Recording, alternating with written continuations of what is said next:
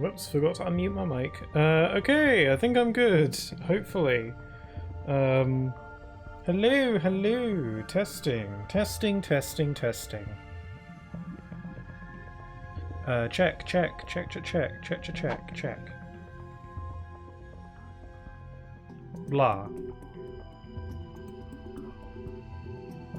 Test. Yeah, I think I'm fine. Okay, I don't know. Hello everybody, welcome on in. Hopefully everything's coming through okay. Hopefully you can hear me, you can hear the game. My voice is a little bit, like, I don't know, like, today. I don't know how to describe it. A little bit, not croaky, but like a little bit, I don't know. My voice feels weak. Maybe I just need some water. Anyway, hello everybody, hope everyone's doing alright. Welcome to Friday. It is Friday, so it is time for some more Ratchet Clank 3, Up Your Arsenal. One of the greatest video game titles to ever exist, and also one of the video game titles that isn't in my country. But it's okay, because I'm going to call it that anyway. Sounds good from both sides? Cool! I was doing some sound checks before the stream started, where I basically tried to make as much noise in the game as I could to see how, like, what the peak should be. And I think I've got it. I've got it set to minus 22.8 decibels, just for my own future reference. So I'm actually low on some of ammo for some of my more explosive weapons, because I basically just stood at this wall and started doing this. Just to see how loud the game could get. And this is like my loudest weapon, I think. So I was basically just firing a bunch of crap at the wall to see how loud the game could possibly get to. And then I adjusted my volume based on that. So hopefully the volume's all good. I will turn it down on my end though. But hopefully everyone's doing alright. Welcome to Friday, more Ratchet and Clank 3. This is, I started this playthrough last week on Friday. And gonna be continuing on. The other Ratchet & Clank games, like Ratchet & Clank 2, took me 3 streams, I think. So I don't know how long this game's gonna take. I think the original trilogy is about the same length as each other, so I don't know. I don't really think this game's all that much longer than the first or second one. So we'll see. It depends on how long I go on for, really. Yeah, we're playing some more Ratchet & Clank 3, but my personal favourite Ratchet & Clank game in the original PS2 trilogy, and maybe my favourite Ratchet & Clank game overall. I'm not really too sure. It alternates between a few. But, you know, maybe replaying all of these games on stream will help me decide which one I like the most. But I don't know. I'm not really all that into pitting games against each other these days. I don't know. Hey there, Crow. I almost forgot. Thank you very much for that sub earlier. That's really kind of you. That's 35 months, which is a lot of months. So I hope you enjoy the emotes if you want to use them. And thanks a bunch. That's real kind of you. Also, you redeemed random fact about the current game. I'm sure I can muster up something.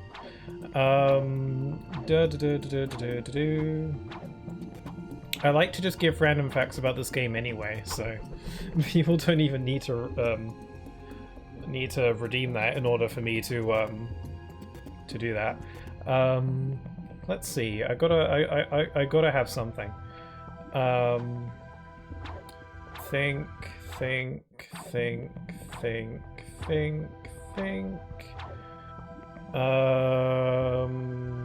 Come on now. I've got loads. I know this, but I'm drawing a blank. Let's see. How about this? So in the specials menu, you can purchase skins using the titanium bolts that you collect throughout the game. And there are a few here. We got the Snowman, which is a reoccurring one from the second game. Got Tuxedo Ratchet there. We got the Buganoid, the Brainius, the Robo Rooster, the Trooper, and the Robo. There are 2 though that are I'm playing the PlayStation 3 remastered version of this game. And now the music is back, that's weird. And the PS3 version, the HD version, to my knowledge, added these 2 skins, or at least they weren't available on my original copy of the PS2 version. Here on the PS3 version, we've got Sumo and Ninja. So these, I believe these are, I know for a fact that these two outfits were not listed here when I played this game on PS2.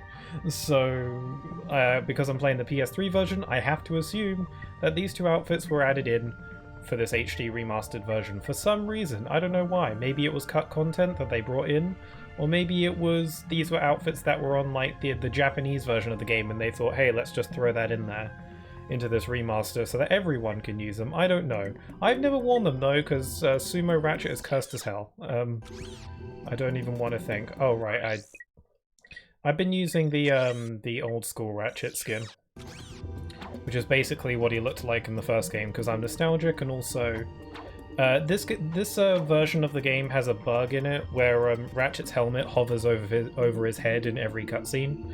So I'm using an outfit that doesn't have a helmet, so that problem isn't prominent. Anyway, I'm here on planet Aquatos, where we're here on a secret spy mission. We've already achieved our goal here, so I can leave at any time. But I've now just entered this game's one and only crystal field, or at least that's what I like to call them. You got this? That's an amazing fact, thank you. I appreciate it. I'm sure to have something better. As I've been playing this game, I've just been giving random facts all the time, so I'm kind of using up my best ones as I play. Yeah, hopefully the sound and stuff is all good. Let me know if there's ever any problem with the sound, if it gets too loud and it's hard to hear me, for instance. By all means, let me know, but it should be fine. Anyway, we're here on planet Aquatos, where we were here to steal some data for our operation. We have now completed that task, and we have actually completed the missions that we have to do here, so we can leave now. But we are here at a crystal field. Ratchet and Clank 2 introduced crystal fields. That's not what they're officially called, that's just what I like to call them. I call them crystal fields because in Ratchet and Clank 2, the first one, you had to collect crystals in a giant desert. So well, I guess a more appropriate name for them would be Crystal Sandbox then, but Crystal Field kind of rolls off the tongue a little bit better, but whatever. Also, field is a lot more broad. Yeah, basically the idea here is that there are 99 sewer crystals in this sewer system. This is where this differs, because instead of it being a big open space like in Ratchet and Clank 2, in this game you're exploring a series of tunnels with crystals all over the place.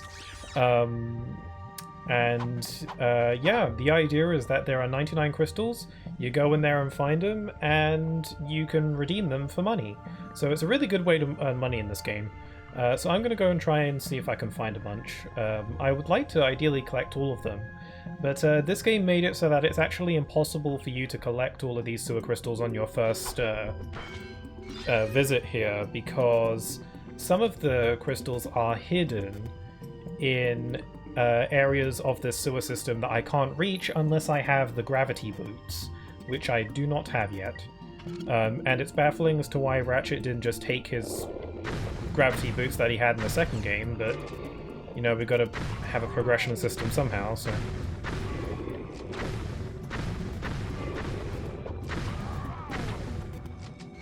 That is a thing. Ratchet tends to never...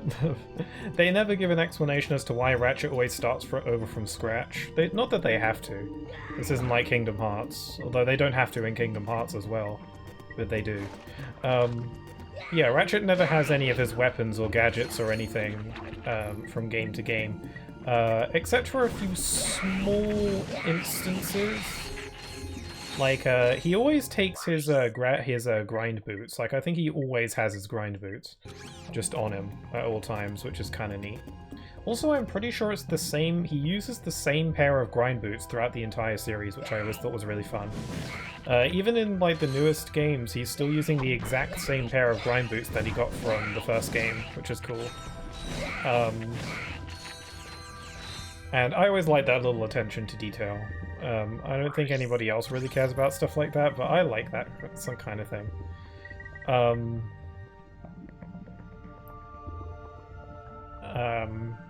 Yeah, or at least they look to be the same pair of grind boots. They're like the red ones. Which I guess makes sense. Usually there's new innovations on various gadgets, like, the Magna boots ended up becoming the gravity boots, which are just objectively better, It's like, you get a new... It's like the PlayStation 4 with the PlayStation 5, you get the newest one. And, Ratchet tends to update and upgrade his gear game to game. But the grind boots always seem to stay the same. I guess how much can you really innovate on grind boots? They let you grind on rails, what more do you really need? You got, what, you got, like, grind boots that can connect to the internet or something? I don't even know how that would work. Grind boots with Bluetooth.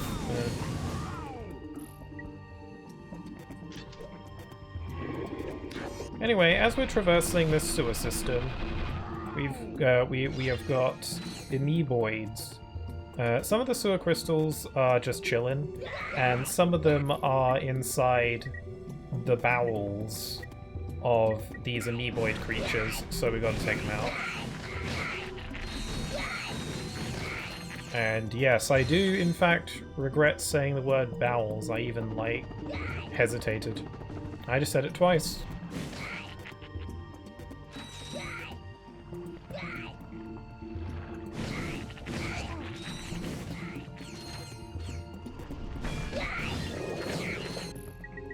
Oh, I have a... Actually, I won't say.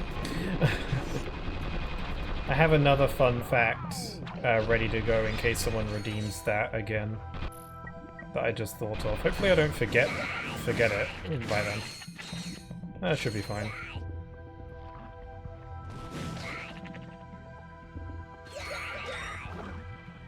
Got these, like, sludge walls. Ugh. Yeah, I'm using the lava gun currently. It's really fun. It was in Ratchet & Clank 2. Because I have the save file for that game, I got it in this game for free. Which is neat. It basically just shoots a string of lava. It's a ton of fun to just spin around and kill stuff with it. Let's try using my Agents of Doom. Okay, that's not going to work because they just disappear in the sewer water. Excellent, okay. Spitting Hydra.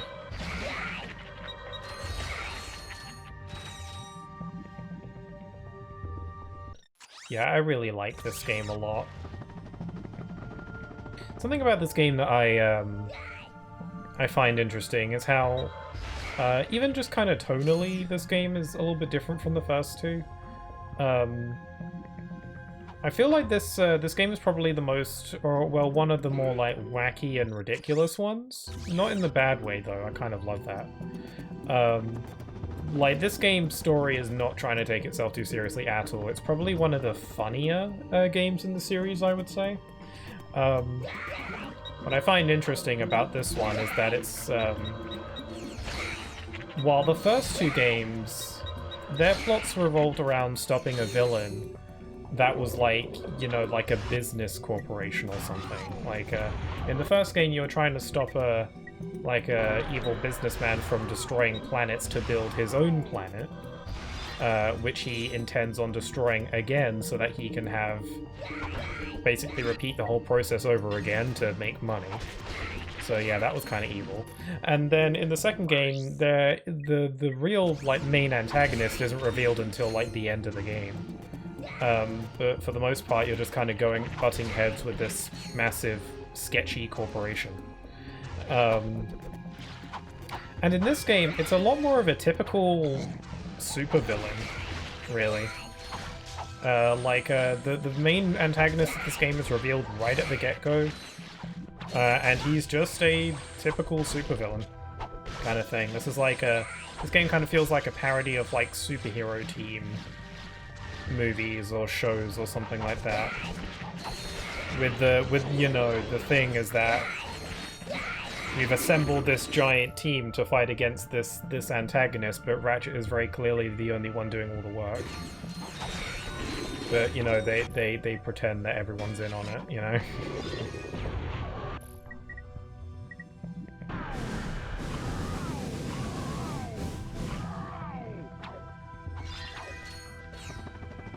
Okay, how many do I have? I'm basically just going to explore these tunnels for a bit until I've exhausted all the areas on the map. There is a so we need the gravity boots in order to fully explore these tunnels. So I'm just kind of grabbing what I can for now. Also, I get extra XP for my weapons this way. So I'm just yeah, I'm just exploring for now. We also get the I forget what it is, the Map-O-Matic that allows us to see hidden areas on our map. So finding sewer crystals is a lot easier once you have that. God, I can't. Okay. So you know, I can come back later once I've got those gadgets, so it's a lot easier. Also, there's a bot in the chat, and that's not going to fly. So I'm going to banish you to the void. Take care.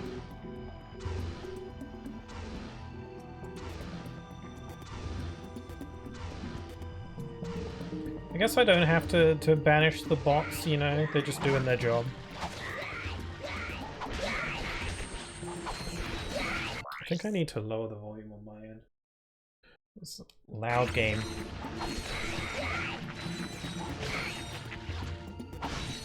Yeah, I guess I don't have to ban the bots, but you know, they're kind of an eyesore in the chat.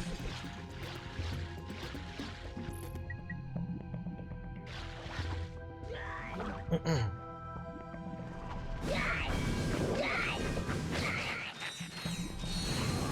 let's set up a mini turret.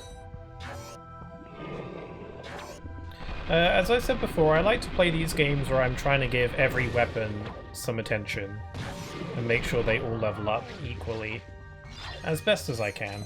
It's kind of hard when new weapons come into the mix, but that's how it is. It just kind of adds an extra layer of management that I kind of like. You don't, because like, I think you're encouraged to, well, try every weapon out, but like, stick to your favorites when you find them. Although, you know, sticking solely to your personal favorites, like your one or two favorites, you're gonna run out of ammo eventually, so you kind of have to mix it up every now and then.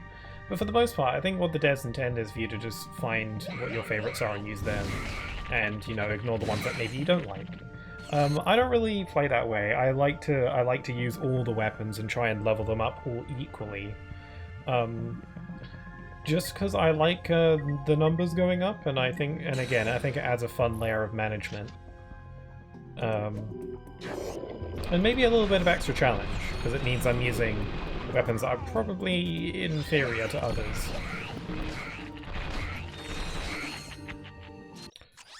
Okay, I think that's all the crystals in this part.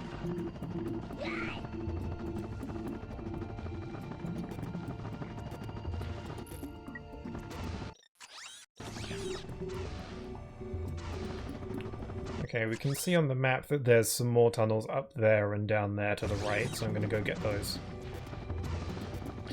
Oh, there's a wall here. These walls indicate the big amoeboids.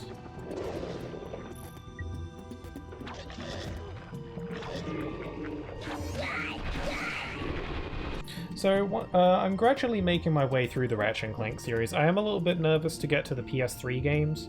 I mean, I'm playing this on the PS3, but this is like one of the PS2 games, just remastered on PS3. But once I get to the games that were actually made for the PS3, I'm a little bit nervous on that because I own Tools of Destruction, which is the first PS3 Ratchet Clank game. I own that on the physical copy of that, and the problem is that my PS3 is pretty old, and it has trouble reading discs most of the time. So, in the event that the disc doesn't work, or actually it's not the problem with the disc, it's the problem with the disc drive, I assume, in the console. So if it doesn't like always not work, but most of the time it seems to. So in the event that the disc doesn't work, I don't know what I'm going to be able to do about that, because I'd like to play all the games, but oh well. Like, this game I have digitally, so I don't have to worry about that. I have no problem playing PS3 games digitally, it's just the physical copies I tend to struggle with. But, shouldn't be a problem for the next game after this one, though, because the next game... I'm trying to play these games canonically, or in the order they were released in. So after this would be Ratchet Deadlocked. Or actually it's called Ratchet Gladiator in my country, but in America it's called Ratchet Deadlocked. So I just call it that because it's a way better title than Ratchet Gladiator, which is what it's called here. But I own that game digitally as well, so that shouldn't be a problem. Also, hi there, Snack Pigeon, how you doing? And hi there to you, Insomniac. I feel like it's been a bit. How you doing? You redeemed a posture check. And I have now checked my posture, thanks to you. It is thanks to you that I will not die. From broken back. But yeah, let's just go with that.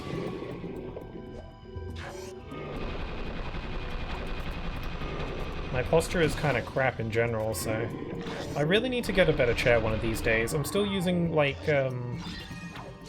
I'm still using one of the dining table chairs. I don't have an actual chair. I don't have a.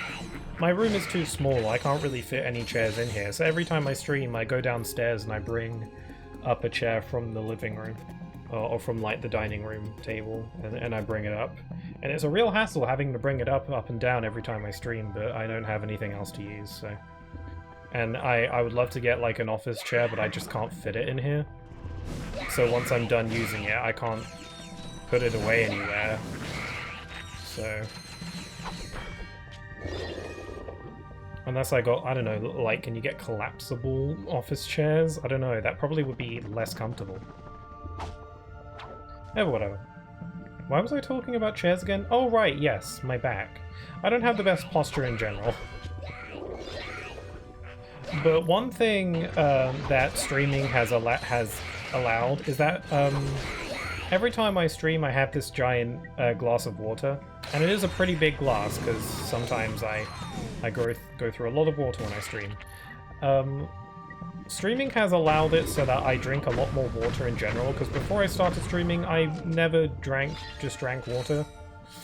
But because I drink like a giant glass of water every time I stream, it's like I'm way more healthily hydrated than I ever was before, so that's neat. So maybe streaming and having like a posture check is helping me with my posture as well, I don't know. I still think my posture's kind of crap, but it's a nice thought. Sorry, I was busy talking a lot of smack on Discord. What did you say? I don't think I said anything interesting. Just, you know, hi, how are you?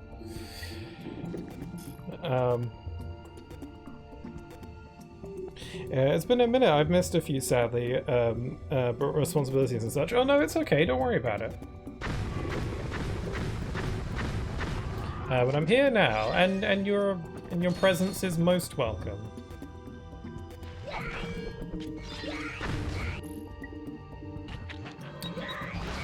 You drink big glasses of water. Can I interest you in Wraith Energy? Is it good? Also, enemies clipping through the floor? Ow.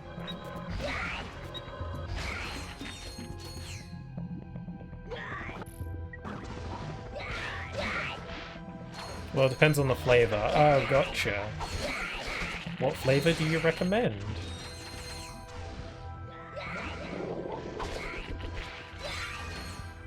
Yeah, majority of them are good. Okay,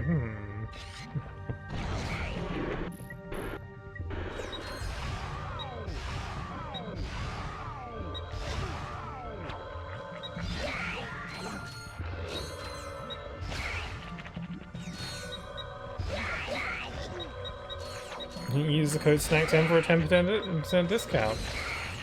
Oh god, I died. Alright, I'll keep that in mind. Hold on, I'm gonna write that down. Because I will forget.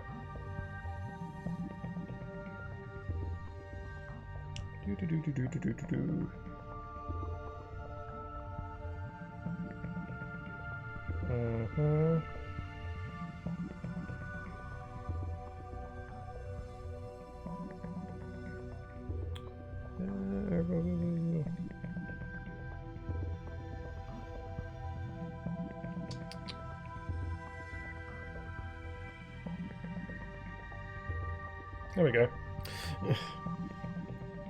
I recommend sour apple. Cosmo and Grape. Those do sound good. I could be into that. I might be into the Grape. Okay, I died, but I'm gonna go back in there so I can get the rest of the sewer crystals.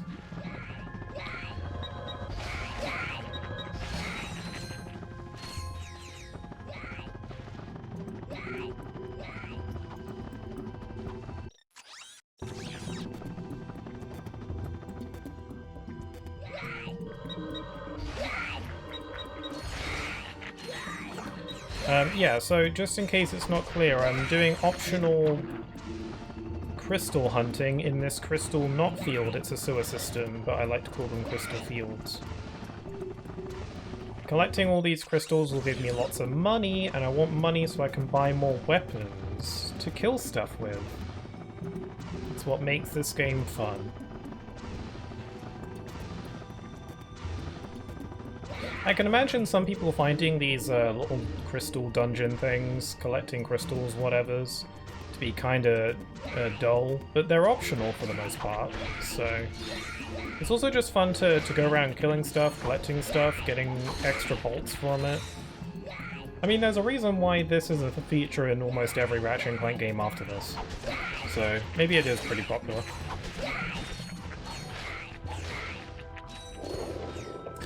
Were you playing this on? Was it a PS2 game? This is a PS2 game, but I'm playing the PlayStation 3 remastered version of it. So I'm playing it on PS3. It's never been ported off the PS3, so I would love to play. I really want these games to get remastered again, or ported again, or remade. That'd be cool. But yeah, I love this series a lot, but god are they inconvenient to play nowadays. It's like the only thing I use my PS3 for anymore.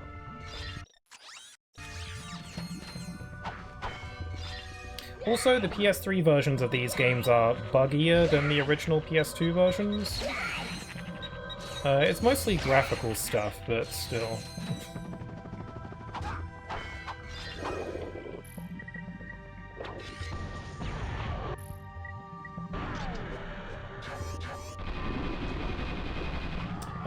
Hi there, Predator. How you doing? Hope you're doing well.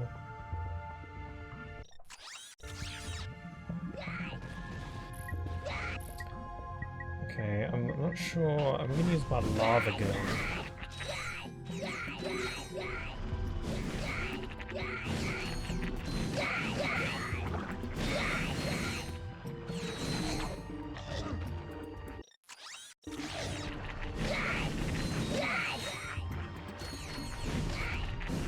I'm actually doing good today. I'm actually doing. Oh right, sorry.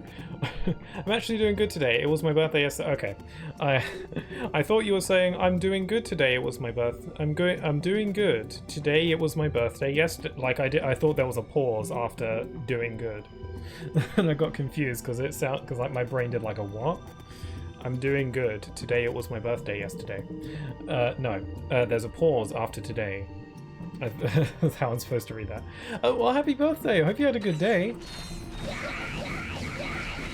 I hope your birthday was full of much laughter and merriment. Whoops. Oh my god, there's so many. Oh crap, I died again. I am not giving up until I get all them crystals. It's like I'm playing Crash Bandicoot. This does feel kind of Crash Bandicoot, actually. This kind of... I feel like I played a sewer level like this in Crash 2. Except the water was less green and polluted. I mean, it was probably pretty polluted, but not this polluted. Water isn't known for being green.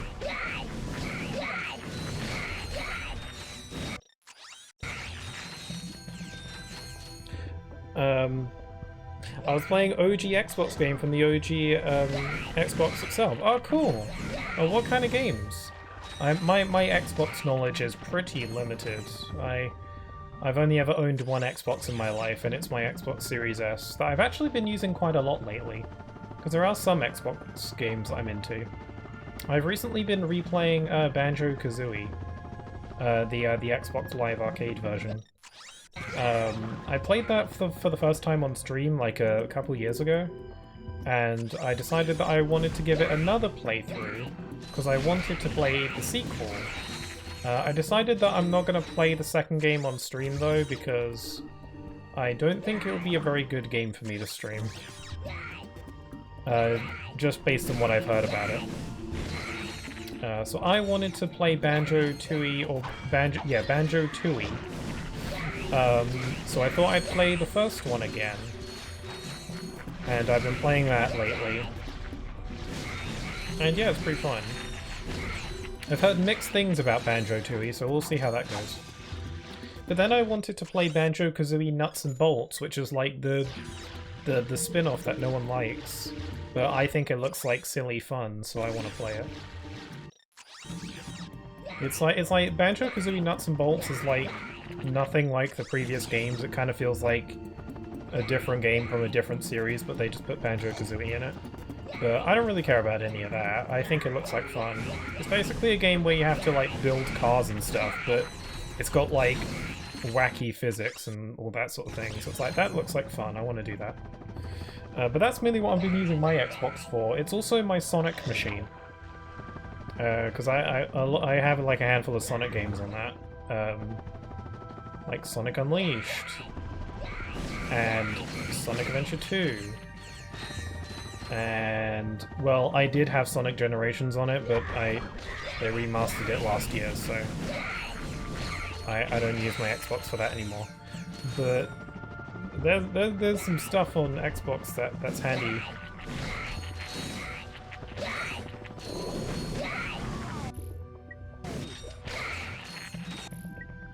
And who knew that destroying sewer demons could be such a zen experience?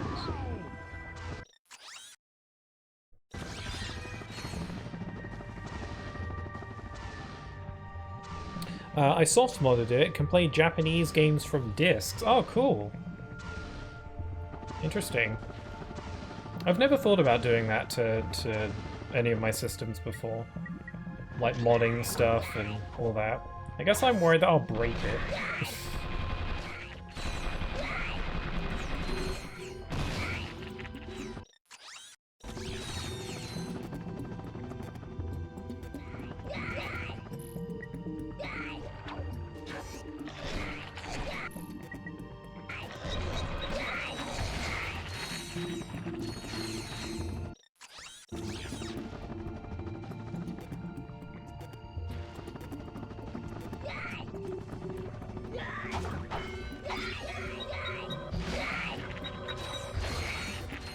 Oh yeah, it feels like it's been a bit since I last streamed, even though it's only been like the normal amount of time.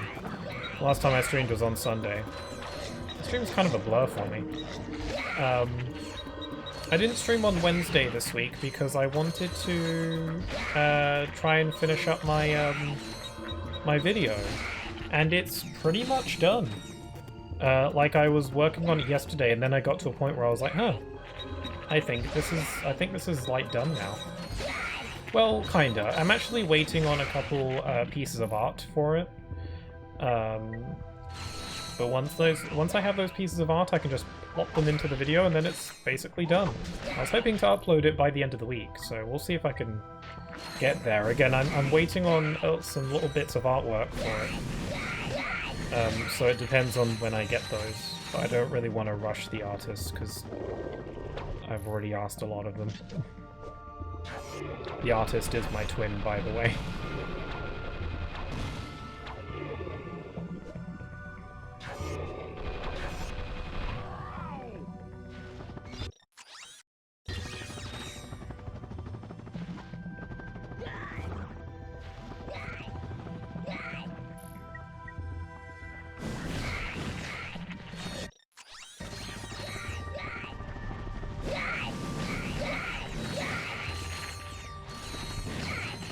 Why did I bring all that? Oh yeah, that's why I didn't stream on Wednesday, because I wanted to work on that a bit more. Ooh. Okay, I think this segment of the sewers is done, so let's hop into the third one and then we'll go. And actually make some plot progression. OG Xbox is PC. It has... Wow, I don't know if I can say that. I'm just gonna say Intel 3 and Nvidia GeForce 3. Interesting. OG Xbox is PC. Okay.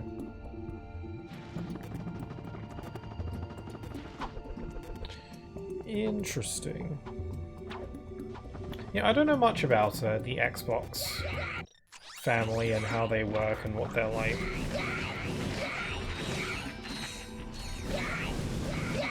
It was years before I realized that there was an Xbox before the Xbox 360. Way more powerful than PS2. Wow, great. That's pretty cool. I often find that a lot of games that are released multi-platform tend to be worse on PS2, which I find kind of funny. Like, you know, Sonic Heroes and Shadow the Hedgehog, I hear, are worse on PS2 than any other system. I wonder why that is. Is the PS2, like, that lacking in power? Wow, it's funny to think that there was a time where Nintendo's system was more powerful. Well, I don't know. It depends.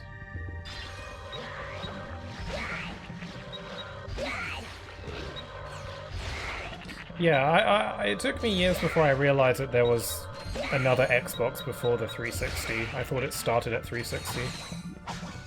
I mean, I figured that out years ago at this point, but it was a while before I realized that.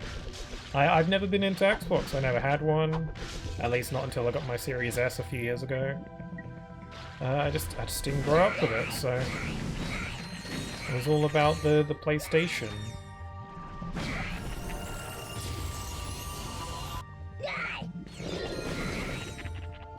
I think the first console I ever owned that was actually properly just mine was probably my Nintendo DS. Before then, it was, well, I didn't really have any systems of my own. It was either someone else's or, you know... Well, actually, no, it was always just someone else's. We had Nintendo Wii when I was growing up, but that was kind of like for the family. But I definitely used it way more than anybody else. I did have a Game Boy Color, actually, when I was really little, when I was like 5. I had a Game Boy Color. I never really used it all that much, though, because I guess I just didn't really understand what it was. Also, my brother had a Game Boy Advance, and he was very insistent on pointing out how much better it was than what I had, so kind of found it hard to enjoy what I had. Also, I didn't have any games for it. I only remember one game on my Game Boy Color, and it was some Bugs Bunny game. I don't remember what it was called. I should track it down someday. And that's it. I think I might have had other games as well, but I don't remember. God, if only I'd known. I could have played Pokemon on that thing. I would have eaten that crap up when I was little.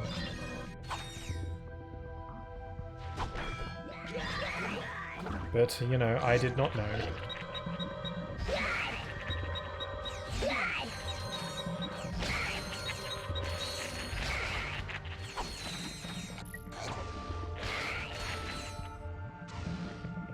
OG Xbox is the first HD console with 720p output. Really? That's actually pretty interesting. I didn't know that. It's like you're giving me the fun facts. That's actually really interesting. I didn't know that.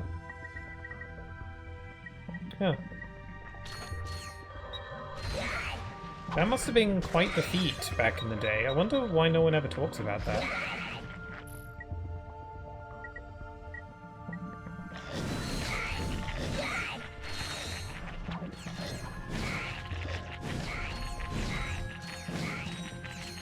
Okay, whereabouts am I? Okay, so I'm trying to basically just explore all the grey bits on this map.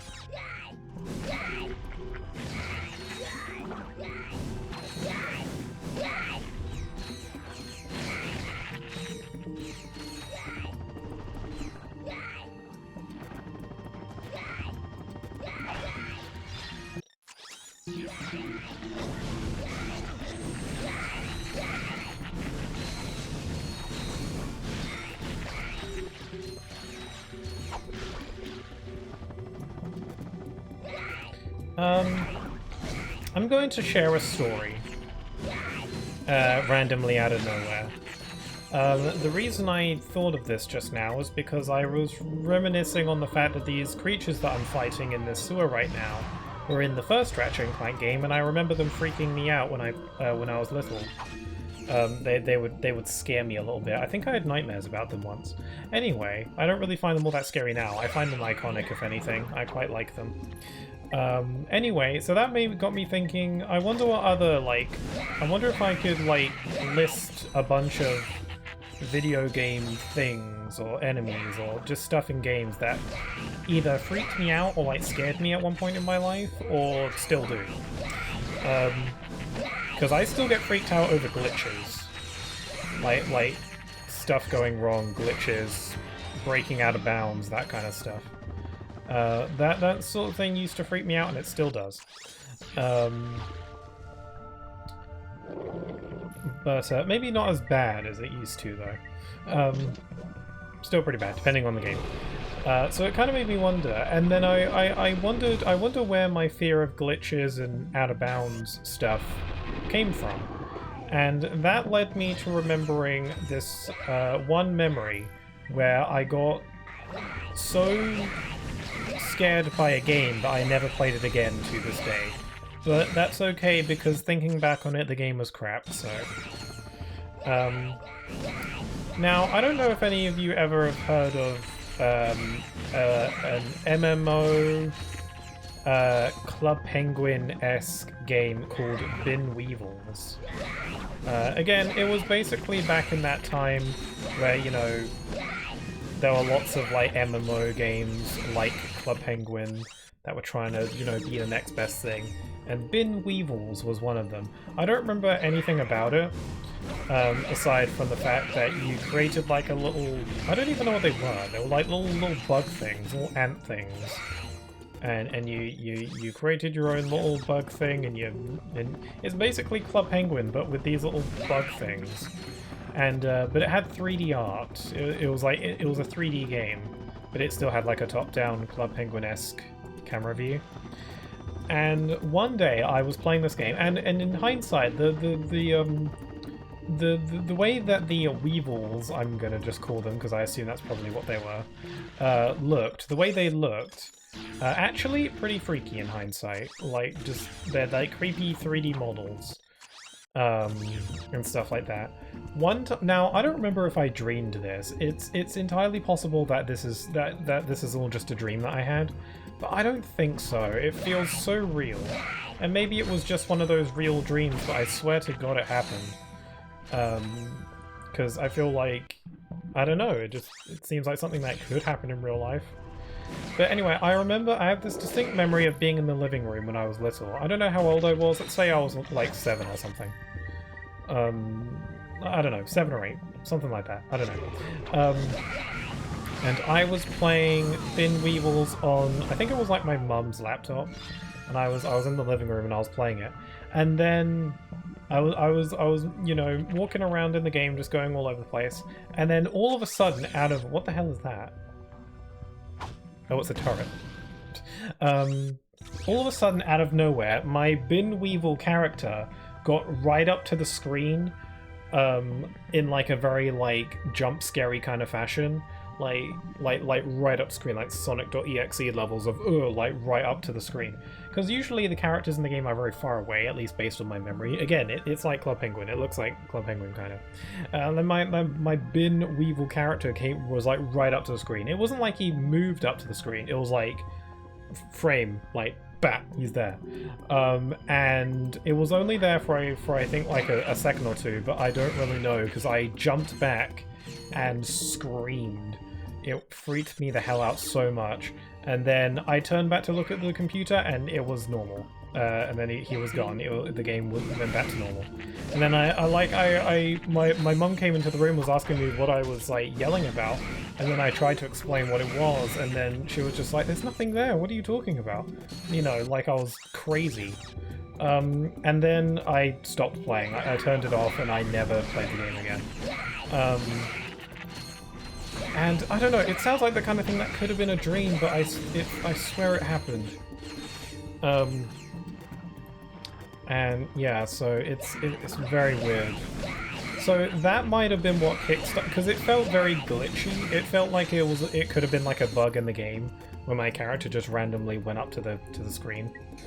It felt like it could have been a bug, some kind of glitch. And I think that experience, whether it was a dream or not, again, I really do think it actually happened. But regardless, I think that might have been what could be a factor into why glitches freak me out now. Just stuff like that.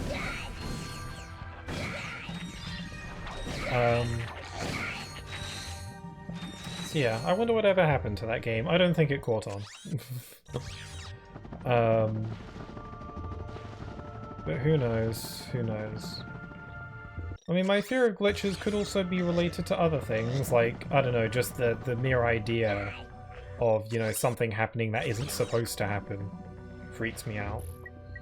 You know, I like it when things make sense, and there's like, you know, things happen the way they should. So when stuff deviates from that, it freaks me out a little bit. It's like I'm in uncharted territory. And it's a little bit scary, okay? Also, I am a massive wuss, I totally admit to that. I think that's fine.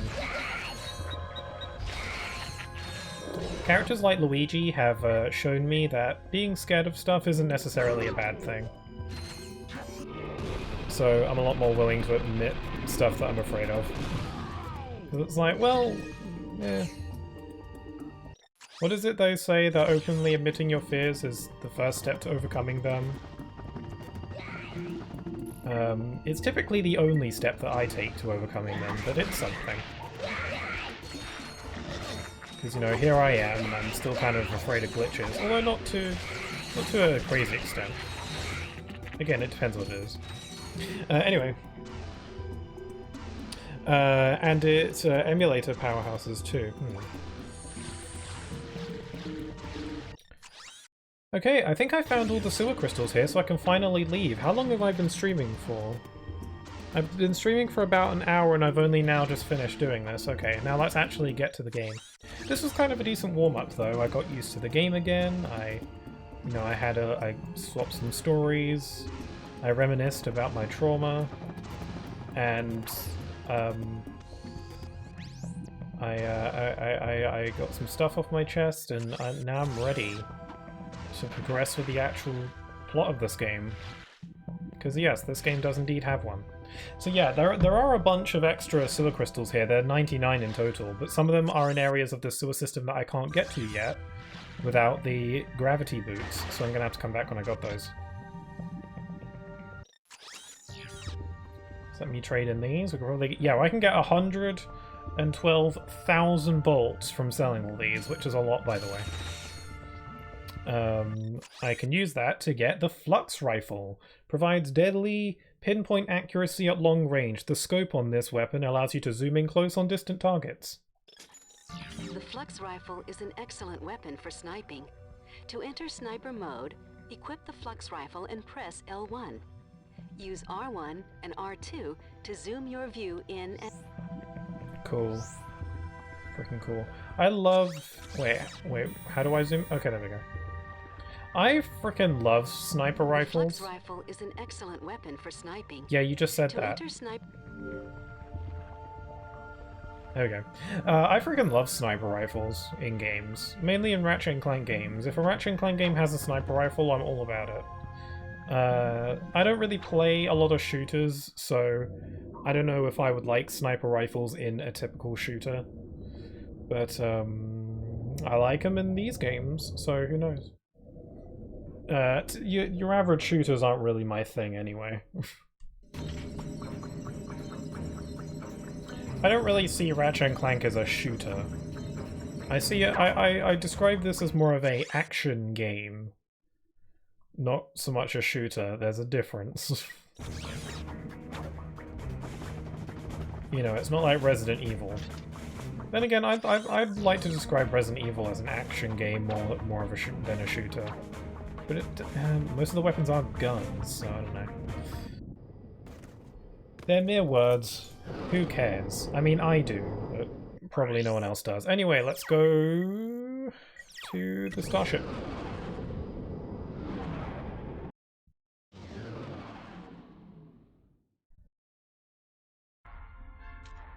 Oh. Sorry to disturb your work, sir, but you may want to know that your impenetrable secret base on Aquatos has been penetrated. Impossible! If you say so, sir. They apparently stole some sort of data disk. Lawrence is such a vibe. Must be off now. Dirty laundry and whatnot. Who is responsible for this outrage? I believe it was a Captain Quark or something. Oh, Janice, you'll always be the love of my life. Oh, I forgot about this. You really should have that looked at. That moron could never hope to match wits with the likes of me. If anyone can beat a moron at his own game, it's you, sir. He has, however, assembled a group of elite agents known as the Q-Force. What? This Q-Force must be stopped. Destroy them, eradicate them, annihilate them all! He's so blue in this game. In later games he becomes more purple. I wonder why that is. They just kind of change his color scheme as the game goes on. Or as the games go on. Yeah, I'm pretty sure it's purple. In later games. It's like Dr. Nefarious and then shiny Dr. Nefarious. Well, team, I believe some congratulations are in order. After all, my plan worked even more perfectly than expected. Well? Way to go, dude? Don't mention it. I'm just doing my job. Now that I know where the Tyrannoids are coming from, I can put a stop to this alien menace once and for all. With utter disregard for my own safety, I've drawn up an ingenious plan for an attack on Tyrannosis. Oh yeah, we got more crayons. I really like these crayon I shall humbly plans. step aside, allowing Ratchet to free fall down and take out the mortar launchers at the landing site. Once the mortars have been silenced, the dropship will make its descent. Next, Ratchet will take the assault He's not mentioning vehicles from Clank the at all, dropship, even though make Clank his is way gonna to be there, he's plasma always cannon there. turrets and destroy them. Once the turrets have been knocked out, Ratchet will personally lead the assault on the main enemy base. All right, let's get to it. Yes, you there in the front. Yeah, hi. I was just wondering, what are the rest of you gonna be doing while I'm down there getting blasted? We'll be monitoring the situation closely from here. Actually, we'll be down at the lunch buffet on deck 5. It's Meatloaf Day. But we'll be rooting for you every step of the way. Yeah, man, we got your back. Yeah, the plan is excellent. The thing about Quark that in this game that I don't entirely get a read on, and maybe it's supposed to be kind of up to your interpretation, is that it's hard for me to tell if Quark is making Ratchet do all the dangerous stuff because he still holds a grudge because he got defeated by him in the first 2 games, or if he's just an idiot. Or it could be both. It may very well be both. Like you know, we know he's an egotistical, selfish idiot. But I can't tell if he just also still kind of holds a grudge against Ratchet. It may very well be all of the above. It's like it's not like he ever like mentions what happened in the first 2 games. So it's very like it seems almost possible to me that he simply doesn't that he's an idiot and he doesn't even remember that Ratchet defeated him in the first two A new games. suit of armor is available at the Gadgetron armor vendor. Oh, thank you for telling me. That new armor suit for sale at the vendor is constructed from ionized adamantine alloy. That's one of the hardest substances in the galaxy. But I suppose you already knew that. Wow. I better get one of those. Oh my god, it's going to take up almost all my money. I'm going to get it anyway. Both.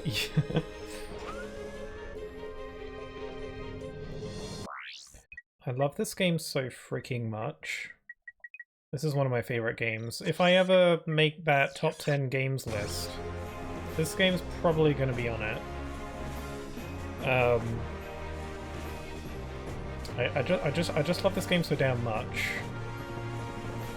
I mean, I don't know. My favorite Ratchet and Clank is either this one, A Crack in Time, or Rift Apart. I can't. It bounces between those three. But I feel like if I had to choose one, it'd probably be this one, just because this is like one of the earlier ones. So the fact that it's as good as it is so early on in the series is more impressive to me. And the fact that this game sets so many precedents that later games would follow. And it's funny. This is definitely probably the funniest Ratchet and Clank game, I'd say.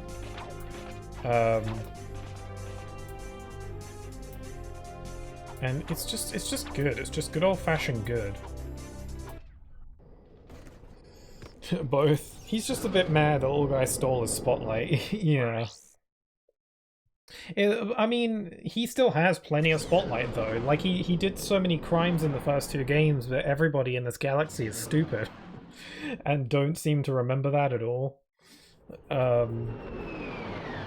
Honestly, Ratchet kind of lost his spotlight. He's not like Ratchet and Clank get more and more famous as this series goes on, because people just kind of recognize what they've done and they get more and more famous. In this game, they haven't really hit fame levels yet, because most people don't even seem to just don't even know who Ratchet is at this point, because like in this game, Clank, at some point between the second game and this game, Clank got his own TV show. And Ratchet also stars in this TV show as Clank's sidekick. So everybody in this galaxy is an idiot, and they think that the TV show is real. So everybody just thinks that Ratchet is Clank's sidekick, and Clank is the one who does all the work. Even though, if anything, it's the other way around. I don't see Clank as a sidekick, though. I think that's kind of mean.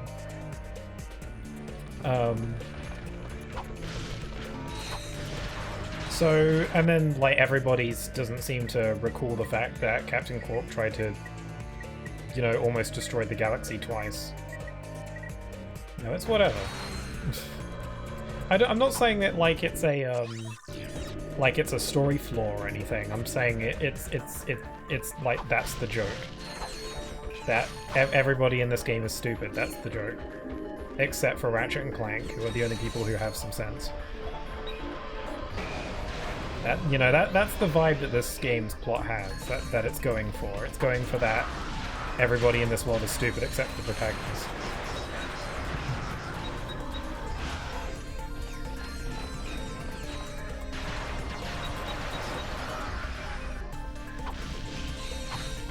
I don't like these Galactic Rangers stealing my kills. Like, I don't think I get XP when they defeat enemies. No, he doesn't mention it, but I do think he secretly hopes Ratchet dies on some of these missions so he can take the credit for the adventures.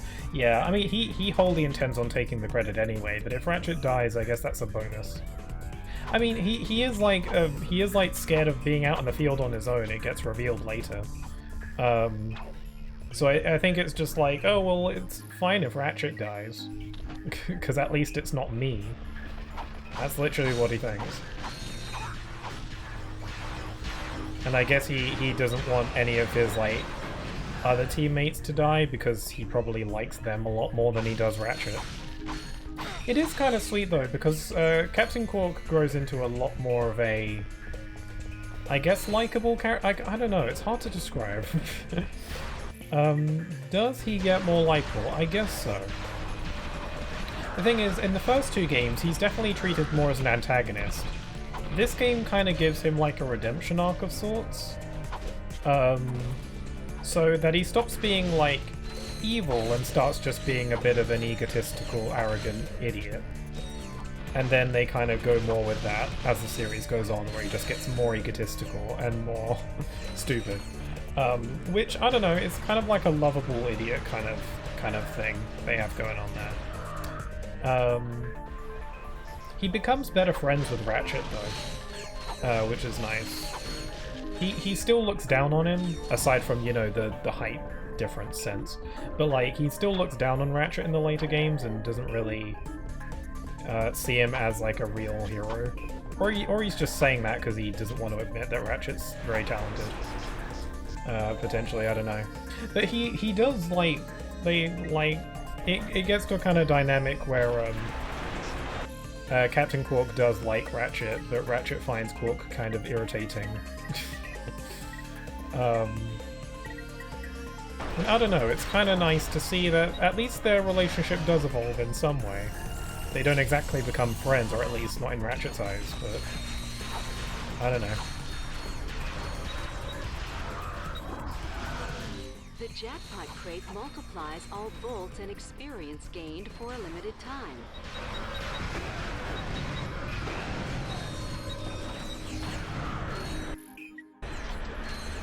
Should use my Agents of Doom.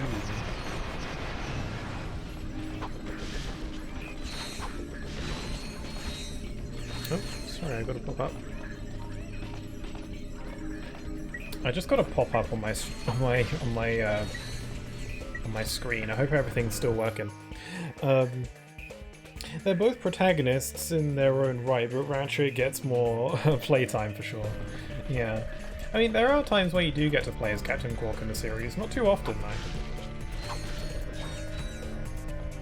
Actually, I guess this is the first game where you get to play as him. I was about to say you play as him in Secret Agent Clank, where he has his own playable segments, but he actually has his own playable segments in this game. I just kind of forget about it because it's just like a little mini-game thing. I hope the volume on the game has been okay so far. I might lower it just a smidge, because it might be a bit loud, I'm not sure. Especially because of how casually I'm speaking today.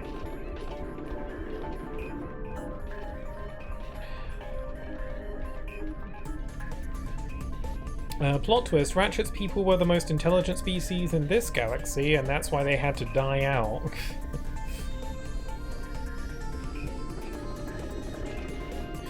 Quark is the bad equivalent of Phil from Hercules. Huh, interesting. That's an interesting take. Nice work, Ratchet. I'm coming in on the dropship now.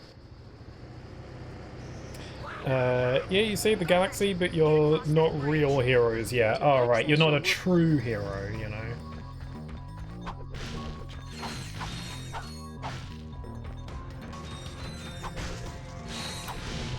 He's got to have that strength of heart or whatever to be a real, true hero. Quark just can't let anyone be bigger than him in fame, TBH. Yeah, I mean, he doesn't really have all that much competition, it's really just Ratchet. I don't know.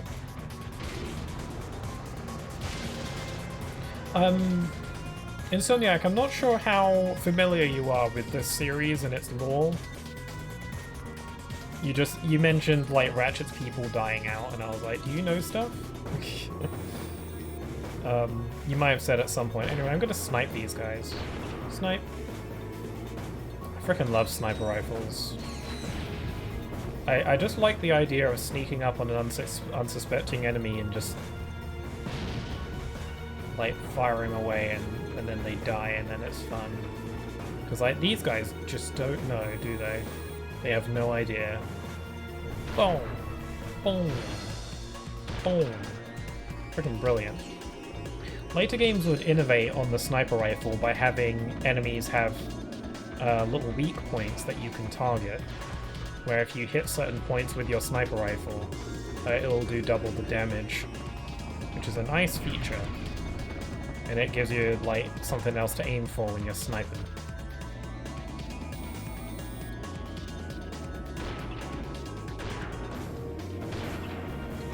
hit that guy in the booty.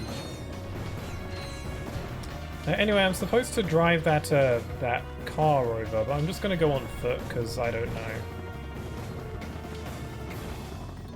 Whoa! It's fine, I wasn't panicking.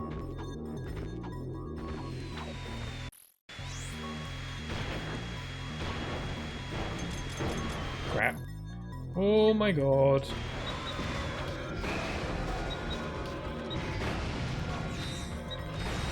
Oh.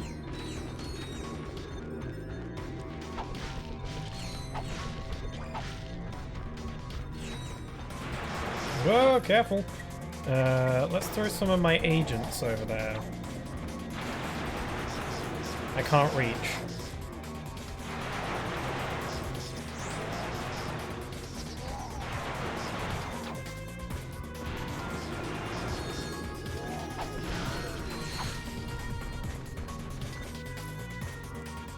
Apologies if I spoiled a big plot point, but I am familiar with a few of these games. Okay, cool. I mean, no worries about spoilers, I've played all these games many a times.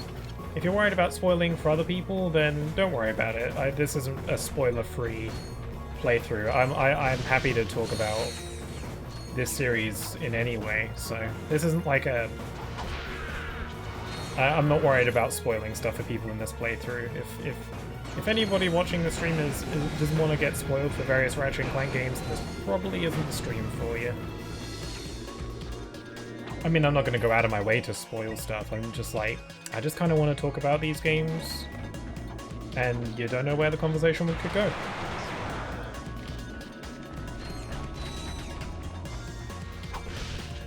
I don't really know anybody who's like that into Ratchet & Clank, so... That was always really difficult when I was in school and stuff. So many of my friends in school, even like friends who were into gaming, were never into the games that I was into. It was really difficult to like...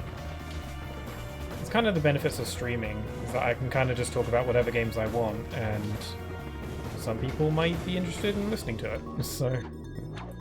Yeah, none of my friends ever were really into the games that I was. It was always about, you know, the Call of Duties and the frickin' whatever stuff, you know. God, Five Nights at Freddy's, when that game first came out, is all I could hear about. Partially a reason as to why I'm not really into those games. Also because I don't think I'd like them. I'd enjoy playing them, that is. Also because, like, a couple of my friends kind of ruined it for me by not stopping talking about it.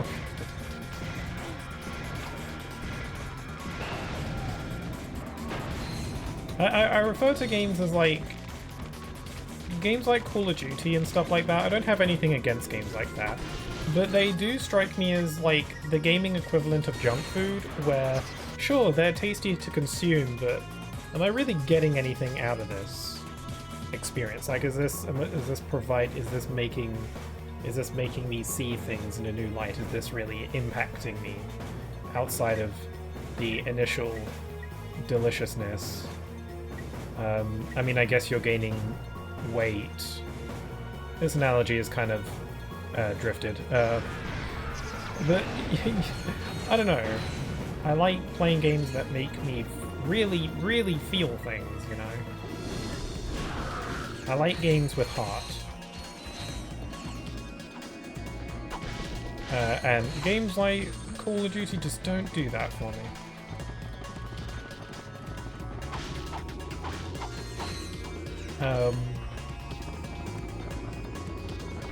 Where was I going with that? Oh yeah, so I didn't really have... A lot of my friends in school are into those kinds of games.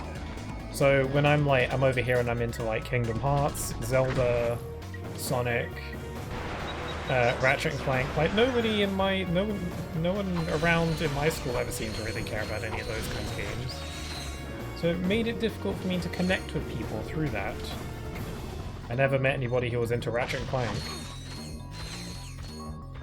So I really don't have a swing shot yet? Okay. Okay, I'm gonna get all snipe-tastic on these guys. Bam, you're dead. Bam, you're dead. Bam, you're dead. Friggin' love it. I'm terrible with the titles, but I think it was Ratchet and Clank: A Crack in Time or something to that likeness. Yeah, that was that's one of my favorite ones actually. Yeah, in the PS3 era, they tried to dive into more of Ratchet and Clank's origins, and honestly those games just from that point onwards the games just got a lot more lore heavy and story heavy.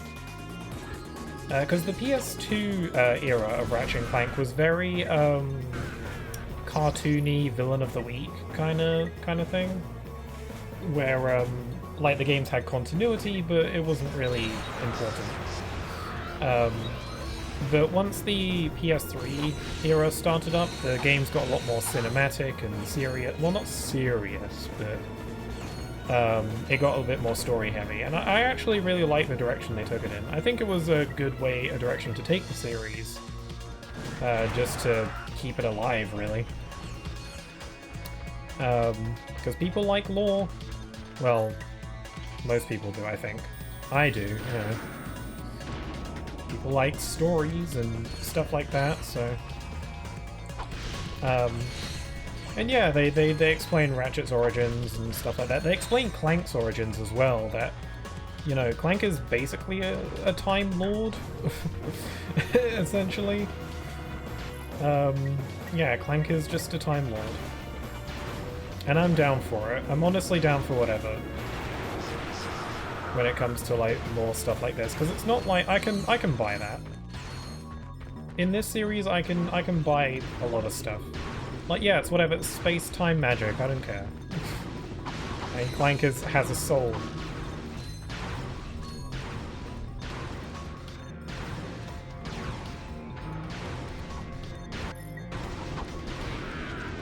To my memory, Ratchet and Clank got into an argument, broke up the team, and went on their own adventures. Clank learned about time breaking apart, and Ratchet found remnants of his people.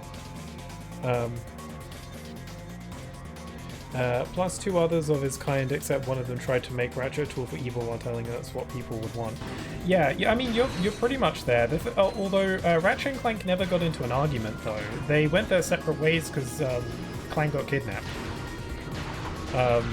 At the end of Tools of Destruction, Clank gets kidnapped, and then Ratchet spends, like, the entirety of the next game trying to find him. They never get into an argument. They argue pretty rarely, honestly.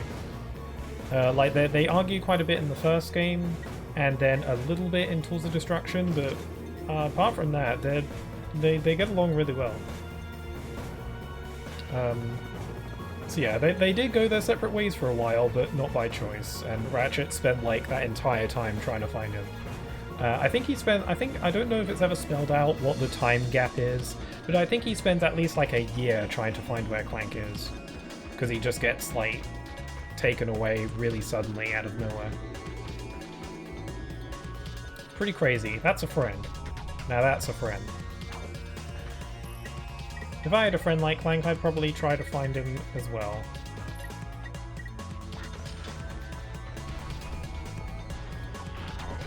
Gotta find your little sassy backpack. And yeah, everything you said about, like, the other of his kind was true, yeah.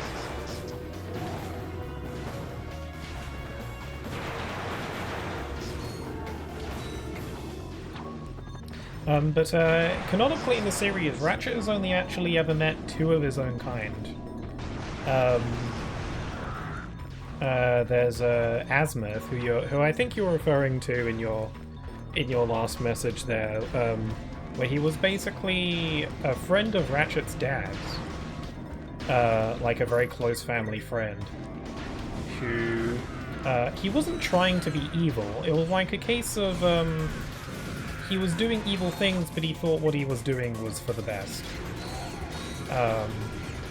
When in reality, what he was trying to do was something that would end up destroying the universe. But he didn't really care. He just kept on going on with what he thought was for the best. And yeah, he was kind of manipulating Ratchet a little bit, although he did care about Ratchet genuinely. He did care about Ratchet a lot. He wasn't necessarily trying to trick him. He was just trying to get him on his side because he genuinely wanted Ratchet to be with him. It was a nice because they could have had like a very strong like father-son dynamic, and it was sweet up until he goes crazy. The only other of Ratchet's kind that he's ever met canonically is Rivet from the newest game, who is a Lombax from a different dimension.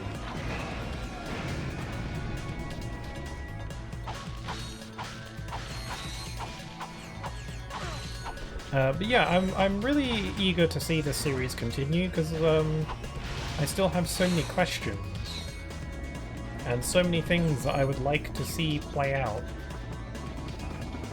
Although I do kind of get the feeling that this series might be starting to maybe wind down for a conclusion at some point.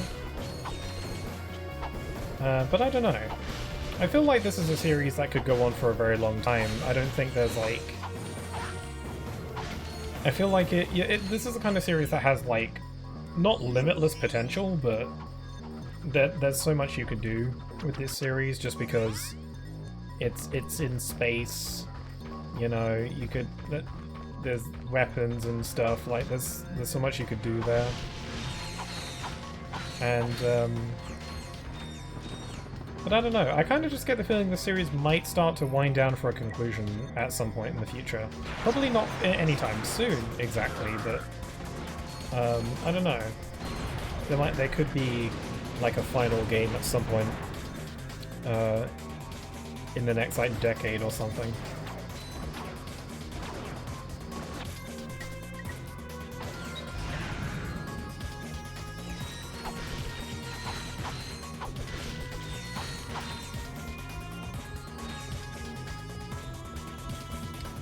Why didn't I take the car?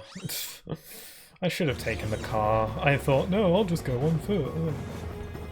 They give you a car for a reason. I guess I don't really like to use the car because it has automatic turrets on it and I want to defeat the enemies myself. So that I get XP for my weapons. Speaking of getting XP for my weapons, I should probably top up on ammo.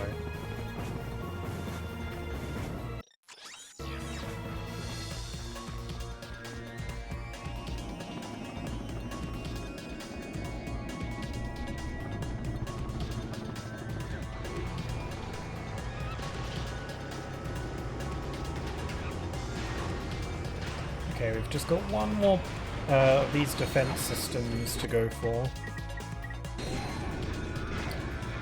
Okay, I'm using the Infector, but this weapon sucks, I don't like it. I'm using it anyway because I have like this compulsive need to use all the weapons and level them up. But I don't like it.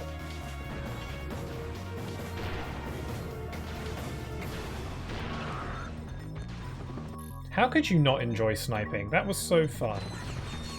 They didn't know I was gonna shoot them in the face.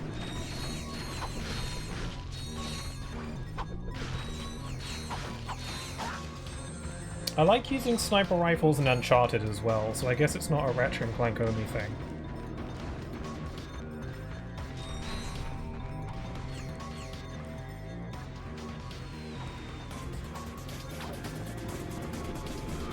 Oh god.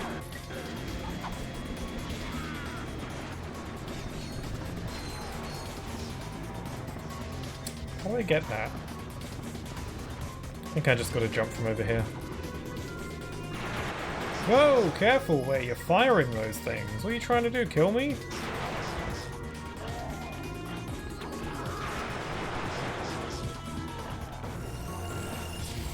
Oh, my Infector leveled up.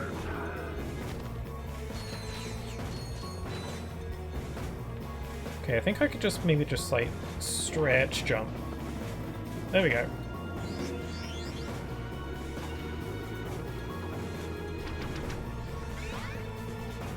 We got the Owl Trophy! Yum! It's like PlayStation trophies, only they're not.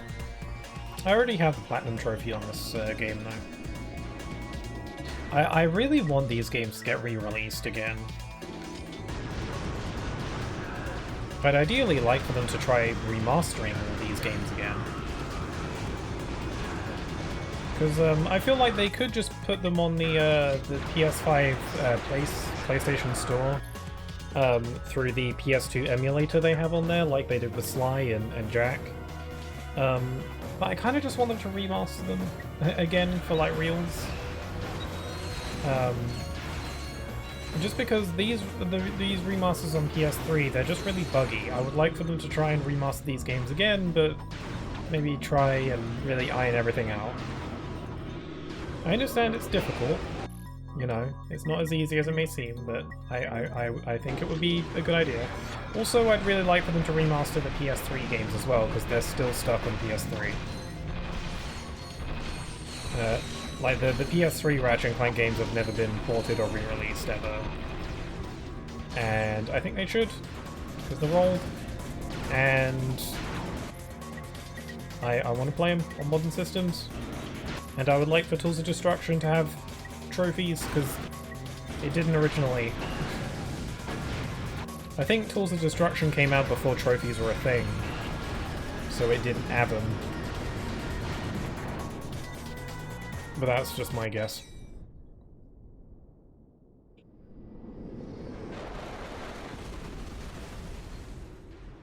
Time to finish the job, Ratchet. Get moving. I like that Clank just has a little TV screen in his tummy, which is fair. It makes a lot more sense as to what they were doing in Ratchet Clank 2. In Ratchet Clank 2, characters would just kind of carry these giant TV screens in their pockets for some reason. In this game, Clank just kind of has a little TV communicator thingamabob in his little compartment, which makes a lot more sense to me.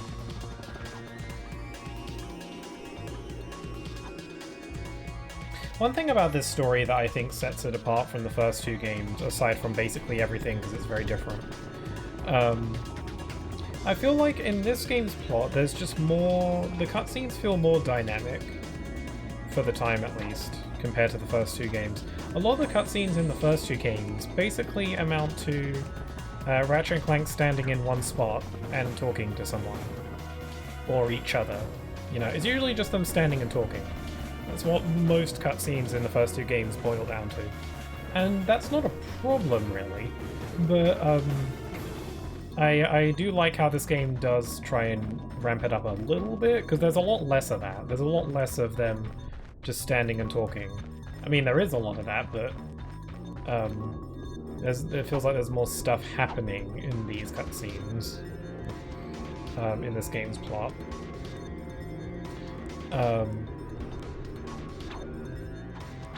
I don't know, it does mean that there's less, like, one-off characters. Also, we've got to fight a giant thing now. There's a lot less one-off characters in this game. In the first two games, there are a lot of, like, random NPCs that you just run into, just one-off characters that you would meet and talk to, and they had some kind of zany personality, or would try and get you to buy something, or... you know, stuff like that. And this game doesn't really do that. This game focuses a lot more on having like a core cast of reoccurring characters instead of having a bunch of random one-offs. And honestly, that's more of a taste thing. I know that there are probably a lot of people who like the zany random one-off characters. I think that's fine. But I don't think it's like better or worse, I just think it's different. I think it's kind of good that it's different. This game has like a bunch of, again, like a core cast instead of a bunch of one-offs. Anyway, we're fighting the giant frickin' Wazowski slug thing.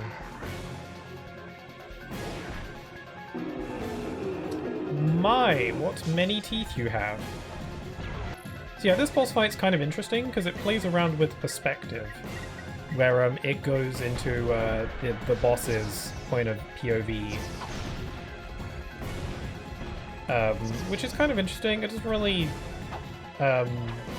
affect much. But it's kind of a neat little thing to, you know, I don't know, makes it stand out. Ow.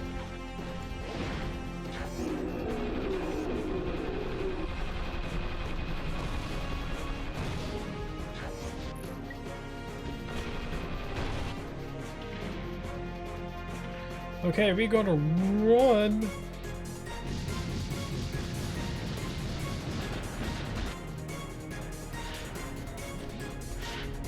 Then we go like wow. Then we're in its eyes. I guess this is kind of cool because you can see where the rockets are coming from, so I guess it does have a bit more of a gameplay function.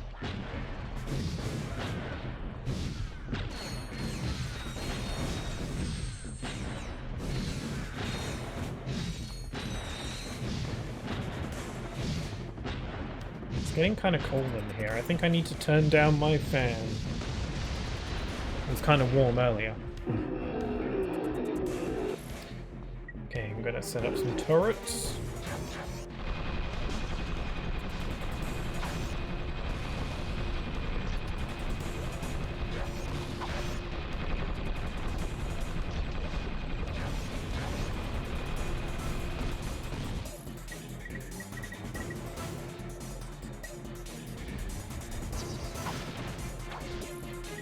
I don't know if killing this thing gives me more XP than defeating regular enemies, I'm not sure. Probably, logically you'd assume that. I want to try and kill it with a weapon that I feel like takes longer to level up than others. So I'll get its HP down really low and then I'll off it with like the Infector or something. Well, I don't think the Infector works on this thing, so I'll kill it with my the mini turret glove. Oh yeah, that got like a crap ton of XP from that, okay. Captain Quark. my little turret's still there. Another miraculous comeback. Now you've defeated the Tyrannoids in a spectacular battle. I hope the game lets me pick up those bolts lying on the floor. How do you explain your recent success? Courage, compassion, dashing good looks, iron hard abs. Seriously. Even the reporter's like, God, this guy. Hero of heroes, you need more than loads of charisma and a brilliant tactical mind. I couldn't have done it without these massive guns. Mwah! Mwah! Does he ever apologize for taking all the credit? Glad to see you made it through No. in one piece, Ratchet. You must have quite a story to tell. Why don't you come back to the Phoenix and fill us in? I don't think the game let me pick up those bolts on the floor, did it? What a load of bunk. Oh, we can do some battle missions. Sure, I'm game. Oh, the Hollow Shield Glove. Ejects portable shields that can be used as cover or to block enemies. The hollow shields can only absorb a certain amount of energy before they disintegrate. I hate that, but I'm going to buy it anyway. This weapon sounds really lame, and I don't like it, but I'm going to use it anyway.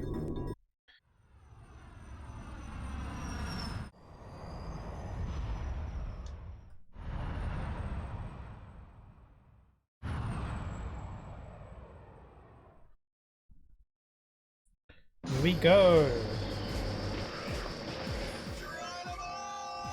I like how we always like leap out of a flying vehicle and the frame rate tanks like crazy. Or it could be dramatic slow motion, it's kind of hard to tell. I can't tell if it's slow motion or slow down.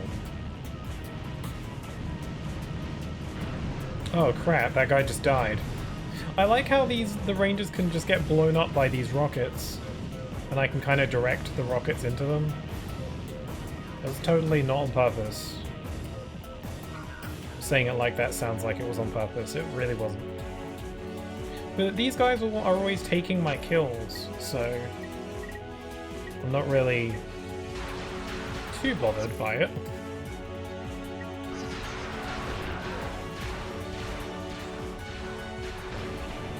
It's like, yeah, they keep shooting them. It's like, I want the XP. Also, the music here is really good. I'm pretty sure these missions I'm doing are optional. Also, Ratchet Deadlocked, or Ratchet Gladiator, is basically this. Like the battle missions, the vehicle missions, the arena combat that this game has, they basically, for Ratchet Deadlock, they were like, let's do all that and make it a full game. And that's what Ratchet Deadlock is. So if you like these kinds of combat missions and arena stuff, then Ratchet Deadlocked is the game for you. I've only ever played Ratchet Deadlocked once though. A few years ago, before Rift Apart came out, I wanted to marathon through the whole series before the new game came out. And for my little marathon I was doing, I played Ratchet Deadlocked for the first time. I'd seen a lot of it, but I'd never played it myself. And I quite liked it. I thought it was good. It was probably one of the more challenging games, I think, actually. I think it's the first Ratchet Clank game that introduces a difficulty select. I don't think I played on the hardest difficulty, but I played on harder than normal, I think. I don't remember. We'll check my save file when I get to that game. But it probably had the hardest final boss that I've played in a Ratchet & Clank game from memory. The final boss of that game I remember being really difficult.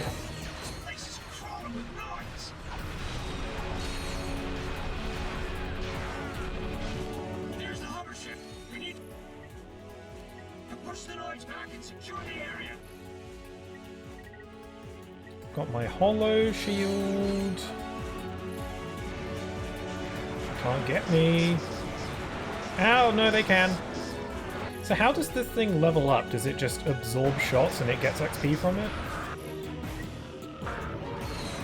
I guess so. I can see the XP bar going up, so clearly something's going right.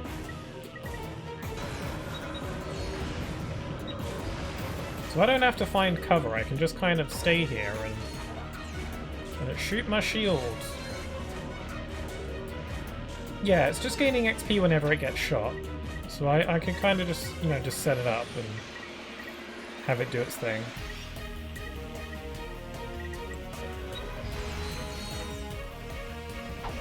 What's up, Pixel? Oh, hi there, speaking. How's it going?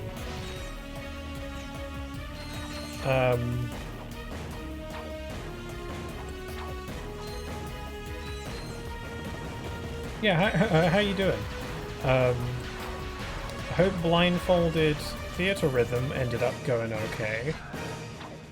I did drop in for a bit.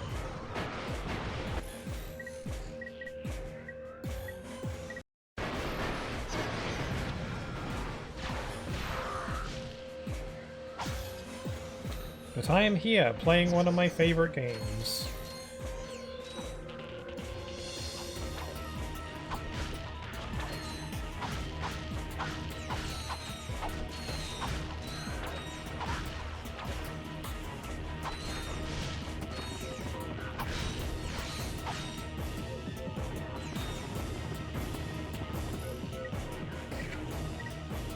I really want to snipe them, but I don't have any ammo for my rifle.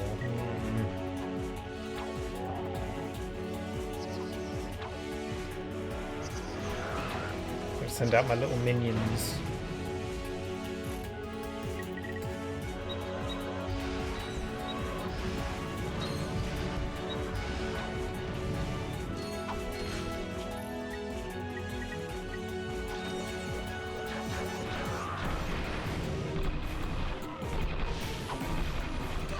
Oh yeah, it was great. Had a headache from it because of how hard I had to focus, but it was fun. Really. Just had to using so much brain power. I thought that was really crazy. Like, how are you able to do that blindfolded? Do you have like all the songs memorized, or the songs memorized, or is it because like knowing simply just going based on the rhythm of the song can only get you so far, right? Like you have to know which notes to press and which direction to, you know, move the analog stick and stuff. So like knowing when to hit the notes is one thing, but like knowing like do you just remember the songs? Because, you know, no matter how you slice it, it's pretty impressive. Use the left analog stick. Press X or L1 to ascend, square or L2 to descend. Use the right analog stick to aim, and press circle or R1 to fire rockets. I don't know jack crap about Halo, but is it anything like this? Keep blasting those dropships. Because I think I've heard that somewhere before.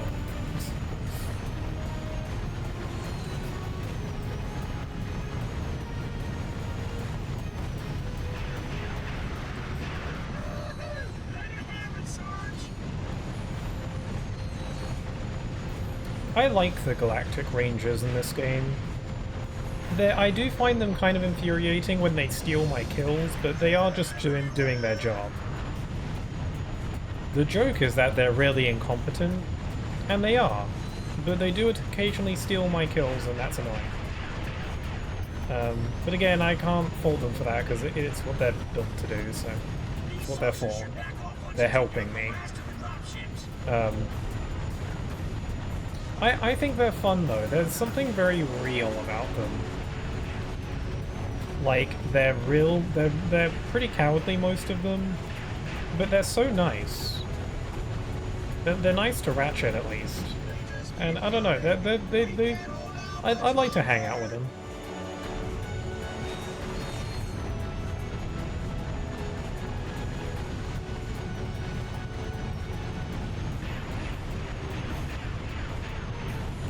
Man, I should have paid attention to what my objective here was. Is it just to field the enemies? Probably.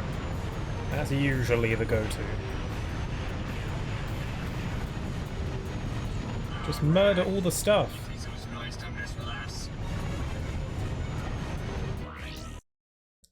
Operation Thunderbolt. The Tyrannoid base on Kavu Island is protected by an impenetrable force field. While the Rangers work out a way to deactivate the shield, take a hover ship and wipe out the Tyrannoid forces in the surrounding area. The Tyrannoid base is protected by an impenetrable force field. We're still trying to figure out a way to get past it. In the meantime, Command wants you to take the hover ship and wipe out the Noid forces in the surrounding areas. If I'm using a hover ship, then that means my weapons aren't leveling up.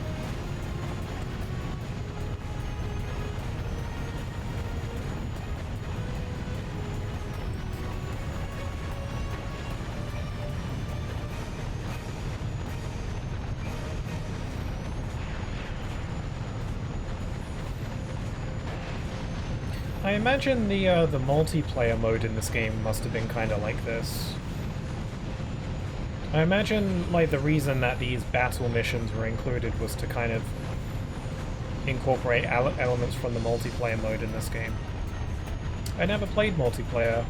I didn't play the multiplayer mode on PS2 because I didn't have the multiplayer hookup thing, and even if I did have it, I probably wouldn't play it.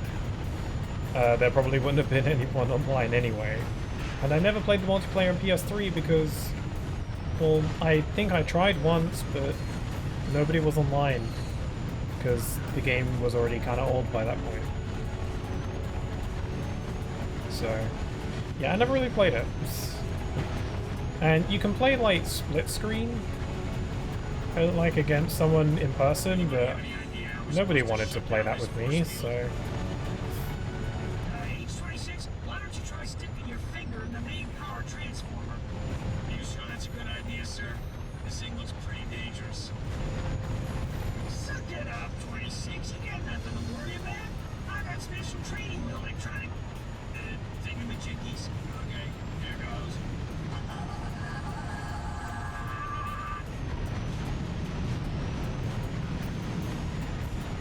Okay, is that all of them? H-26 has been vaporized, sir. But the force field has been deactivated. All right. Now Trooper deserves a medal. Complete your mission and report back to base for briefing. I'm getting bolts out of this, so this is just worth doing because of that. Also, how much is that? The Annihilator, 135,000 bolts.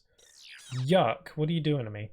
The Rangers have succeeded in deactivating the force field surrounding the enemy base. The time has come to lead a Ranger force into the enemy base and destroy the Tyrannoids completely.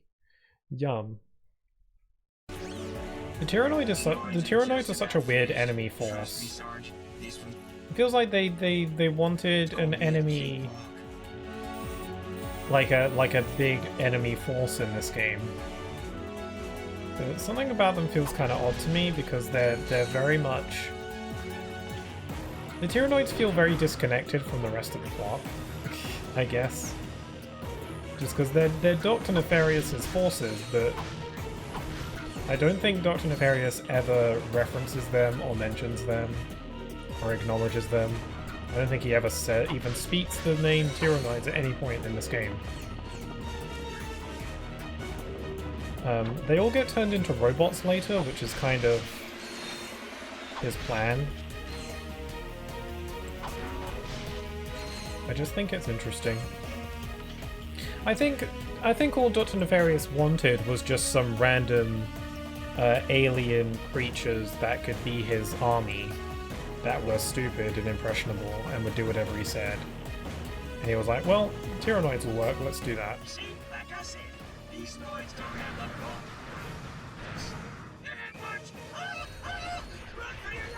the Hollow shield. The noids are bringing in reinforcements by air. I'm just gonna throw out a bunch, and then I'm gonna sniper-fire them. Oh my god, the frame rate does not like all the particles on screen. Hoo-hoo-hoo.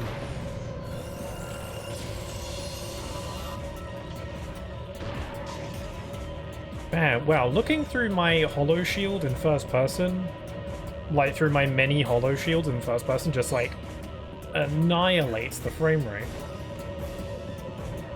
It's kind of beautiful.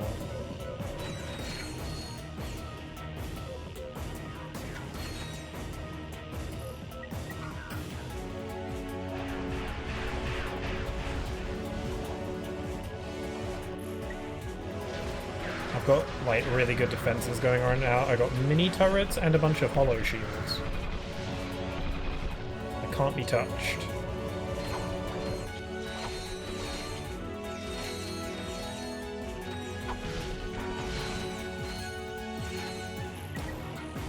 Good time for my snipe. Bam. Bam. Ooh, the laser is blue now instead of green.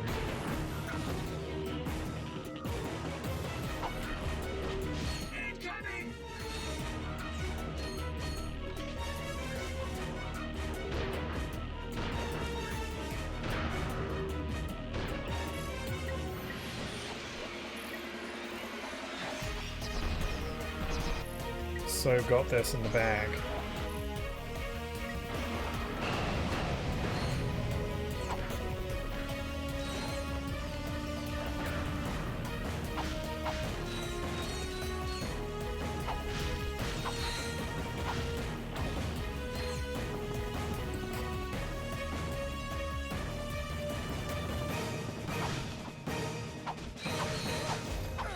Keep your eyes peeled.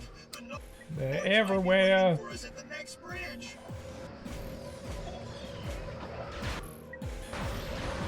out some turrets.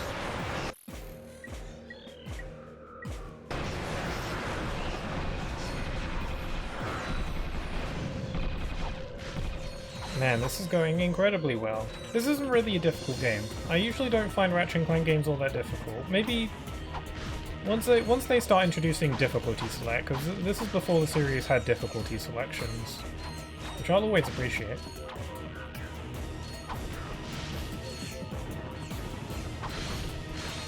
I don't know. I don't really need Ratchet Clank to be difficult, though.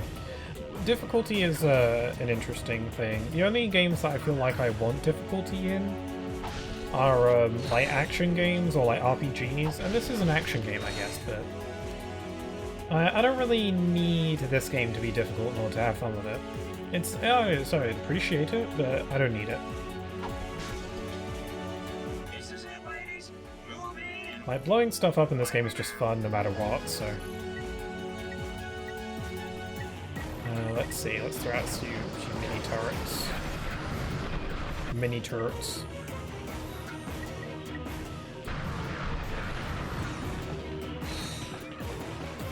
I'm gonna snipe that guy, hold on. Thought he was safe.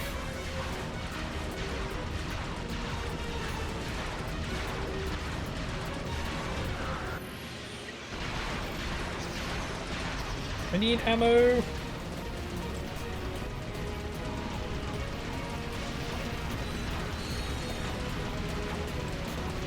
hoping to get another hollow shield so I can just stand in front of this turret as it's firing at me and just generate a bunch of XP for it.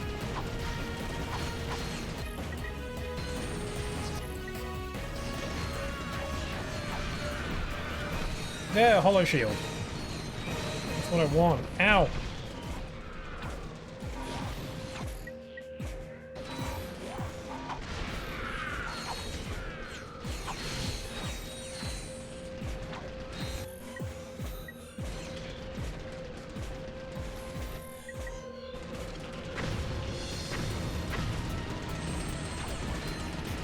Okay, hollow shield. Plop one there and plop one there.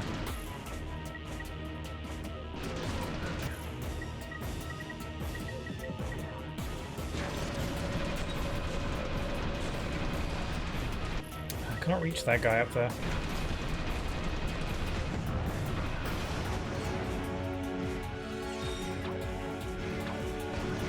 Can't reach. My rifle would be able to get you, but I'm out of ammo for it. I have to, like, aim upwards. Nope.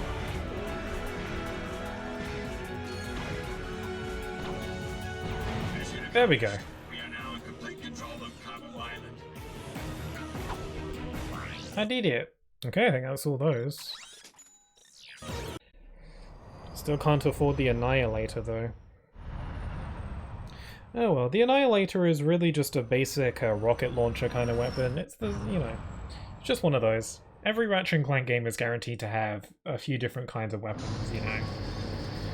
There's the blaster, the bombs, the shotgun, and then pretty much every Ratchet Clank game has a rocket launcher weapon. You have the Devastator, the Annihilator, the Negotiator, other things that end in Ater.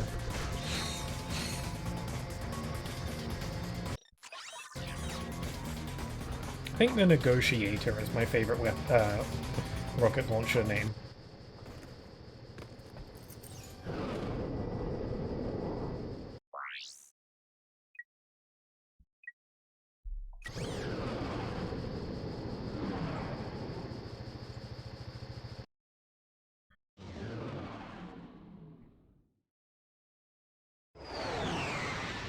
Okay, a successful job well done.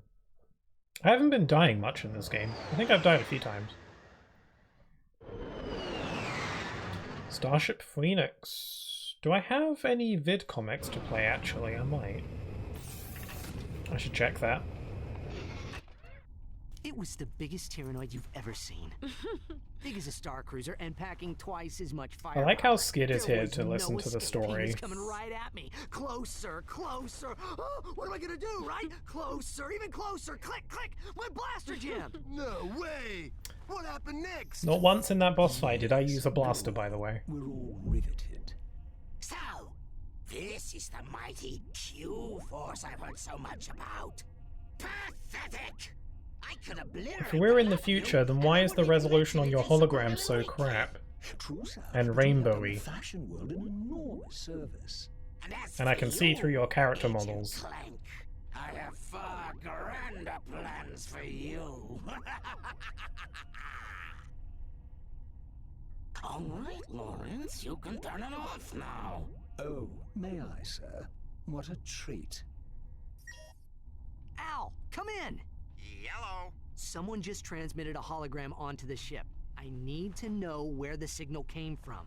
Let's see. Backtracing the signal. I do like the color-coded outfits that they all have. Also, I like how Ratchet just refuses to wear the uniform. Came from a facility on planet Dax. Accessing their computer files. Planet Dax? Aha! I found something suspicious. Patching it through now. Tonight, we take a journey inside the enigmatic mind of our galaxy's foremost evil genius, Dr. Nefarious. We'll take a tour of this secret facility on planet Dax, home to some of the galaxy's most insidious superweapons. I think Planet Dax might be a reference to Jack and Daxter, but I'm not 100% on that. It would make sense though, right? But how do you respond You to know, critics who Ratchet say and the Clank and latest Jak and pirate Daxter are schemes fairly just more of the close. same? At least their series are. I think they've only ever crossed Tell over us a like bit about once. this top secret super weapon being Once or constructed twice. on planet Dax. Well, super is such a strong word. For that matter, weapon may be a tad overdoing it. We do, however, have a lovely view of the ocean at sunset. Is Dr. Nefarious poised on the brink of galactic domination? Or is this super weapon just the latest in a series of maniacal pipe dreams? Stay tuned for more from Supervillain Weekly. Whatever Sweet. Nefarious is doing on Dax, it can't be good. We'll check it out. You're welcome.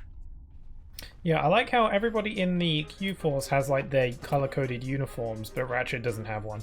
I mean, I am wearing like the Ratchet 1 skin, so it wouldn't show up anyway.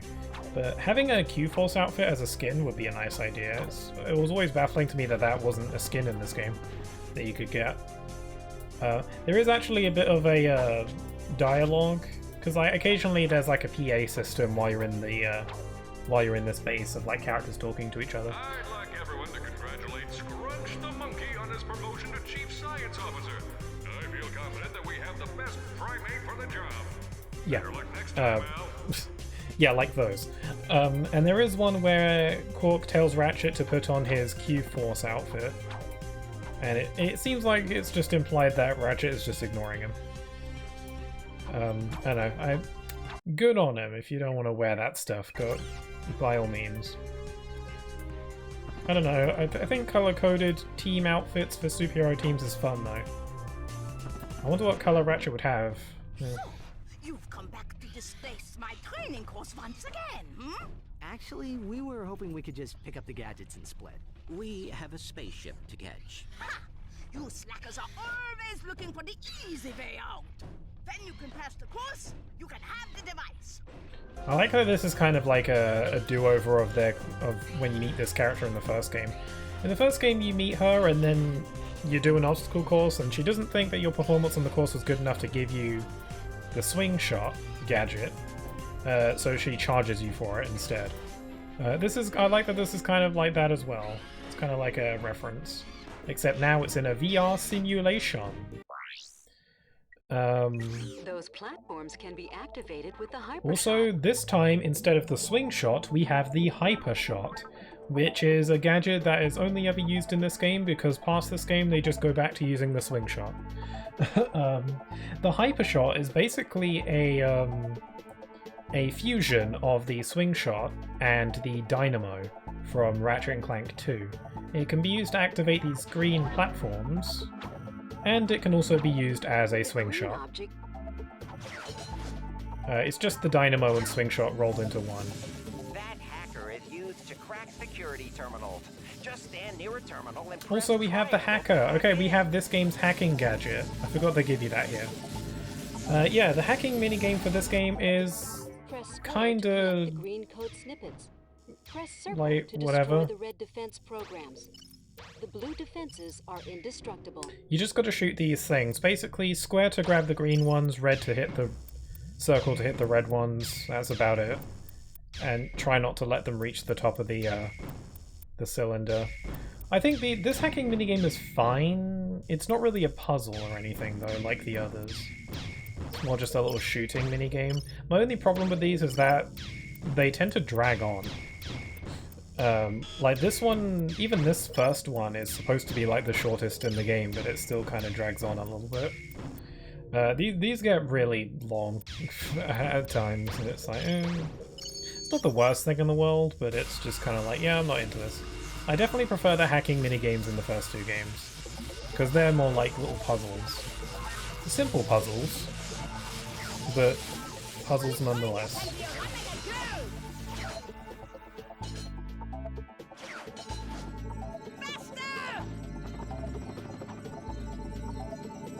Do it again. Press square to collect the green code snippets. Press circle to destroy the red defense programs. The blue defenses are indestructible. Yeah, like this hacking terminal has 2 stages, so we have to do this twice in one go, and it's like, some of the later game ones have like 4 stages. Well, yeah, we did that one, now we gotta do another one. Woohoo. It's not that bad or anything, it's just... It's not like these are difficult. They just... I feel like some of these should end a bit sooner. I like that they always try and do something different for each of the hacking minigames. You know, most Ratchet & Clank games have a hacking minigame or a hacking gadget, and I like how they always try something different with each of them.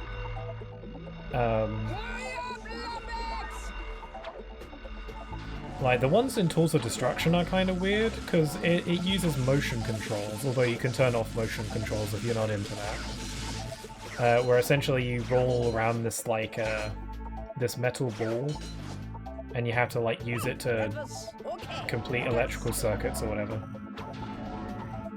And again, you can roll around the ball with motion controls, but you can switch those off, which is nice.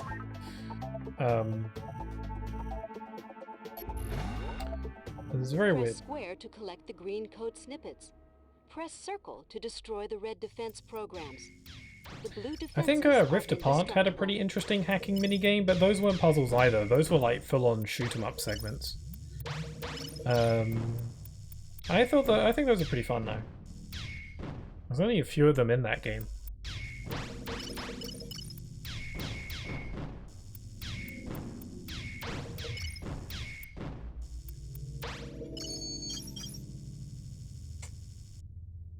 Okay, this one has 3 stages.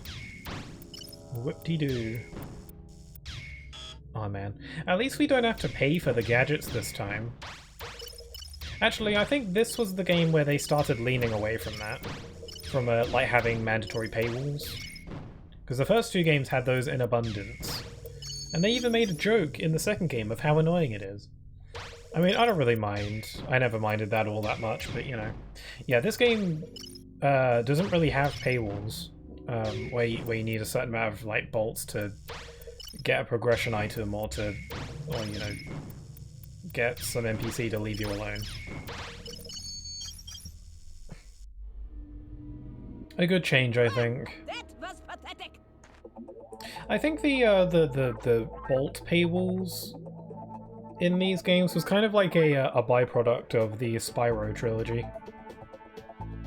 Just kind of something they carried over from those games, but I think by the third Ratchet & Clank game they were like, these aren't really needed. You're already spending your bolts on weapons and stuff, you know, that's the key difference.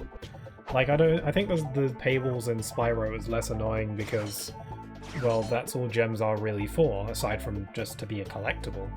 In Ratchet & Clank, you already have so many things to spend your bolts on, so having to get to a mandatory paywall is just kind of annoying because you'd rather spend your bolts on weapons and stuff.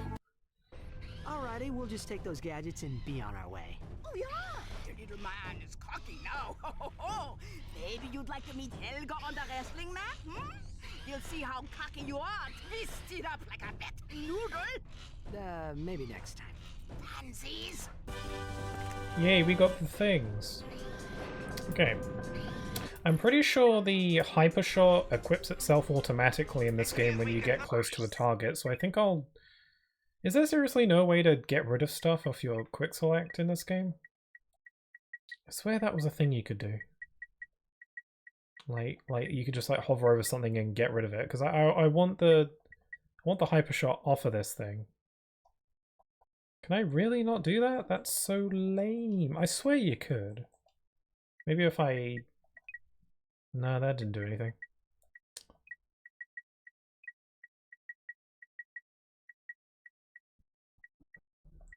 No, I guess not. Oh well, I'll leave it there and then I'll just replace it with a weapon. I'm very disappointed.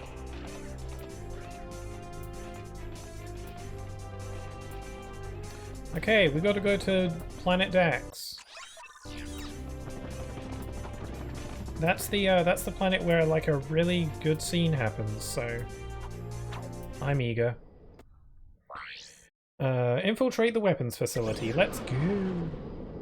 I do want to see if I can collect all the titanium bolts in this game, but I'm kind of waiting till I have some more gadgets, because some of the bolts are going to be only obtainable with certain gadgets, so I want to make sure I have all the go-to gadgets first before I go backtracking. so as to not waste my time. Here we are. Al here. The DAX facility has 2 high-security computer terminals. My information indicates that one of them is somewhere out in the islands. The other one is inside the main building. Okay, I'm gonna go around the island bit first then.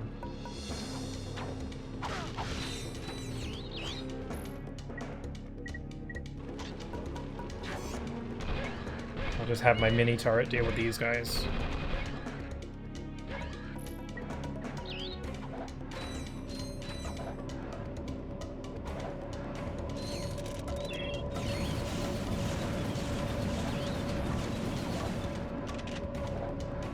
That's right, shoot my shields, generate XP for me.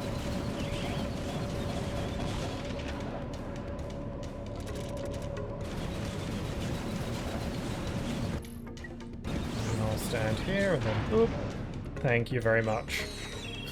I was literally just using him to give me XP. Because, you know, as long as he was shooting the barrier, then, you know.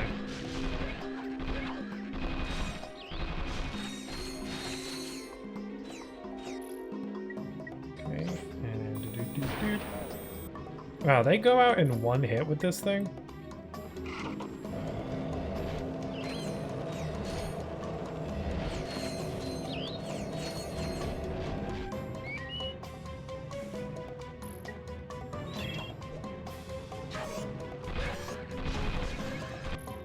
I don't think I can reach that guy without my rifle. Ooh, careful.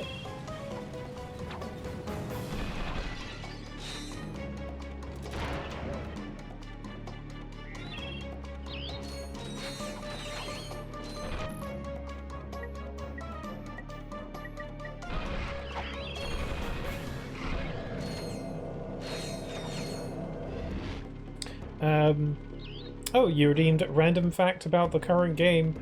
Crap, I had one. I had a random fact ready to go in case anyone redeemed that.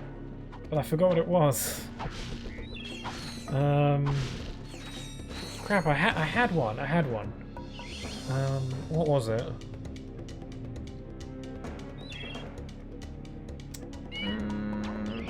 Oh no, that's super annoying. Wait, I had a good one. I had a good fact.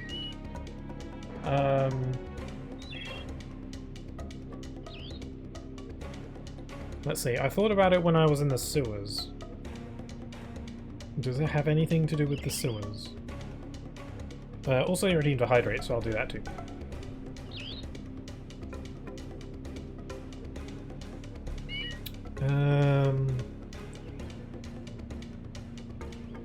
Yeah, no, I don't remember what it was. Okay, I gotta come up with a different one then. Let's see, random fact about this game. I know I have lots, is the thing. I know there's many effects. But I just can't think of... I just...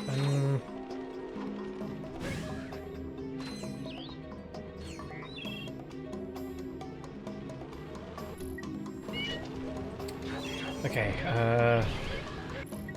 random fact.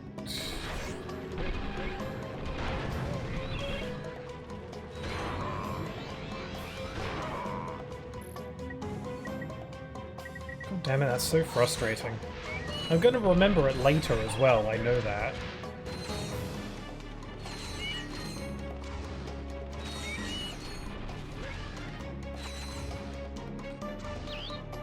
The effects of Castle Oblivion are everlasting, I think. Yeah, that had some lasting effects on my brain. My brain good thinking with stuff. Oh damn it, I have so many facts for this game that I want to share, but I can't think of them. Come on. Get my brain in gear. Where? It's on the. I feel like it's on the tip of my tongue. I stole your memory. No. I have to play a bunch of trading card games in order to get them back, which I'm pretty alright with, honestly.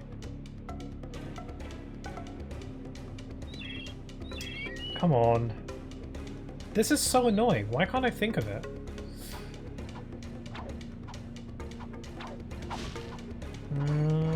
Come on. Okay, random fact, remember it now. Now. No, it's still gone. I can't think of what it was. God damn it, this is annoying.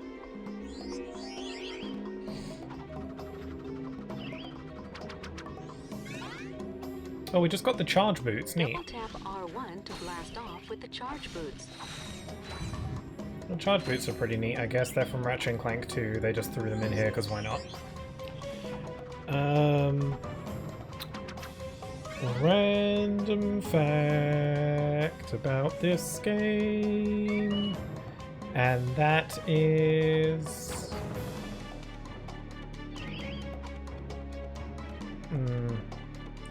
Okay, well I gotta give a fact about something, so...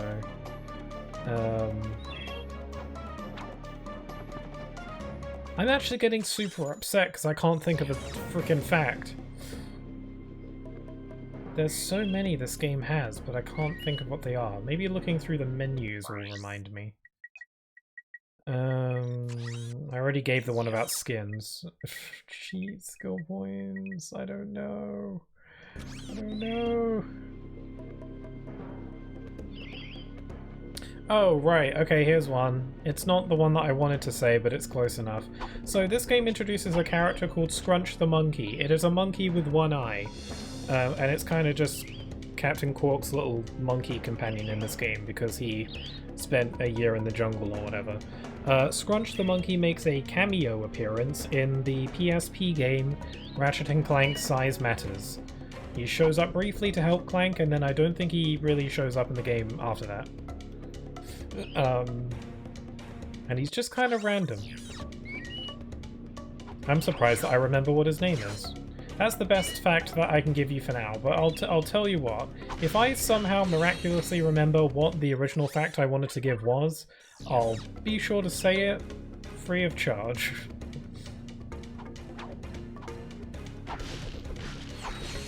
Free channel points, that is. I mean, I'm giving random facts constantly anyway, so...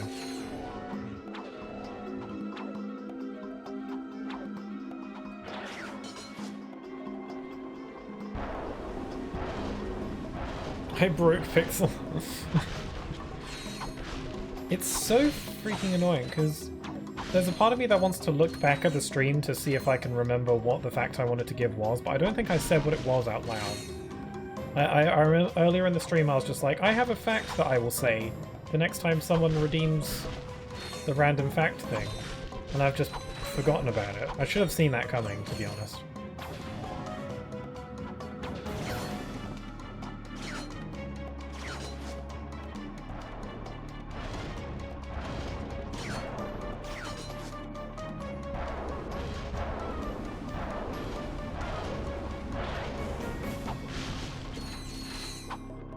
Man, I wonder what the fact was.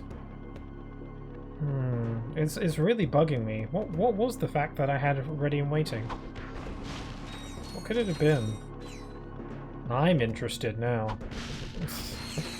Could have been something plot related?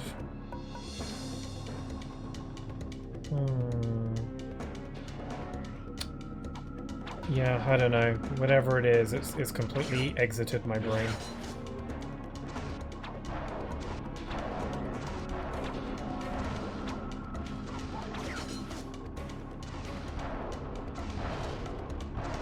It'll come back, don't stress. I am stressing. I can't help it. Oh, bugger. I'm falling now. Oh my god! God, that fish was ready and waiting.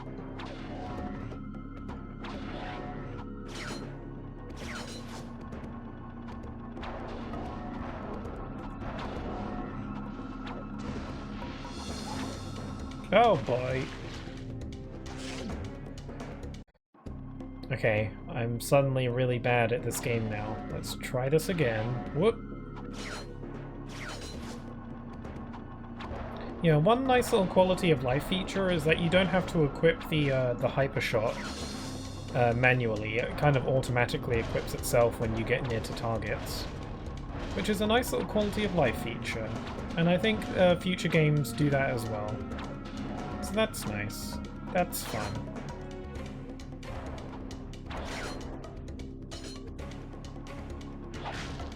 Oh, I thought of my fact! I thought of what the fact was! Oh my god! I'm so glad I just remembered what the fact was. Okay, I'm gonna say what it is now before I forget it. In this game, from Ratchet and Clank 2 onwards, Ratchet has a different voice actor than the guy who voiced him in the first game. Ratchet is always his, So Ratchet had a different voice in the first game, but then from the second game all the way up to now, he is voiced by a different guy. And Ratchet's voice clips during gameplay are still from the original voice actor from the first game, even though he has a different voice actor in this game. There's a lot of like his, you know, like grunts and like little voice clips during gameplay are still from his old voice actor for some reason. And this persists all the way up to Tools of Destruction, where they are still using the old voice actor's voice clips. I think Ratchet and Clank: A Crack in Time is the first game where they actually re-record new voice clips, even though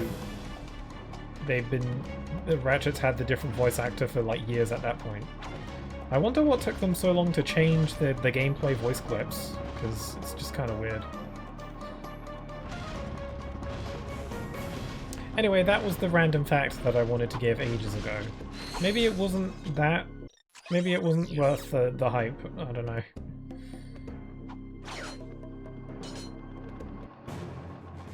Oh god, we've got like a little mini boss. There's my hollow shields.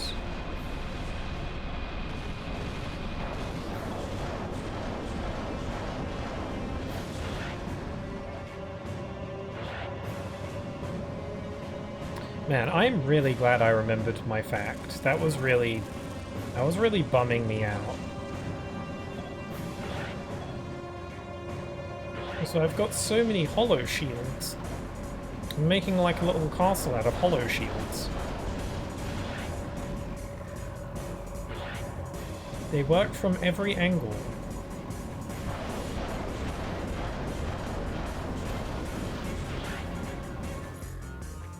Okay, I'm gonna kill you now.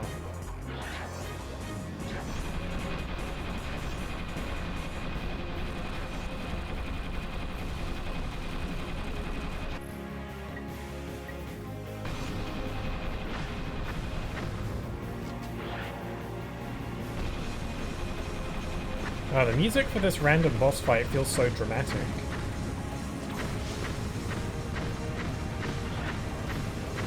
It's not even a real boss fight, it's just more of a mini-boss, if anything.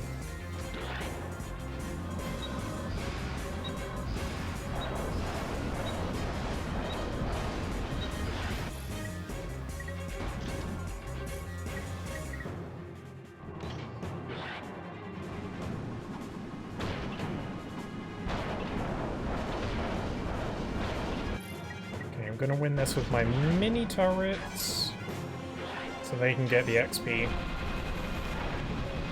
Sweet. Oh yeah, they got a bunch of XP for that. Neat. I still want to use my infector. It's just so freaking useless that I can't get XP for it because it sucks.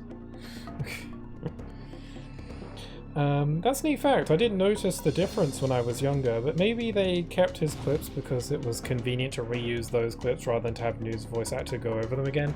I guess so. I guess I don't really know how that stuff works, but it just feels odd, because if you're already recording lines for, like, the cutscenes, then what's the harm in, you know, just doing some little voice grunts here and there? You know, you already got them in the recording booth, yeah. I don't know, there's probably more to it than that. It probably was definitely for convenience, but I can't imagine it would be that inconvenient to record new ones. I don't really know how voice acting works though, so there's got to be a reason. Check it out. Looks like somebody's a big fan of Courtney Gears. Courtney who? Come on, remember that bombshell handing out prizes on Annihilation Nation? Ah, yes. Her specifications were remarkable. Yeah, well, she's not the hottest pop star in the galaxy because of her singing. That is odd. It appears It was worth the hype. Oh, thank you. To edit one of her music videos. Oh, let's watch it! I mean, you know, it may contain a clue or... Okay, something. here we go.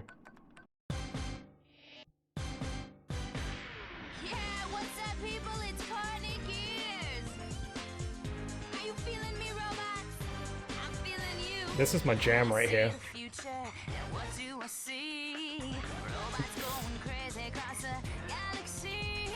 I actually really like this song, it's really catchy.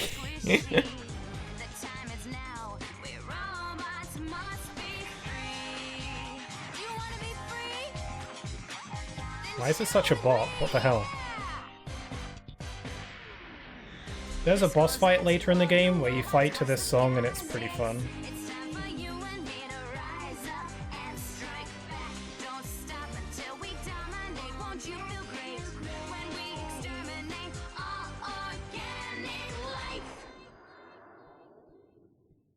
Beautiful. Miss Gears may that goes right on the playlist. Nefarious. Yeah, who knew? She always seems so sweet and innocent in her videos. Well, except for that one with the... You know... She might possess information about what Nefarious is planning. Oh, right. And if we win that grand prize on Annihilation Nation, we'll get another chance to talk to her. That is just my best guess, to be honest. Yeah, I'm sure...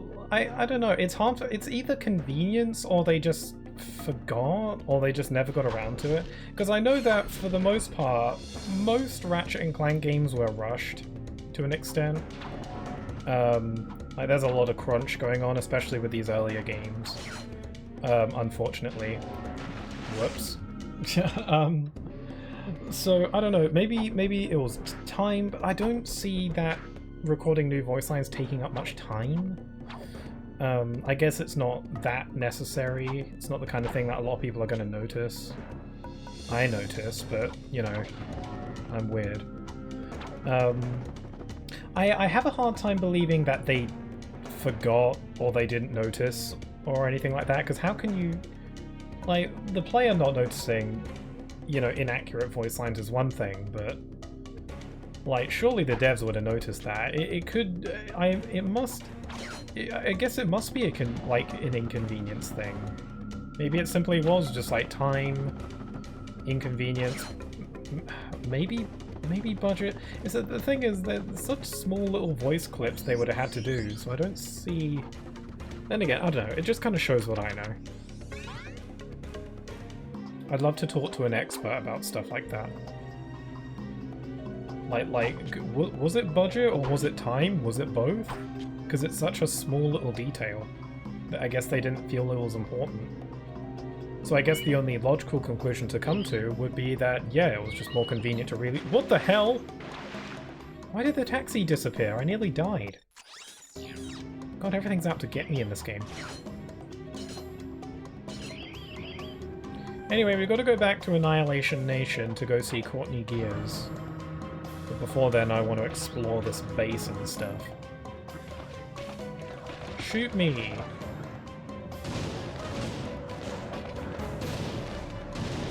That's right, keep shooting, you're gonna get through eventually. Oh, you're doing so well. Yeah, keep it up, I'm sure it'll work at some point. Don't try and like flank me or anything, you know, just keep standing in one spot and shooting.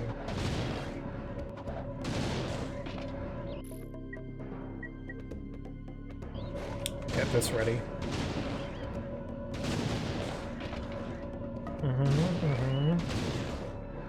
Okay, thank you.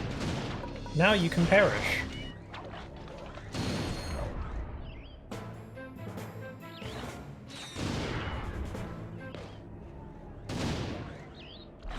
God, the Infector sucks. Does anyone like the Infector? I don't know. It's just killing stuff, but with extra steps. Actually, not even extra steps, it's just extra waiting. It's like they die a slow, painful death instead of an immediate, fun one. Congratulations to employee JX34 on his promotion to Killbot First Class.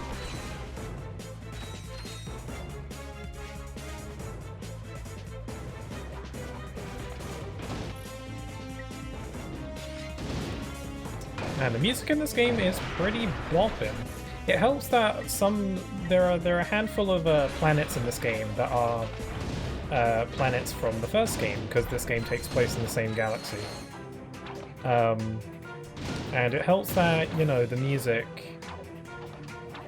for some of those planets is also brought back from the first game, and the first game's soundtrack is just super freaking boppin', so... I do think the first game has one of, if not the best soundtrack in the series. Honestly, after the PS2 era, the music for Ratchet & Clank gets less catchy and memorable.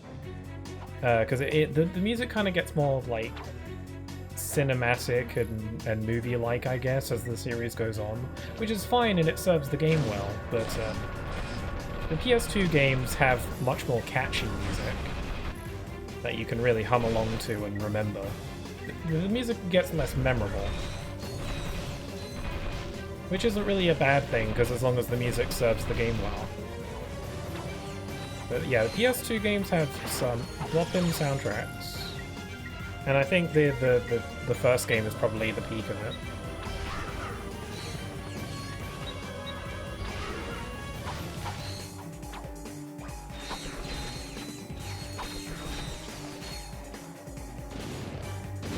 Okay, they're firing. They're not really bright, are they? Because they're just firing at nothing. Oh, I threw my holo shield into the ground. Crap. I'm out of infector. Let's just throw out my agents. My babies.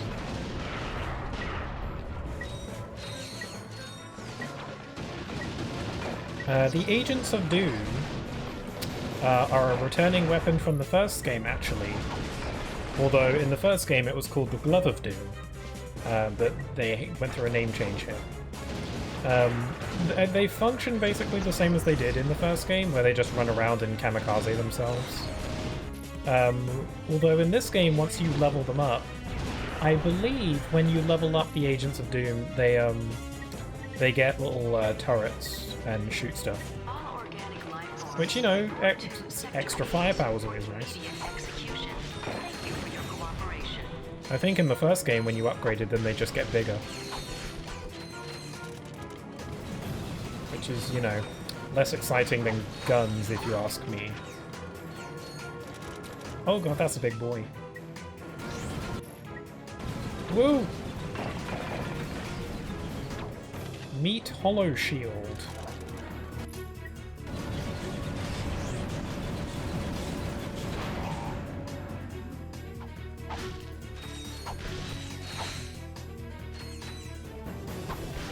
Now, with all my weapons and stuff, I'm feeling kinda godlike.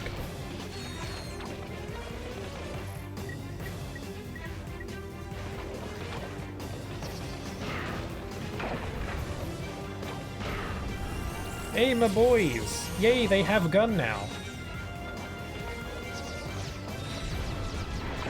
And I can go, like, pew pew pew and stuff.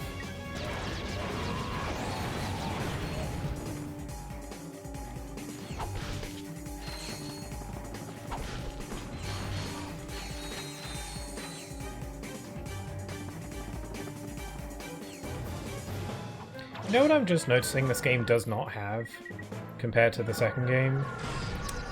This game doesn't have, pink nanotech.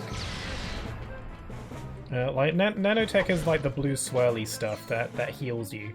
The second game introduced pink nanotech, which was basically the same, but it healed you by more. I think in this game, I think nanotech just kinda heals a certain percentage in general, so there's no need to have, like, multiple versions of it. I don't know. I never really paid attention to how much nanotech heals you. Because the way the health works in this game, it's that your health bar isn't divided into little segments. So in, like, the first game and the second game, when you get hit, you just lose one segment of health.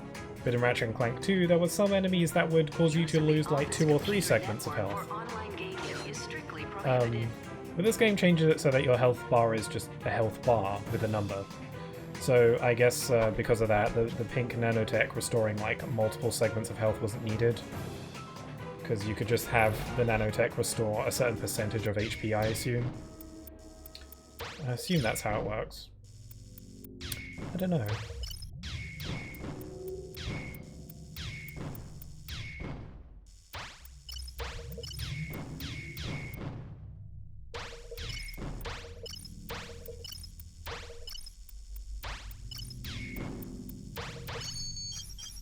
Okay, we got some more hackery.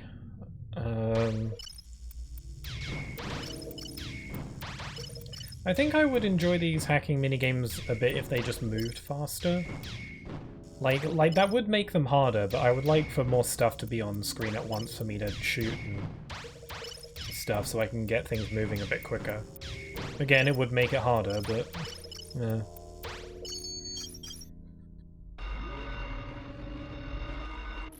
Okay, we got more trouble.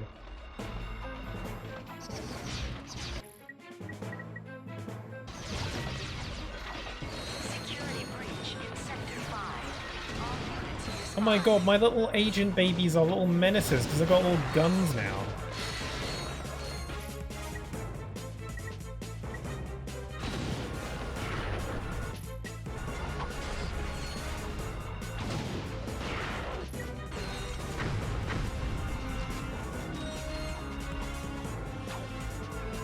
Oh god.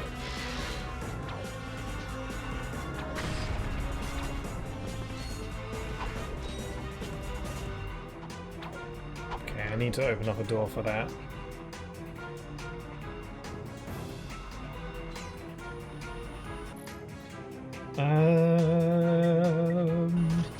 Got so many weapons, I've got so many options to deal with my foes.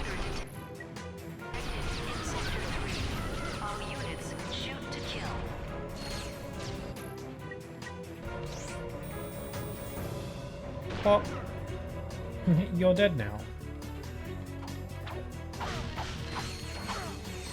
I like how the little agents of doom follow me around. Oh, there's only one. Also, I think they got little wind-ups on them. They're little wind-up toys.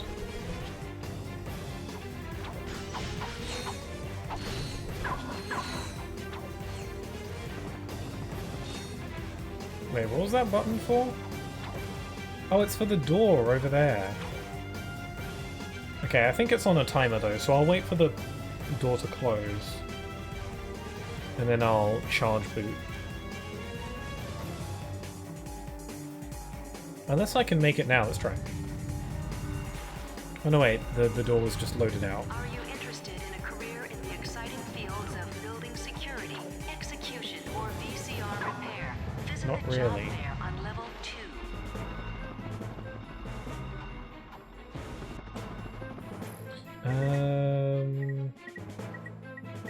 Infector, go!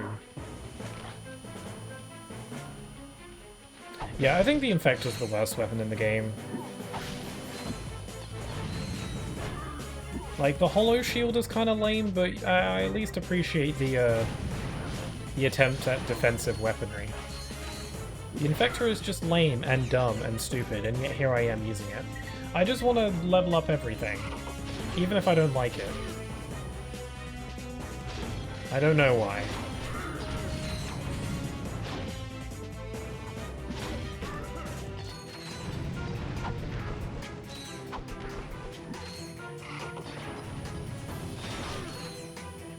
Yeah, but I struggle to think of a weapon that I dislike more than the Infector, so...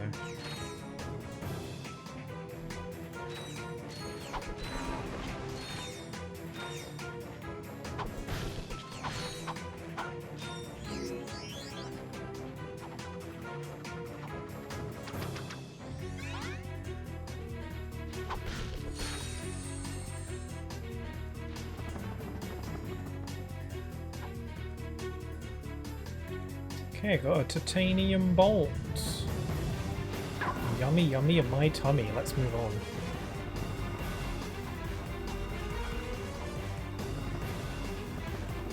I'm stuck. Okay, there we go. Frickin' yay, more hacking.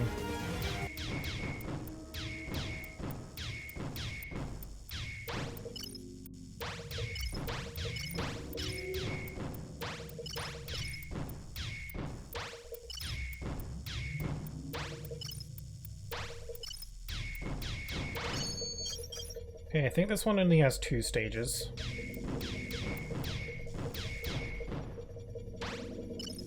Yeah, these just need to go to just move a bit faster. Give me more green to collect in amongst the reds.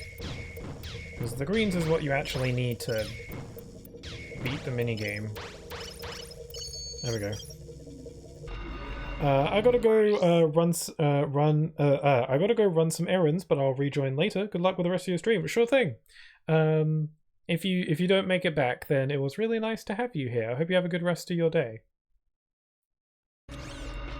Always a pleasure.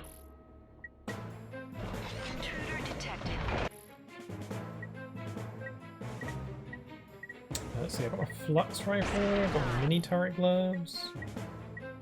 I should probably go back to using some of my older weapons because they're starting to get outclassed and they're starting to really show their damage limitations.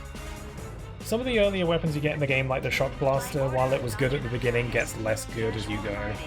So I should probably try and level it up now before it gets too much worse.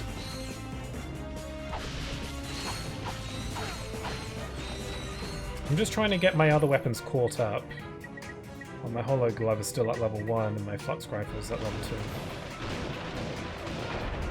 2. Oop! And mine is at level 3.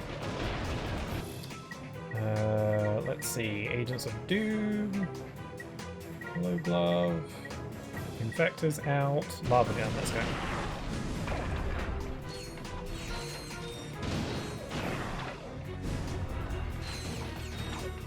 Okay, there's an Inferno box, but I'm gonna ignore it. The game clearly intends for me to use the Inferno box, but I'd rather use my weapons and get them XP.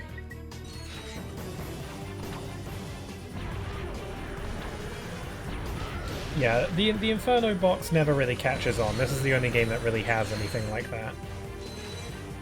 I think they realize that most players would rather use their weapons so that they get XP and level up, or at least that's why I never use the Inferno box. Still, it's nice of them to try new things. It was worth a shot.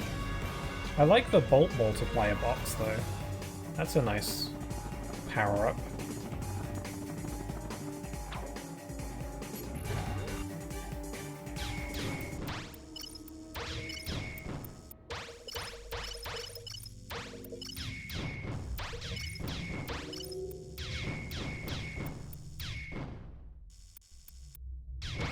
Oh god, this one has 3 levels. Ugh.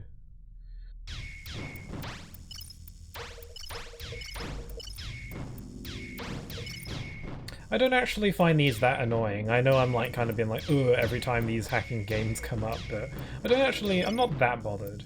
It's just, tedious stuff is amplified when you're streaming, because when you're streaming you have this like need to keep things going. So that, you know, the game doesn't get too dull for people. So when I'm doing if I were playing this off stream, I wouldn't be as annoyed, but you know, it's just slowing down the pace a little bit.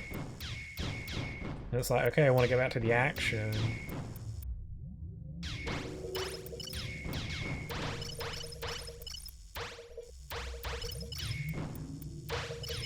There we go. We made it. This terminal should give us high-level access to all of Nefarious's project files. I found something. I am afraid it does not look It's a good. giant Pokeball. Bio-obliterator? Huh. I see what you mean. What exactly does it do? That information has been deleted. Uh-oh. Well, where is this thing? Location unknown. However, a large transport vessel left this facility yesterday. It was headed for the Obani moon system. The Obani moons, huh? Well, we better check it out. Cool.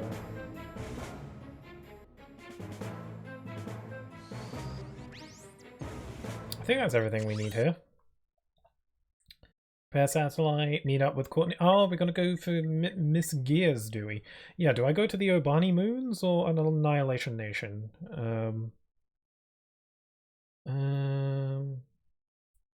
I guess I'll go to Annihilation Nation first. It could be nice to get some extra bolts from the arena missions there.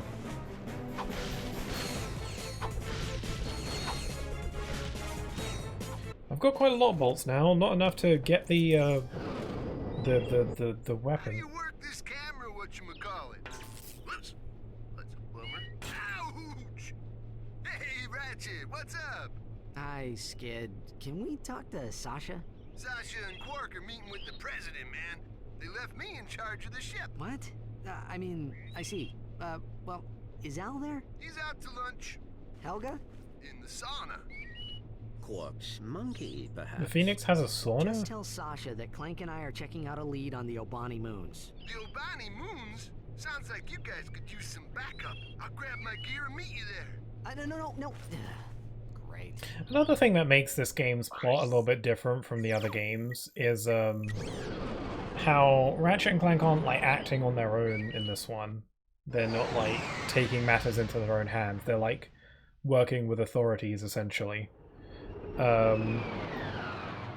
Which is interesting because it means they have someone they need to answer to, you know, like they have to report to Sasha when they go places. You know, they can't just.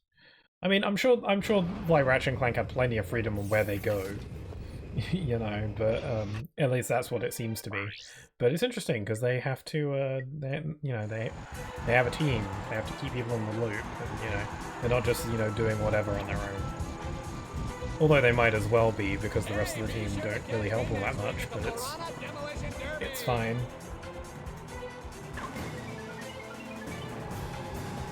Oh man, this job is too much fun! Yeah, I like how they give you another reason to go back to the arena. Because I mentioned it in the first stream, but in Ratchet and Clank 2 they had 2 arenas. One that you did earlier in the game and one that you did later in the game. Instead, they just have it so that there's one arena, but you return to it, which is probably better. That's how most games do it. That's how Kingdom Hearts does it. Where they just have the one arena that you return to. So it's a good idea for them to give like a story-related reason as to why you're coming back. They don't have to, but gotta appreciate it.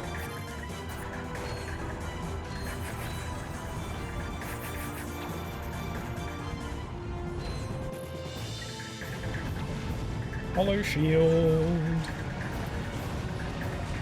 Yeah, the Hollow Shield isn't all that fun. Well, I don't know. I like the Hollow Shields more than the Infector, at least, because at least the Hollow Shields, it's kind of fun to just see the enemies just, you know, shoot these barriers, and you're just, like, completely safe behind them. I don't know, there's something kind of funny about that. Also, this glove is really big now. Like, I'm wearing a massive glove.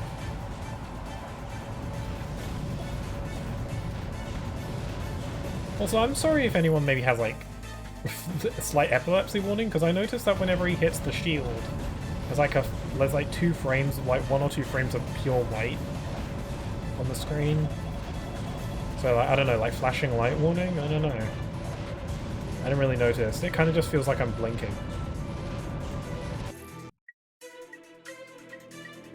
That happens to me a lot, where sometimes I think that the lights in the room are flickering, but it turns out I was just blinking.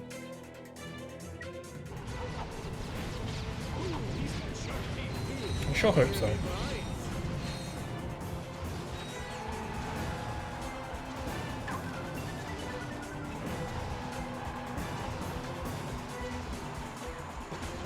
We've got company. My little baby bots are still on the job. Oh, they're all dead now.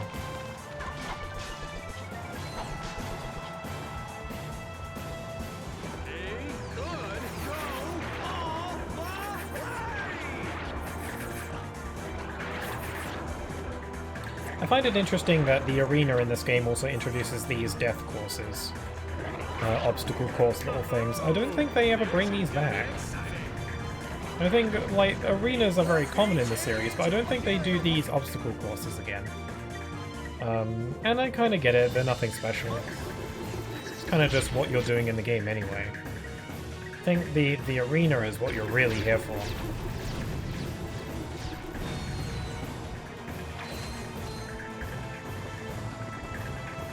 And, you know, the obstacles and platforming in these little death courses are really simple. Okay, let's set up some mini turrets.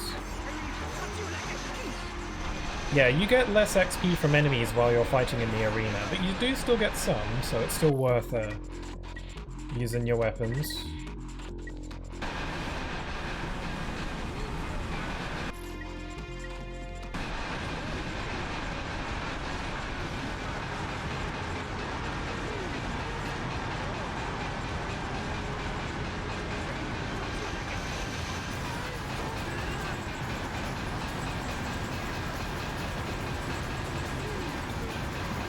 Okay. I'm being very reckless when it comes to damage. I'm just kind of tanking for it, brute forcing.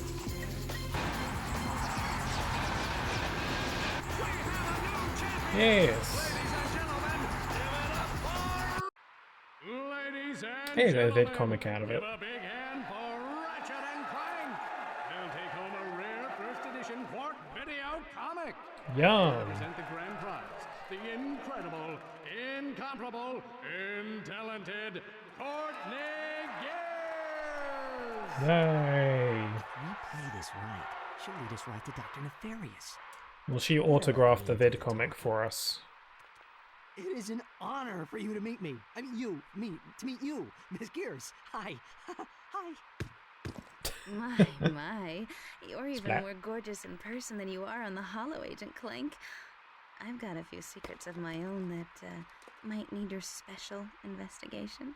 Clank gets a few love interests throughout this I will report series. your concerns to the proper authorities. Interestingly Agent enough. Clank, you always know exactly what to say to a woman. You know, I'd do anything to play a part in one of your Holo films.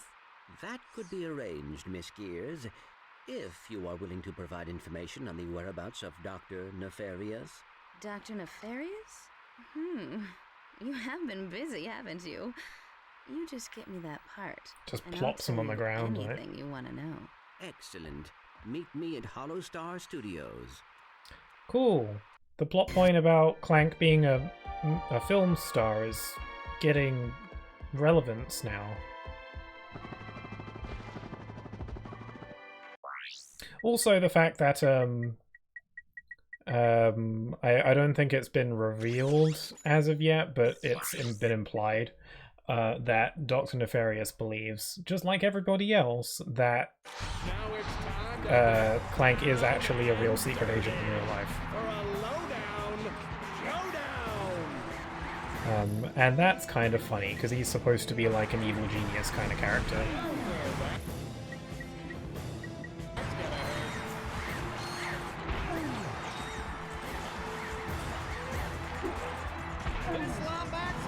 Okay, so now that we've done that, we've actually got a bunch of new arena missions to do. Woohoo! So I'm going to do these for the money and the bolts and the good times. Wait, did I just say money and bolts? They're both the same thing. I meant XP and bolts.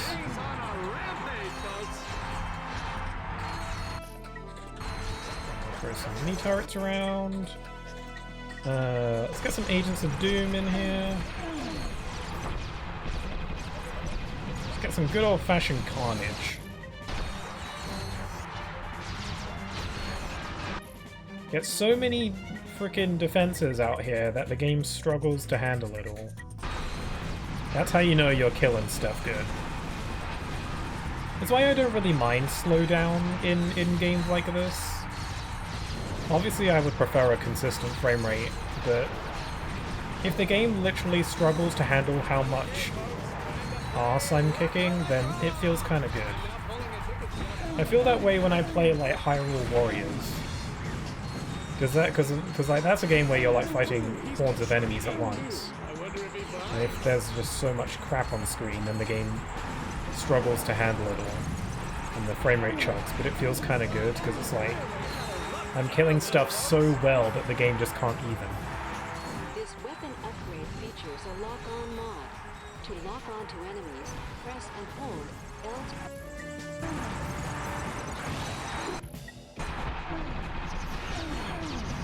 Oh, I have a fun fact. I'm just gonna say it now.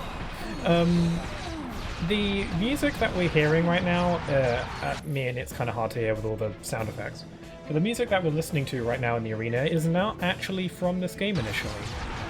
This music was actually originally from Ratchet Clank 2.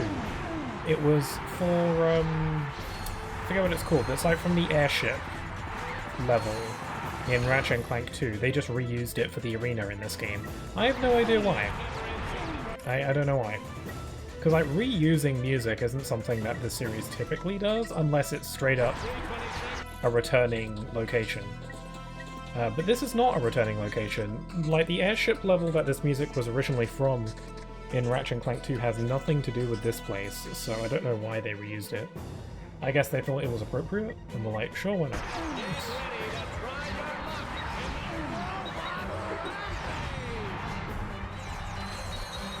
Because the music for the obstacle courses in this place is different. So maybe they were going to use that for the arena missions as well, but then they thought it wouldn't. It just didn't feel that great. I don't know. This game is interesting.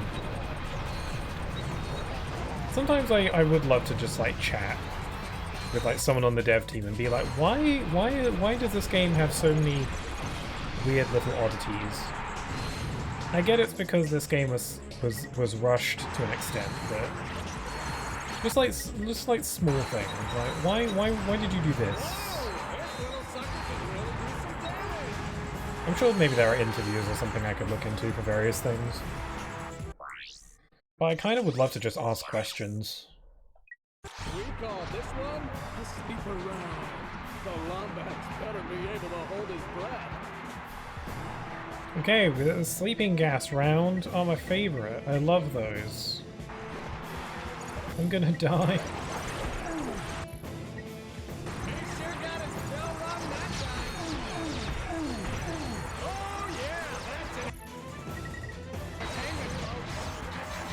Got a bunch of turrets. Bunch of turrets.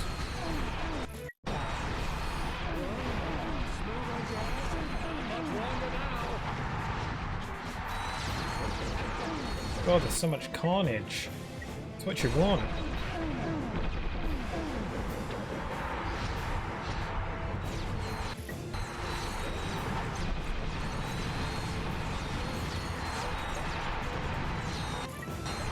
Alright, some more mini turrets, get some more Agents of Doom. Let's get my Shock Blaster, some XP.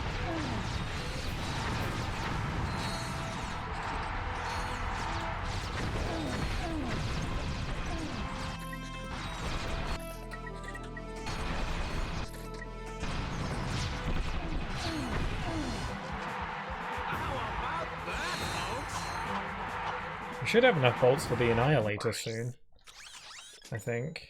Yeah, nearly. Just 10,000 more. Okay, cycling weapons. Ratchet's current weapon will change on its own. Fight through waves of enemies using every weapon in your possession.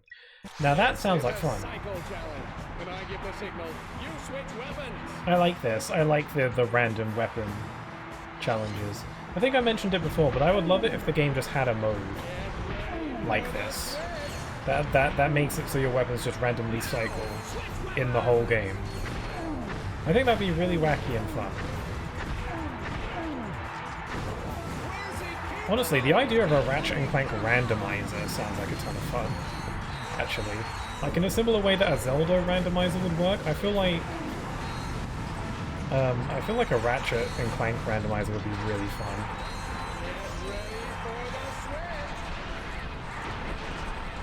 If these games ever get released on PC, then maybe some people will be willing to give that a go, I don't know. Now, switch weapons! Oh, brother, he's lighting it up like a Christmas tree!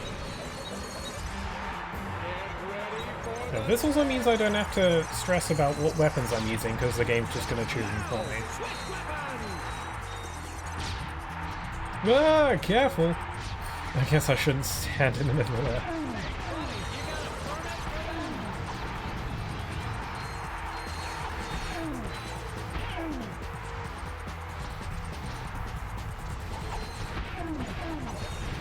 Yeah, the plasma whip is way better if you throw it.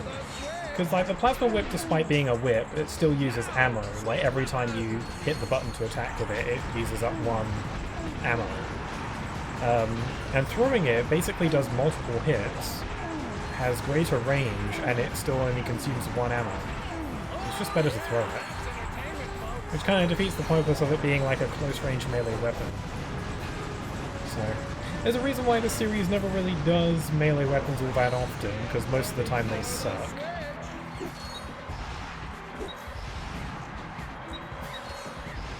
I mean, the plasma whip is kind of cool, but it's not, like, that good. It's kind of cool, and that's all it really has going for it. It's not that great.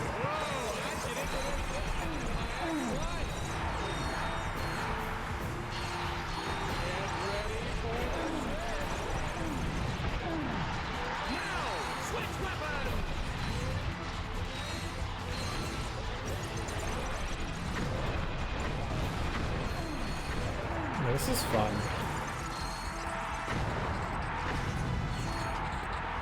Okay, there we go.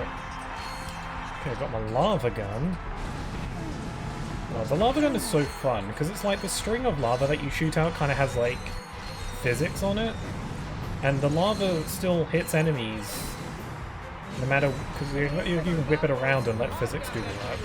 It'll still hit enemies.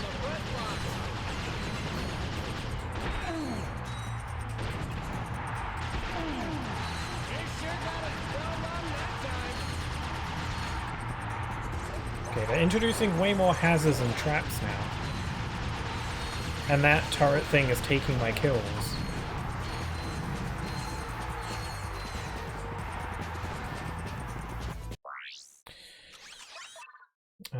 Okay. One-hit wonder. Destroy all opponents without taking a single hit. Here we go, folks. Arena combat. Yeah, you know you want it. Okay, not allowed to take a hit. See if I can do that.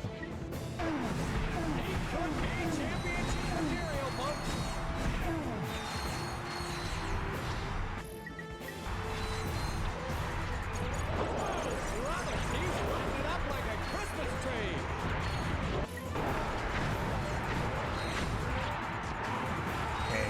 Oh, there's 8 rounds of this and I can't take any damage? Gotta actually take this seriously.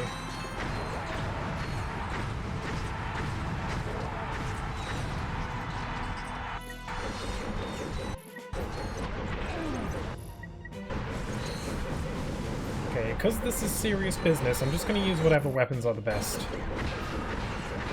Instead of just trying to use the ones that need XP. Get some extra turrets around. Game slows down because there's so much death happening.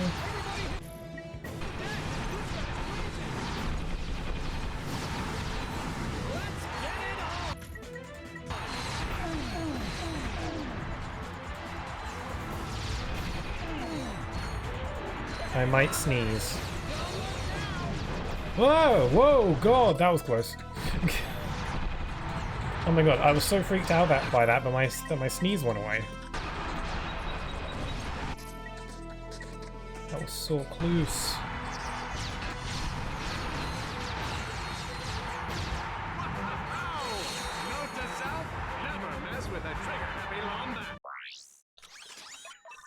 Oh, I can afford the Annihilator. Obliterate your most dangerous enemies with this hail of guided mini-missiles. Pretty simple.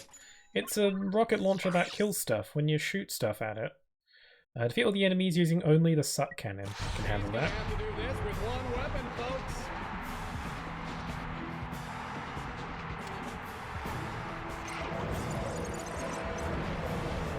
Suck cannon's fun. It's like Kirby in gun form.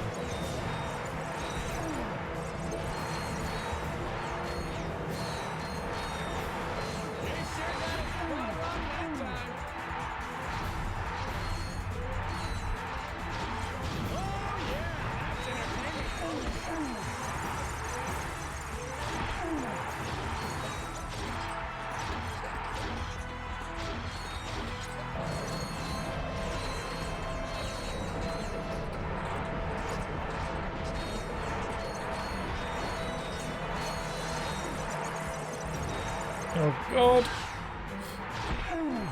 At least it's still not a one-hit challenge.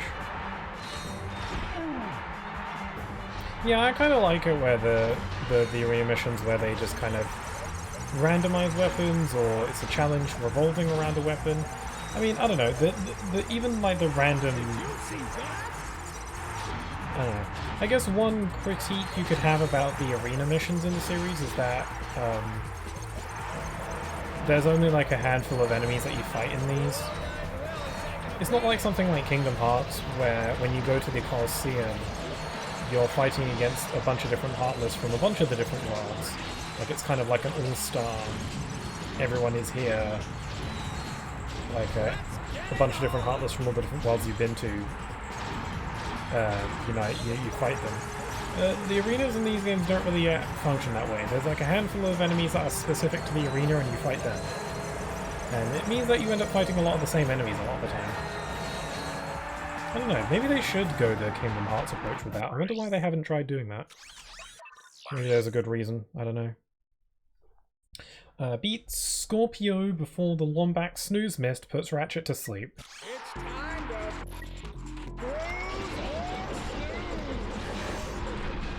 So many turrets. Oh my god, look how much it's chewing through its HP!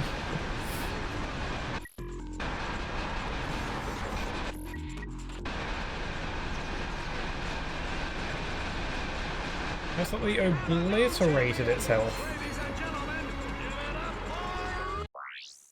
More cycling weapons. Defeat Scorpio while Ratchet's weapon changes on its own.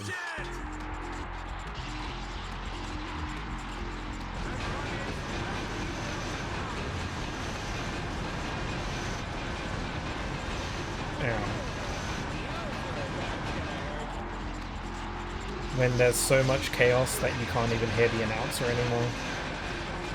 Also, a weird glitch in the PS3 version that I'm pretty sure wasn't in the PS2 version is that when the arena matches end, the announcer gets cut off. Like, he usually says something at the end of the challenge when you beat the challenge, but he doesn't have enough time to finish his sentence, and I swear that wasn't the case in the PS2 version.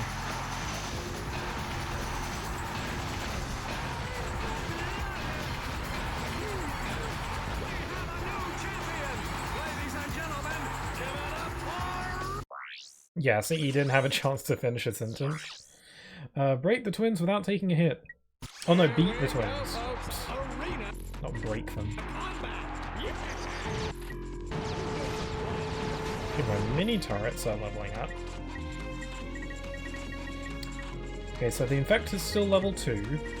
For now, I'm trying to focus on getting all my weapons up to level 3. And then I'll worry about getting to level 5 after that. So this is still level 2. Annihilator's just starting out at level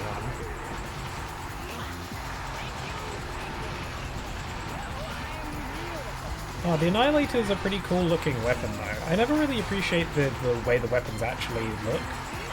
Like the weapons themselves. Oh my god, there's a crap ton of damage. What the hell? I like how the barrel kind of spins when you shoot with it. Like it does like a little spinny thing when you shoot. It's pretty cool.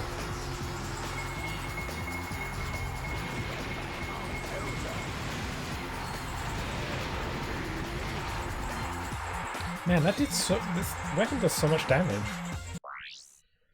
Eliminate all the gladiators with the disc blade gun. I don't have the disc blade gun. Okay. Championship bout 2. Fight through... Oh wait, there's some obstacle courses I can do. Yeah, I think the problem with the obstacle courses is that they kind of all feel the same. You're kind of going through the same obstacles every time. And I guess I don't mind, as long as I'm getting bolts out of it, right? Bolts and XP, then I don't really mind all that much, but... That's one thing they could have done better, is that a lot of these just feel like the same thing. And a lot of them are. They do use a lot of the same platforms and areas for these.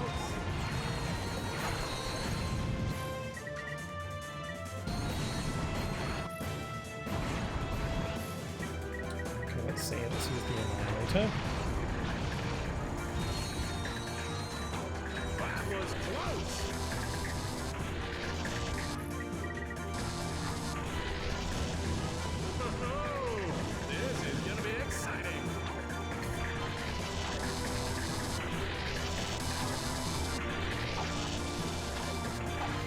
Oh crap.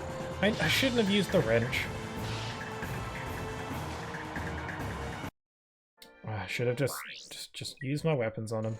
I thought, what? Save some ammo, use the wrench, and that was a bad idea. Push the button to flip the side. I do like how they make this feel like a game show with all the cameras flying everywhere and the announcer guy and the sign, the arrow sign.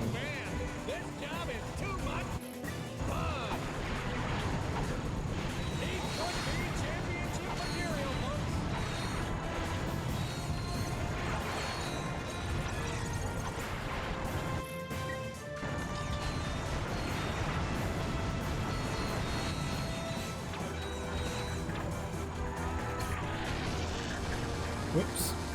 Well, they only do 1 damage. I only do 1 point of damage.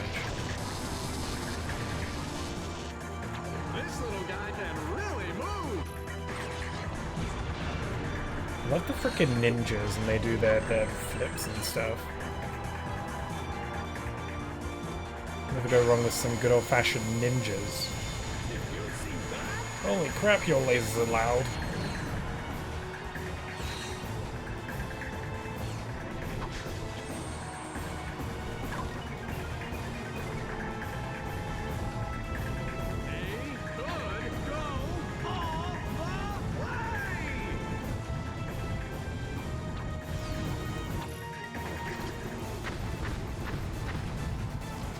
Here we go! How about that, folks? Cremation Station. Navigate lethal obstacle courses featuring fire traps, breakaway floors, push blocks, and killer robots. Fun. I'm gonna die. Great start. Let's try that again, shall we?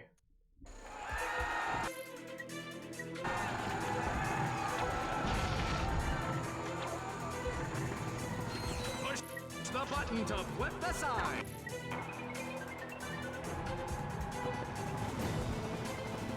Oh man, this job is too much fun. Yeah, a lot of these locations are the same for each of the challenges, they just move around the platforms. I guess it's fair enough. It works. Oh, there's so many bullets they have on them. That was close. Hey, be sure to catch me next week at the Florana Demolition Derby. Oh, I thought enemies were going to show up.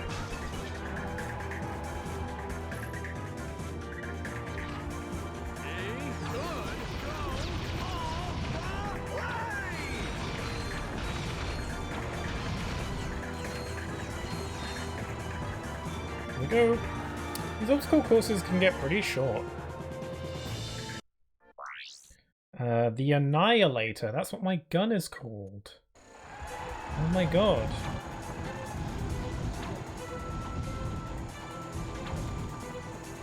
Push the button to flip the side. Hey, be sure to catch me next week at the Florana Demolition Derby. Wait, I can use my sniper rifle for this. Bam, bam, bam, bam. Oh, I should have waited!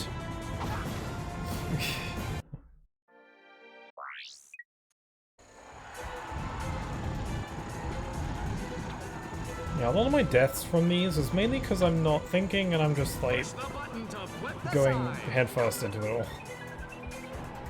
I'm just going like la-di-da-di-da-di-da, jump in the fire. Oh, 2 in 1?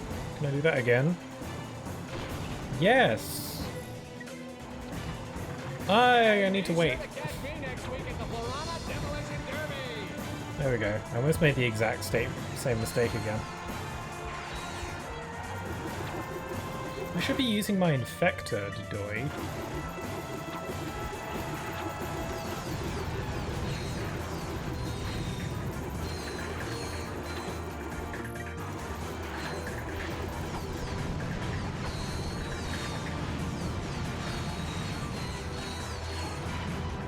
If I had a little ninja up there, I'm just gonna kill you.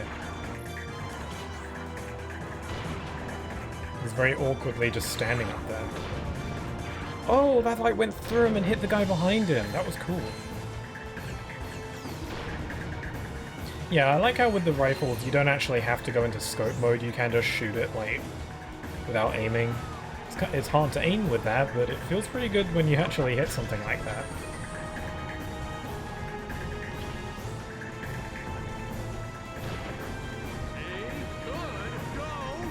I've really got to frickin' look before I leap.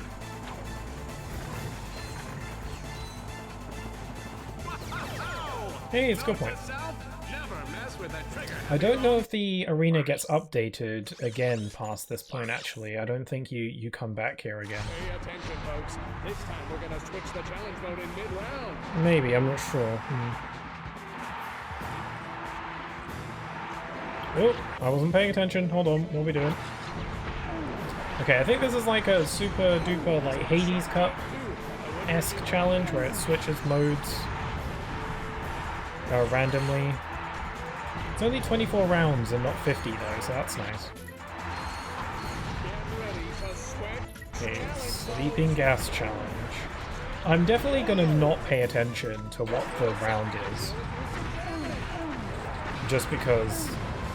Not on purpose, I'm just gonna inevitably not, like, notice.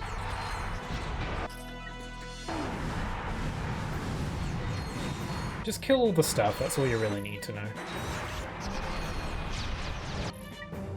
Yeah, avoid taking damage. Business as usual. But I love my little army of baby bots. Cycling weapons.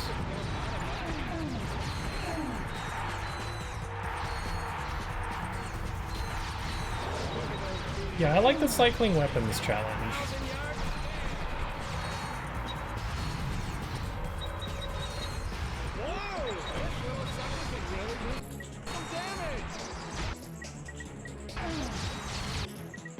I should probably use my Infector some more.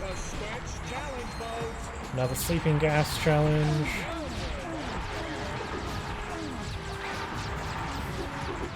I'm just gonna throw out a random bunch of Infector shots.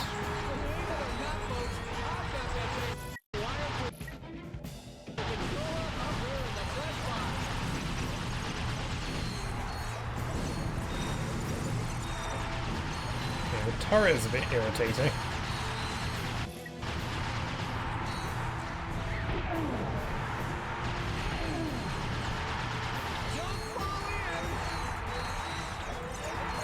Hold on, I'm just gonna lower the volume a smidge. I can't help shake the feeling that it might be a bit loud, so just by a small smidge.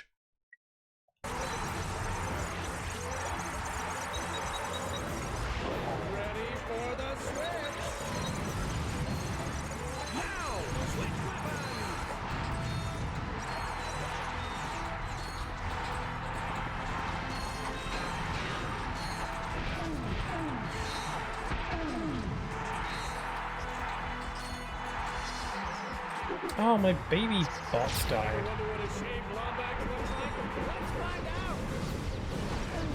Okay, I'm like over halfway through the tournament. There might be another one after this one.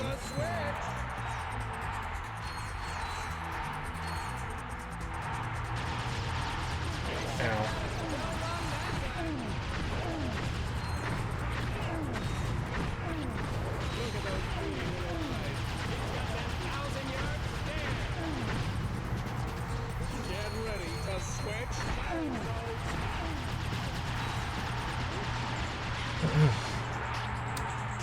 Oh right, this is Sleeping Gas.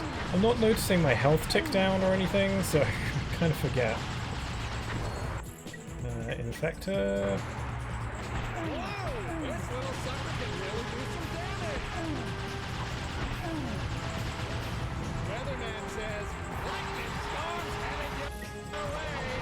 Okay, we're still in the Sleeping Gas round.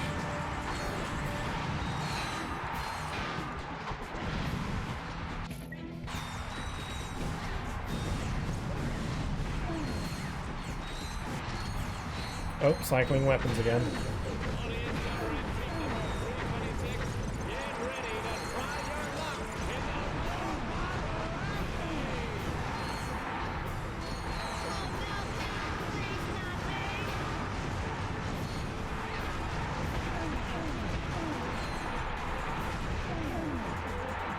Okay, Infector again. Oh, I'm nearly done. I'm on round 21 out of 24. Yeah, I'm focusing so much on like shooting stuff that I'm not noticing anything in the HUD. Or my own health.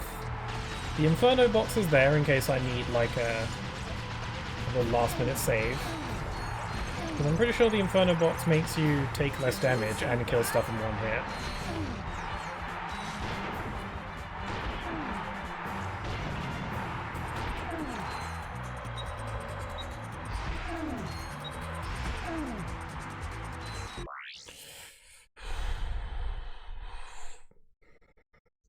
Sorry, just checking something. Well, boss time. Cool, we're at the final round. Just go all out then, shall we?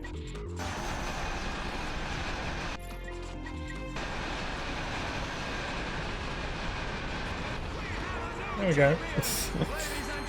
God, if you set up a bunch of nukes and turrets and stuff, then like it just kills everything. Oh, the Quarktastic battle.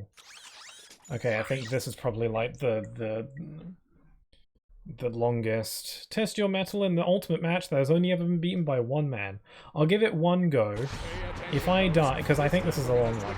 If I die on this, I'm just going to move on and come back later when I'm a bit more leveled up. Because this might be like...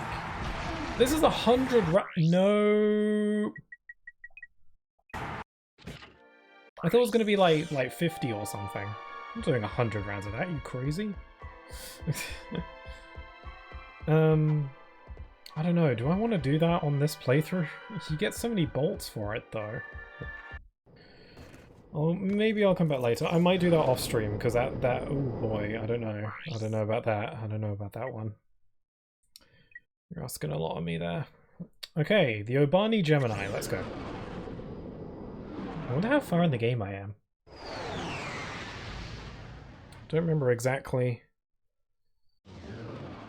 I don't remember, because in the first 2 games I can very clearly remember which planet goes when. I don't remember where we're going after this.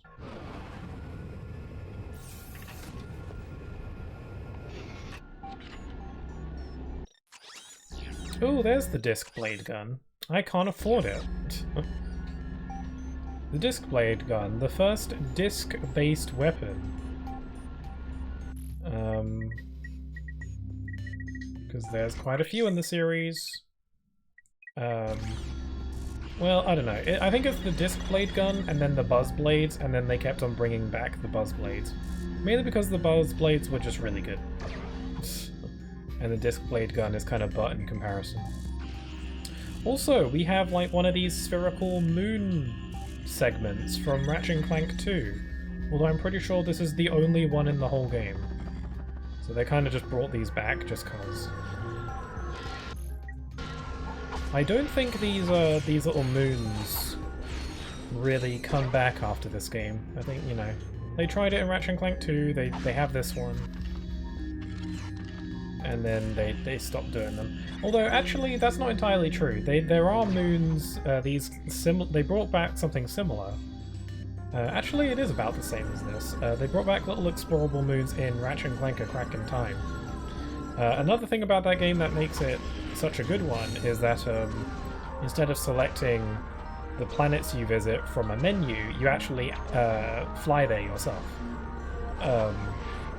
And you know, there's a bunch of like extra stuff you can do while you're out in space. There's nothing stopping you really from just going out and going to the next planet. It's kind of like Kingdom Hearts 3. But there's a bunch of side missions you can do and stuff, and it's pretty cool.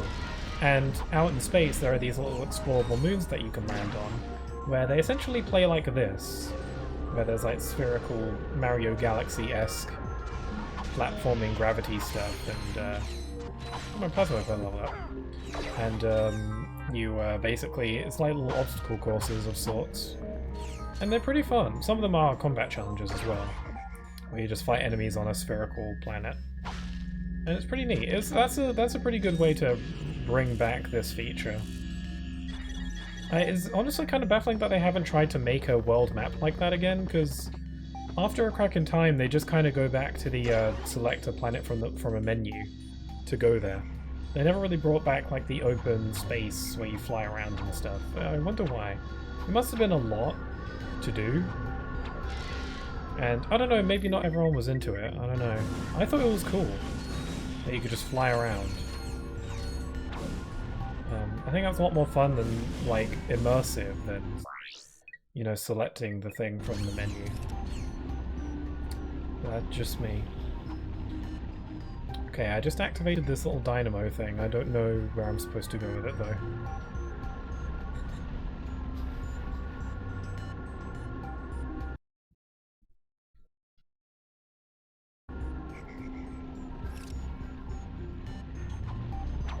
What's this target for? I think this opens up a door or something.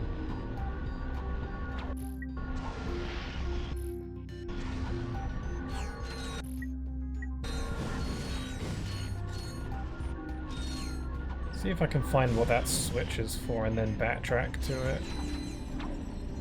Ah, here it is. It's a titanium ball. Okay. I'll just follow the path. Oh, the music's pretty groovy. I quite often have times where I'm listening to music in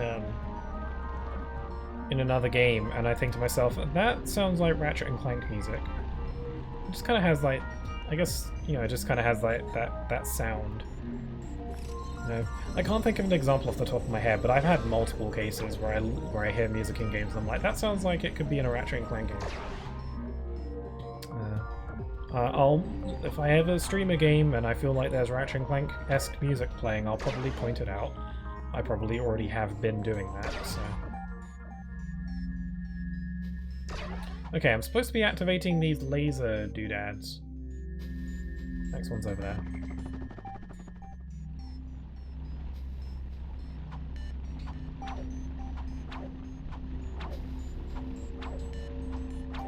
I can kind of see why they didn't really bring back these moons after this game until A Crack in Time. There's nothing too crazy special about them. They're kind of neat, and I guess they shake things up a bit, but they're just fancy little puzzle segments, I suppose. I don't know, but you gotta try things out, you know?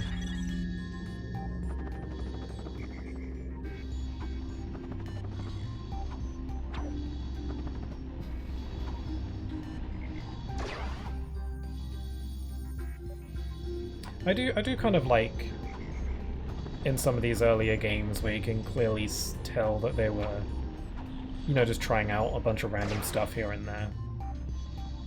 I don't know, I think it's just kind of cool. You can definitely kind of, it's nice to be able to like see the developer's headspace. Like they just think, this might be cool, let's give that a go. And then they might remove it for the next game because it didn't catch on, or they might try and refine it. When it comes to the moons, like the moons in this game are no different really from the ones in Ratchet 2. You're doing this like refractor puzzle, but it's not much of a shake-up. The music is so zen though. It's like music to study to. Oh, neat. Still can't afford the display gun. Oh.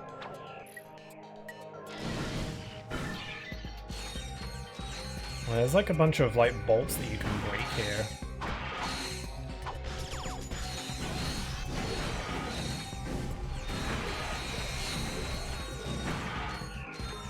Yes, maybe. I'll probably be using the Annihilator to get it some XP.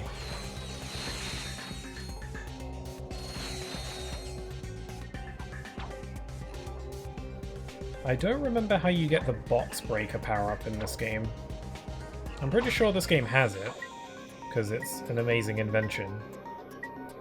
It was in Ratchet and Clank 2, it's basically a thing where you do this like slam down attack, and then it causes everything around you to break. Like any boxes or breakable objects will just get destroyed when you do this like down slam attack. It's really cool and fun. And I don't remember. I'm pretty sure this game has it. I don't remember how you get it though. Might be a secret area or a reward. I would think it'd be a reward. I think it might be a reward that you get for doing combat missions with the Galactic Rangers. I think. Sounds about right.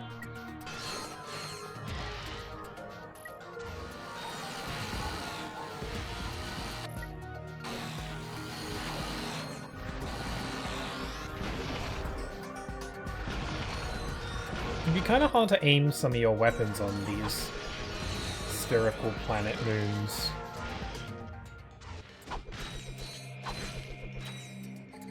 I mean, do your bullets like wrap around the planet like you do?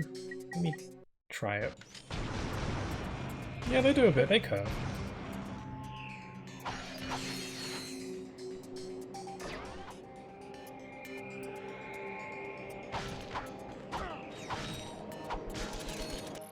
Okay, so my hollow shields.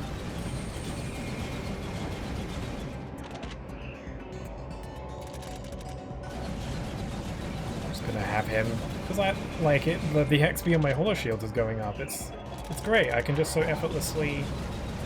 Also, I think at level 2, I think my hollow shields actually do damage to enemies as well.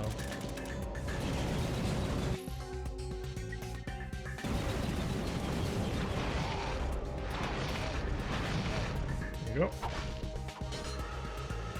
Oh, zip lines! I almost forgot they were a thing. This game doesn't really have these very much.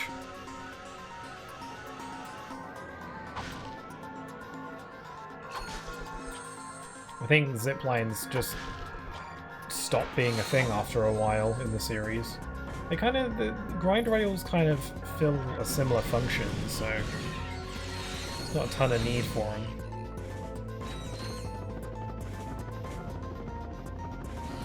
Yeah. Actually, I think zip lines just stopped being a thing from Tools of Destruction onwards, actually. I don't recall.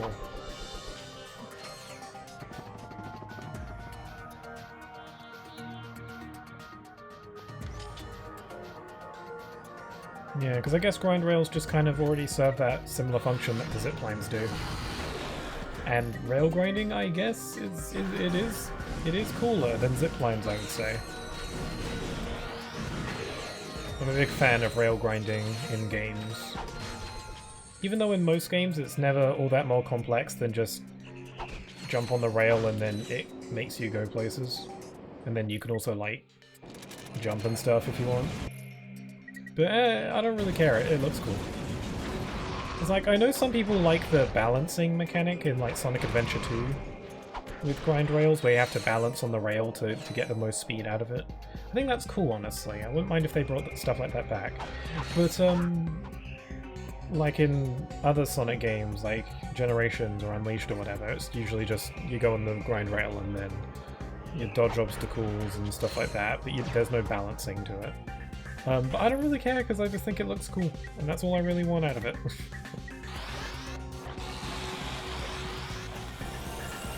Oh.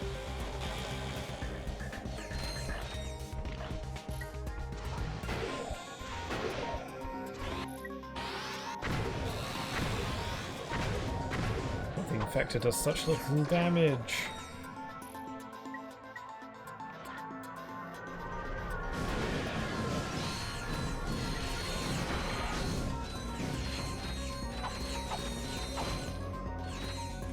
You know, I've been thinking about this for a bit now, so I feel like I should just at least say it once. But when I shoot the lava gun, it kind of feels like the lava gun is peeing. That's kind of like what I feel like this reminds me of. Okay, I just had to get that off my chest.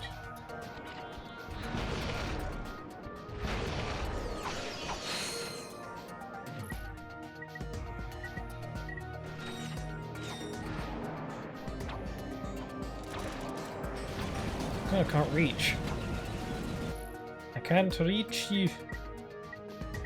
Maybe if I just get closer. Nope, still can't reach. What if I just, you know, do this? There we go. God, that thing just kills him in one hit. It's crazy. Flux rifle overpowered. Oh, there's Skid. Cover me. I can't believe I never noticed that Skid's name was a pun. Skid McMarks. Skid Marks. I literally didn't know that until someone pointed that out. I think it was when I was playing Ratchet Clank 1 a few months ago on stream. I think someone in chat pointed that out and I was like, oh my god. I never noticed that his name was a pun. I don't know. Some people still get surprised over Tails' real name being a pun, miles per hour. Some people still get, like, thrown over that, so, you know. I feel like I get a pass. I could hack into that generator and Tails is a way more iconic character than Skid. Dudes, I brought this. Stand back, bro. I'm like a trained professional and stuff. Don't try this at home. Oh man, it's busted. Oh wait, never mind. Incoming call. Just a regular, like, crowbar seems so primitive for this futuristic world.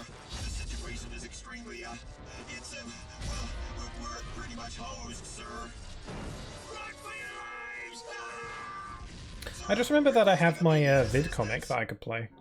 Whoa! I guess I'll be canceling that hoverboard trip to Blackwater City. The Rangers need our help. Let's go. I'll, like, catch up with you guys? I think this lock is gonna take a while. Okay, give us a call if anything comes up. I like Skid. He's an idiot, but like everybody in this game kind of is, and he means well. He's a good guy. I like him. Oh, we can get the disc blade gun. I could go to Blackwater City. I think I am going to go to the Phoenix and do that vid comic before I forget about it. Because I don't want to get like another one and then I have to do like 2 or 3 in a row and then they pile up. I think I'd rather get them, do them when I have the chance.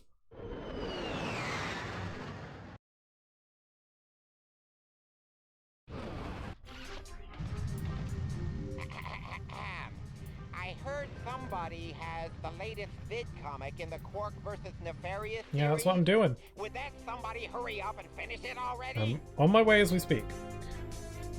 Where's the controller? Oh yeah, so okay, it's not showing it because I was gonna point this out.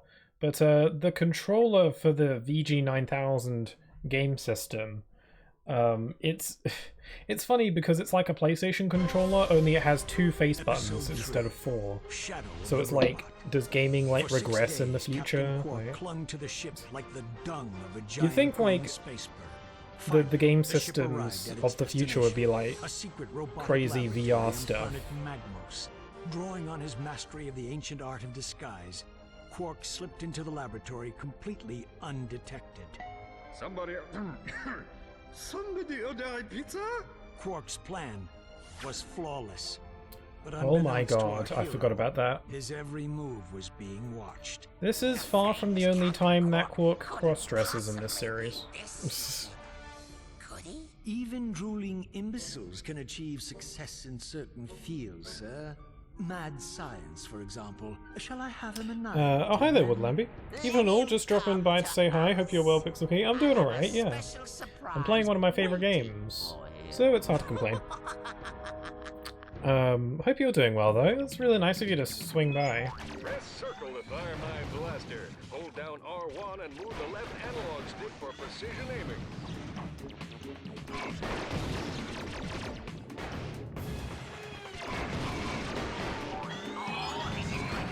Yeah, I kind of like these 2D sections. They're not that great. I would take... Well, they're not that great, but I do like them quite a bit. I wouldn't... Like, there's 5 in the game, and I wouldn't exactly want any more than that. But... they're fun for what they are. They're really simple.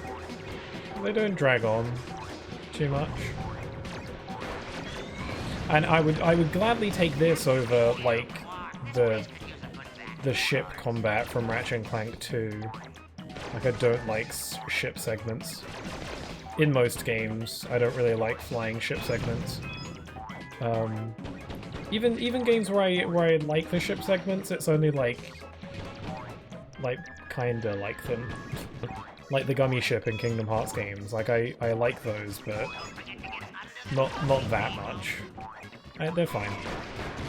It's just not my thing. This is why I'd never play games like Star Fox, because I know that's primarily ship flying, so I don't think I'd be into that. Well, I don't know. Maybe a game that's wholly designed around ship segments would be more fun, I don't know. But yeah, I don't like the ship segments in Ratchet & Clank 2, so I'm glad they didn't bring them back. It feels like they would have brought them back if they had more time, because, you know, this game was rushed, so I feel like they would have brought back ship combat. But, yeah, whatever the reason for them not doing that, I'm glad they didn't, because I didn't like it. Yeah, I gladly take this over ship combat. I think the thing about ship combat in Ratchet & Clank 2 that I didn't care for all that much is it was just very disorienting. You can just go like up and down and all around, and you can flip upside down, and it's just like, ooh, don't know where I'm going.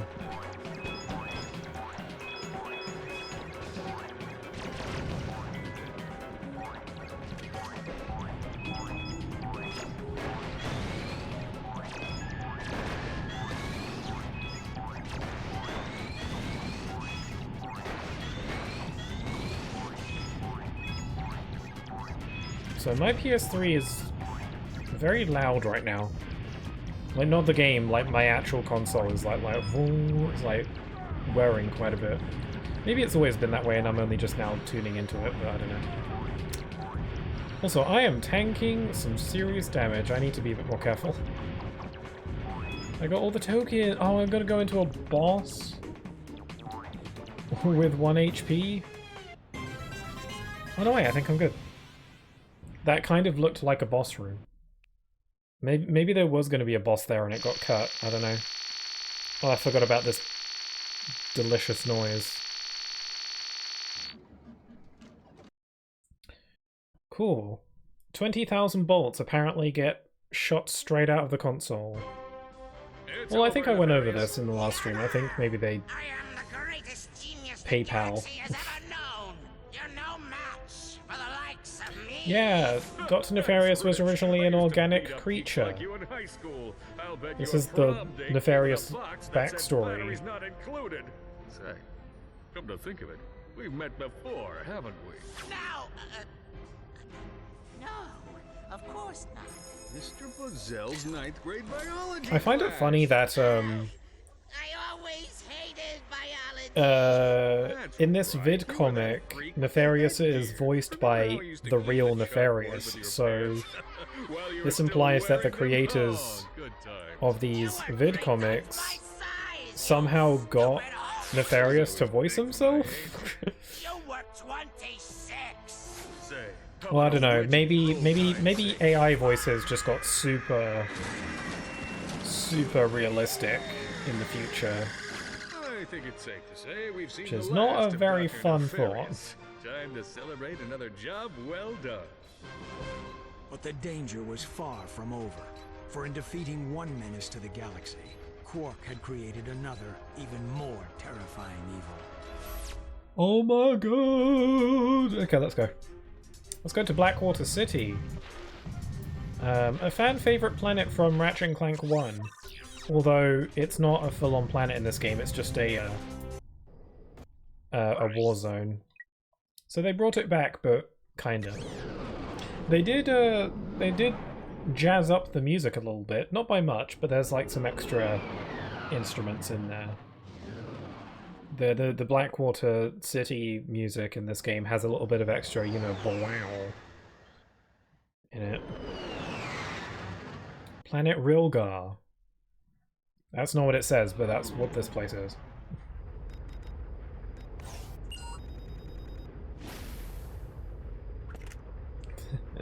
I really like that little scene of them jumping out and then Ratchet putting Clank on his back. I don't know, that's a really charming little scene that they don't have to put, but I like it.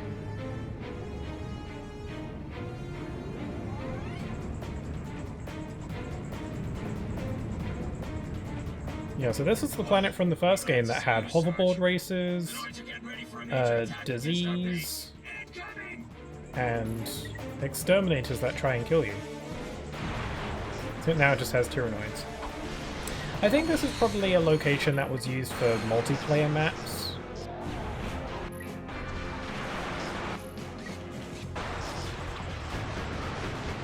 Like, I think this might be a little snippet of one of the multiplayer maps, maybe. I'm not sure. I never really looked into any of them.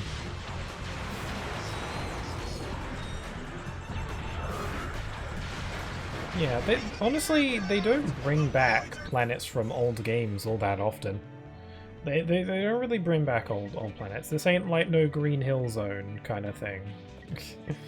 I will say that probably the most reoccurring planet in the series is probably Planet Kerwan or Metropolis.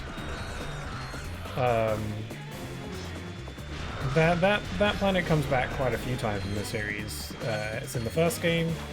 It's in this game. We haven't been there yet, but we will. It's the tutorial planet for In Tools of Destruction. It's also in the movie game.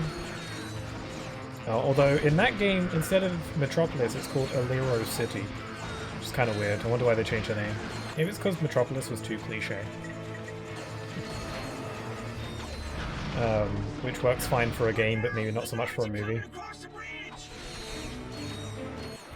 I think maybe Ratchet's home planet Veldin. I don't think it's as recurring as Kerwan, but that's also shows up a few times. But apart from that, they don't tend to bring back old planets often, which is you know, it's good, variety and all that. Again, a lot of people are tired over like Green Hill Zone constantly coming back in Sonic games. I've said so before, but I don't really care all that much about stuff like that. Like, they can bring back Green Hill Zone if they want. I mean, I don't think they should, but if they do, then I won't complain all that much about it. But I think other people are very right to complain, because it's not good that they do that. Like, I don't care that they bring back Green Hill, but they should probably stop doing that, because people are starting to get actually really annoyed by it. I mean, people have been getting annoyed that Green Hill keeps on coming back for years now, but they're really pushing it at this point, so they should probably stop doing that. Again, I don't mind, but they should stop. Same for Chemical Plant. Like we like these places, but this is like a how-to guide on how to make iconic locations become hated locations. Green Hill Zone is nice, but you gotta use it sparingly. There's a time and a place to use Green Hill Zone. I think Sonic Frontiers might have been like where it started to really push it, because all the cyberspace levels in Sonic Frontiers were reused. Green Hill, Chemical Plant, Sky Sanctuary, all from Generations, and it's like, yeah, you're very obviously just reusing assets at this point. Also, Gloom, you redeemed a random fact about the current game. Well, don't mind if I do. I hope you're doing alright, by the way. I feel like it's been a bit. Oh, sorry if you just feel like lurking today. Random fact. Random fact about this video's game. I already used up my voice actor fact earlier. I'm sure to come up with something.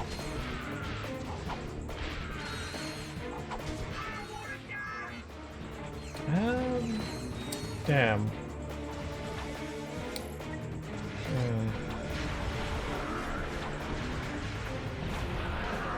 Man, I know I have lots of facts about this game, that's what's frustrating me. It's mainly because I keep on saying them as they become relevant in the game. So I kind of use them all up.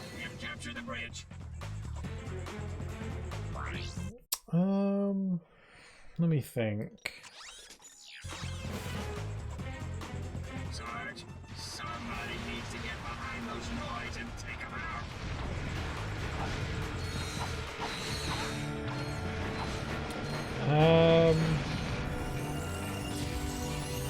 let me think. Okay, this isn't a random fact that relates to this game specifically, but it is a random fact that involves this game, I guess, and the series in general. But this game uses the gadget manufacturer from the first game, Gadgetron. In the second game, the entire story revolved around Megacorp. So all your weapons and gadgets that you got were all Megacorp products. This game goes back to Gadgetron because this game takes place in the same galaxy as the first game. And I think Gadgetron is used in a couple other Ratchet & Clank games. I think it's used in Deadlocked, and I think also in Ratchet & Clank Size Matters. But from after that, they don't really specify the weapon and gadget manufacturers in the games as much these days. I think in Ratchet & Clank Tools of Destruction, it's Grummelnet. And they continue with that in A Crack in Time, and maybe into the Nexus, I don't remember. But and then in Rift Apart, I think the weapons manufacturer is just Miss Zircon. So yeah, Gadgetron stops being a thing after a while. But that is my random fact. It's a bit of a iffy one because it's not that much of a fact about this game, but it's something.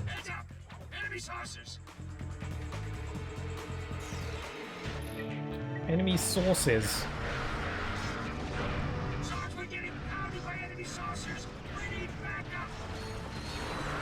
We're fine. These guys are freaking out over nothing. My disc blades literally kill them in one hit. I'll bring in some extra backup, shall I?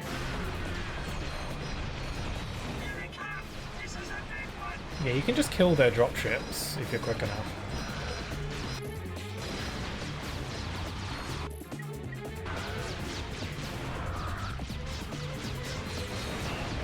But I just love the carnage of this game. Because this game hones in a lot more on the combat side of things, that means there's just more carnage and chaos in the combat than before. And it's fun. That's the last of them. Blackwater City has been secured. Yay, we got the gravity boots. That was a close one, Sarge. Thanks for the backup. I tripped over these gravity boots while I was running from the Tyrannoids. I believe they're your size. Cool. The gravity boots. So Ratchet basically has 2 pairs of gravity boots now because he already had some in the Ratchet & Clank 2. Yeah, the gravity boots are basically an upgrade of the Magna boots from the first game. In the first game, the Magna boots allowed you to walk on magnetic surfaces, but but because they were magnetic, it was very slow. Jeeves, activate the cloaking device. And you couldn't jump or use weapons. But the gravity boots aren't magnets, they're gravity boots, so you can still jump and run and use weapons and stuff. It's way better. Disgrace my set for the last time, kid. Take up basket weaving. You're fired. Get me the monkey. I'll see you at the trailer, Clank. Why isn't this outfit an outfit that you can unlock with the skins? Not that I would want to wear it, but still, they've already modeled it, so... First, you narrowly survive a series of death-defying stunts, yada yada. You defeat the Terror of Talos, yada yada yada. Finally, you rescue the Baroness, played by the lovely Miss Courtney Gears. Celebrity cameos. And action! I think it's pretty creative that one of the henchmen, then chase Maximilian out of the bar. Try to make it look real, all right? I think it's pretty creative that they make one of the Clank levels in this game an episode of the Secret Agent Clank show, like, and you're filming it. I think that's pretty creative. We already have the Brigand right from the get-go. Yeah, I'm gonna destroy all these. And yes, this ends up becoming a full game, Secret Agent Clank on the PSP, which I actually do intend on playing. I wasn't going to play it, but then they added it to the PlayStation 5 store. So I was like, well, it's here, so I'll give it a go. I have played Secret Agent Clank once before, but I don't think I ever beat it. And it was years ago, so I don't remember most of it.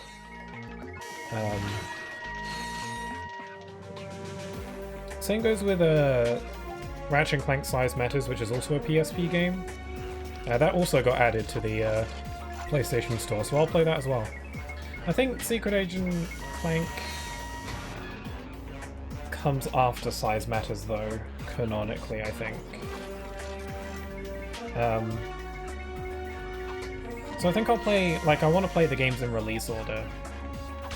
Or canonical order, which is basically release order, I guess. So I'll probably, after this game, probably go through Ratchet Gladiator, or Ratchet Deadlocked.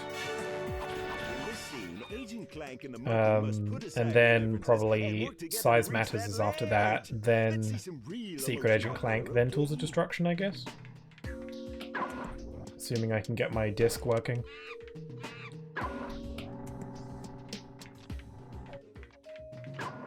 Okay, we gotta get the monkey. Get the monkey. Get on the platform, monkey.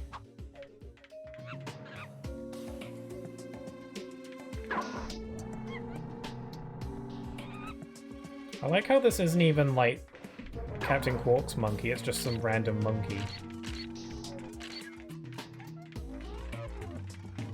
Man, working with animals on TV sets must be difficult. I know they probably have like professionals and trainers for that sort of thing, but still.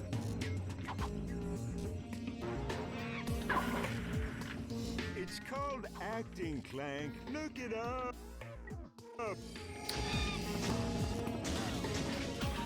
One more time. Oh god, do you have to do this again if you die? I mean, from the beginning? Crap. I'm just doing another take. Okay, fine.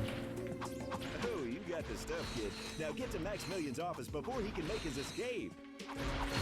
This is very, like, I like how Clank is in incredibly very real danger recording this, this episode. What's that called? Is that method acting, or is that something else? Where there's like, not genuine danger necessarily, but there's like realness to it. For authenticity. So can I go on these little these machines? No, I cannot. They're not vending machines, they're slot machines. Alright, you're doing great, kid. Now, avoid the lasers and meet up with the monkey in the casino parking lot. Whoa, okay, that was really stupid. Note to self, don't activate the exploding slot machines. The stuff, kid. Now get to Maximilian's office before he can make his escape. Okay, Clank is hot on his tail. Maximilian tries to shake him off in rush hour trap. Cut! All right, people, let's take it. Wow, I suck at this. I promise I don't actually suck at this. I'm just being really impatient. Clank doesn't know any karate yet. Maximilian's office before he can make his escape. Okay, Clank is hot on his tail. Maximilian tries to shake him off and so hi there again, Crow. I love a good chase scene. One thing that's interesting to me is how they expand on Clank's moveset. Like Clank's combat isn't the greatest. He mainly only just does a 1-2 punch, and that remains pretty consistent. But in Ratchet Clank: A Crack in Time, he gets a melee weapon, the Chrono Scepter, which allows him to do like a 3-hit combo with a down slam attack, which is a lot more fun than his regular 1-2 punch. I know that the idea is that Clank isn't a fighter, so they make his combat really simple. He's more of the puzzle solver, which is fine and all that, but you know, having a big stick to hit things with is fun.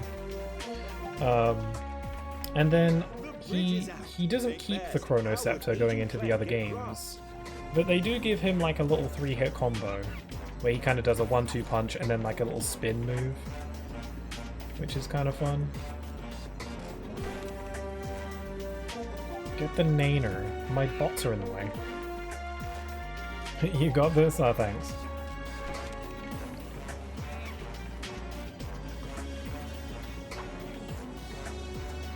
Yeah, I'm interested to play Secret Agent Clank. Most people don't like it, and I think it's probably for a good reason. But I really want to try it just because I'm curious to see what it's like. Like, is it that bad? I'm sure it's not that bad. Probably not that great, but I'm curious to play it. I think I'd still have fun with it. I'm pretty sure Secret Agent Clank is like the only Ratchet Clank game that isn't really canon. Aside from the movie tie-in game, but that's pretty obvious. But I think, yeah, Secret Agent Clank is like... Well, then again, I don't know if size matters as canon. Usually when it comes to whether or not a game or whatever is canon or not, my usual rule is there any reason as to why it's impossible for it to be canon? Like, is there any reason as to why it absolutely cannot be? Because if it's possible for it to be canon, then sure, make it canon. Secret Agent Clank, the game, is definitely not canon because it just can't be, because Clank is not a real secret agent. But like the Secret Agent Clank game implies that he always has been. And this game very clearly establishes that Secret Agent Clank is a fictional character in a TV show. So yeah, the Secret Agent Clank game is pretty unanimously not canon. And then the movie game is not canon because it's based on the movie, and the movie is its own separate universe. And then, I don't know if Size Matters is considered canon. It wasn't made by Insomniac. But again, I don't see any reason as to why it can't be canon. Aside from the fact that Ratchet's a bit of an arse in that game, from what I remember. And that's pretty out of character, but I don't know. Mild character inconsistencies isn't enough for it to be not canon in my eyes.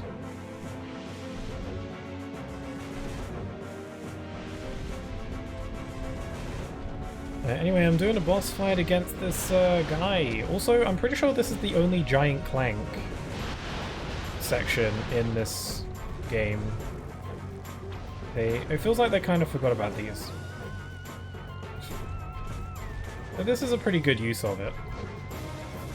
To have it be a part of like the Secret Agent Clank episode that you're filming. That's pretty cool, pretty creative, pretty fun. They stopped doing Secret Agent, they stopped doing Giant Clank after a while.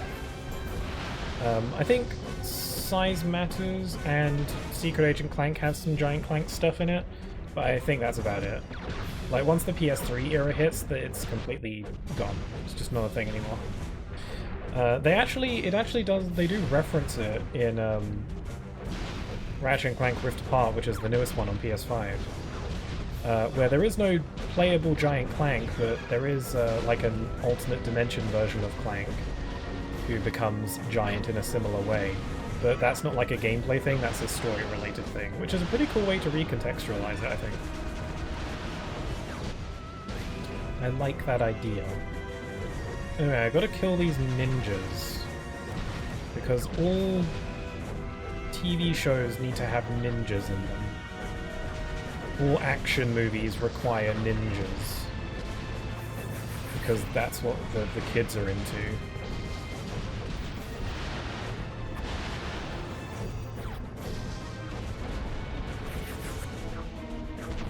Oh, I can strafe this giant Clank, that's neat.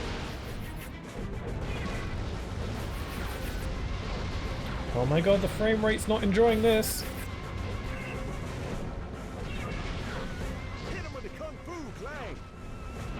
Okay, where is he? I'm actually losing.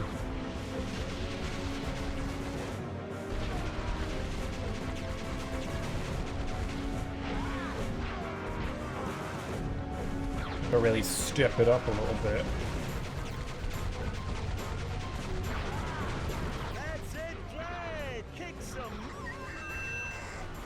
Ah, you got censored. Oh my god, the game is a chugging. He's nearly dead, come on. Got him. I win! I killed him for reals. If you die in the game, you die for reals. All in a day's work. Cut! Printed! That's a wrap, people! He didn't even need to use those special transformation pads. Gonna love it. You have no idea what a thrill Even the critics are gonna love it. That's good. by a big hunk of titanium alloy like yourself. Perhaps now you will tell me what Dr. Nefarious is planning. I have a better idea. Why don't you ask him yourself? Uh-ohs. I have a present for you, Snicky Wookums. She was actually evil. Courtney Gears is such a random character. Like, I don't dislike her or anything, she's just kind of random. Is someone there? I seem to... Agent Clank, it is an honor to finally make your acquaintance. I have been following your exploits ever since your first mission, when you defeated the mind-stealing snot beasts from Dimension X. I believe there has been a misunderstanding. Secret Yeah, I Agent like how Clank is merely even a fictional Nefarious character thinks I that play Clank on is a actually a secret agent. I can't. It's not right. You're my cousin's uncle's son. Squishy lies is something my twin says to me sometimes. They quite enjoy that line. You choose to bow and scrape before the squishes. Where is your pride in who you are, Agent Clank? Organic life forms have as much right to inhabit this galaxy as we do. I see no reason to exclude them. I will give you a reason. Join Clank has such a good conscience and moral compass. And he's always right. He feels like Clank is just always in the right. beloved squishies into the black hole of oblivion. So I've got a ringing in my ear. Meanwhile, at Clank's trailer. Clank should have been back by now. What could be taking him so long? Such a random way to start this. Okay, so we got Clankless Ratchet segment. I don't think there's any other times where you're without Clank. Oh wait, there is one boss fight that you have to do without Clank because of plot reasons. Also, my gun got better. Yay, a shock blaster.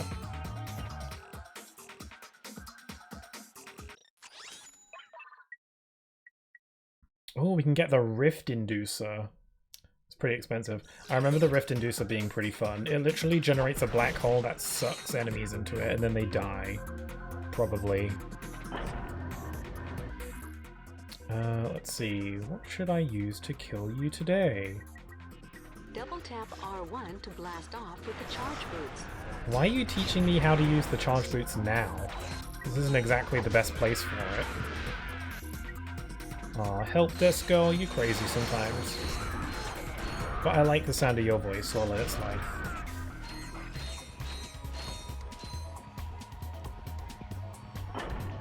Whoa, hello.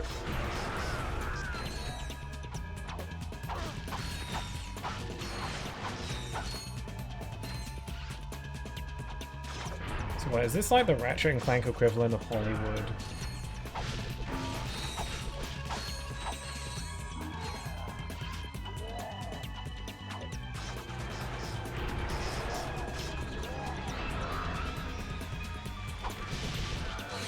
Got a bolt multiplier upgrade. I think my weapons are doing well in the leveling up department. No, my new weapons are getting caught up well enough.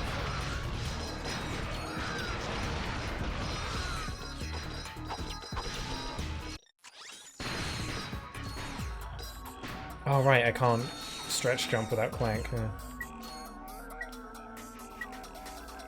Well, we got a hacker. Oh, this one has 4 stages? Oh, that's bloody brilliant, isn't it? I love that. Loving it. I'm really a ba-da-ba-ba-ba. I'm just gonna really lock in. I mean, these aren't difficult or anything. They're just kind of long. Just a bit tedious, just a bit. It's not like super tedious, it's just kind of really, it's like reached the tedious threshold by a little bit. If it was slightly less tedious, it wouldn't be tedious. It was just a bit faster. It's just really like, it's like barely in the tedious threshold. It's just slightly over the line. Whoops. Must consume the green. Maybe this is the dev's way of encouraging children to eat their greens. Maybe. Probably not. It's probably, it's a perk. It's an upside. If some kids choose to read it that way, that's only a net positive, I'd say.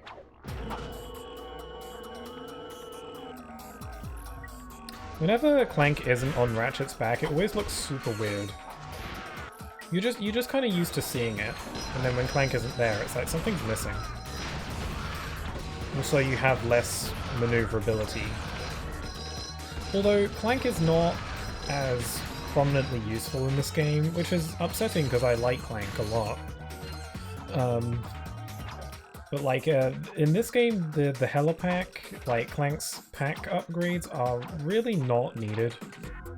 Like you never really need them because they made Ratchet's double jump way better in this game, so you don't really need Clank's high jump anymore. And then like his other packs aren't really all that helpful either.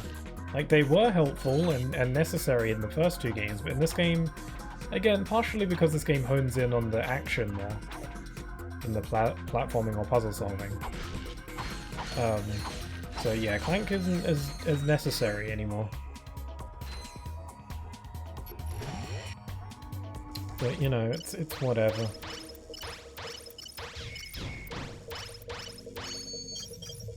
So yeah, Clank's absence isn't felt as much in this game compared to the others.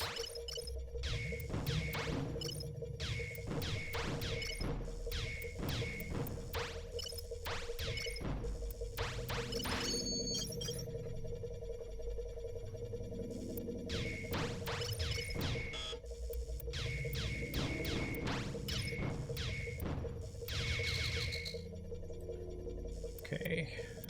Pew pew pew pew pew. Give me some more greens to consume. They got these like blue barrier things that just prevent you from doing stuff, and that kind of slows things down as well. Doesn't really add any challenge, it just kind of makes things a little bit slower.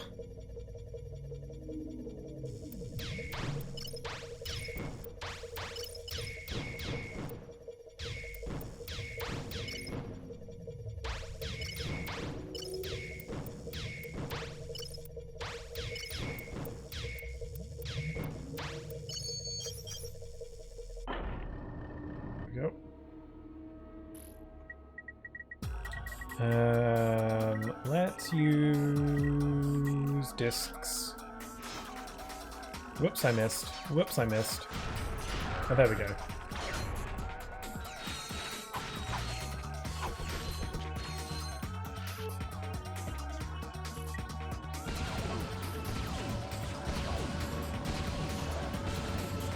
My Hollow Shield glove will be fully maxed out at this rate.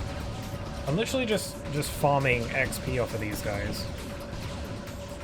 It's so easy. Because like, I kind of just want to get this weapon maxed out just so I don't have to use it anymore. Because I just kind of... I'm not really a big fan of shield weapons in this series, so when I get one I kind of just like, yeah, I'll use it. And then I'll focus on maxing it out as soon as possible so I can stop using it. I mean, I don't even have to use it in the first place, but... as I said before, I like to use every weapon and upgrade every weapon. And look how much XP it's already getting in the top left. You can already see it's just generated a bunch. It's almost halfway leveled up. It's going to get maxed out in a little bit. How powerful are their laser shots that it's generating this much XP?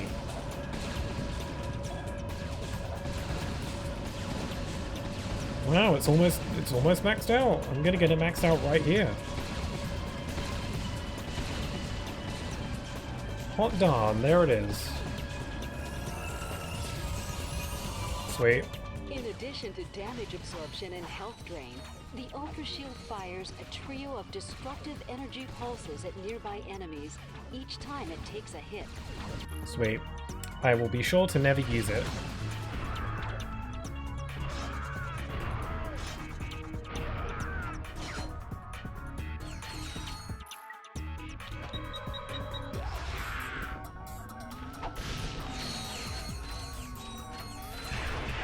Oh, hello.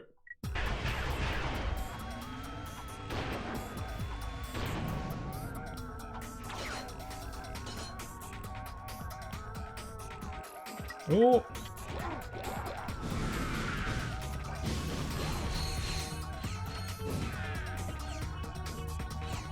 Okay, there's a lot of guys. Let's use my Annihilator on them.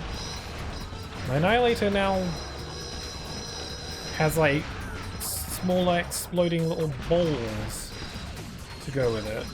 Also, why is Ratchet aiming downwards? What's he doing? Ow! Why is he facing downwards? What are you doing? I can't aim properly if you're doing that.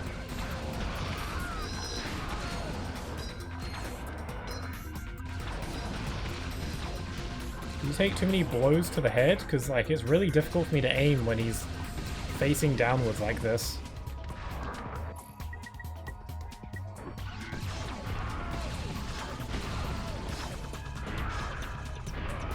Oh no, he's got droopy ears.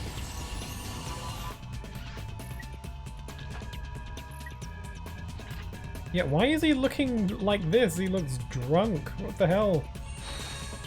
This only happens with the two-handed weapons. What if I switch? No, that's normal. He only does it with the Annihilator. What's that about?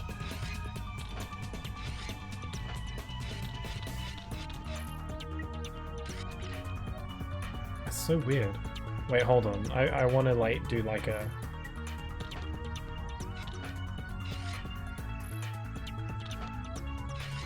I want to do like a... Wait, he moved. That's pretty good. I wish I could zoom in. Pretty creepy. There's an Inferno box, I'll ignore it.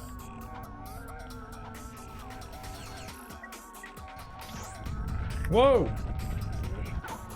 What the hell? I couldn't see. Try that again. Ah! Everything goes pink. What's going on?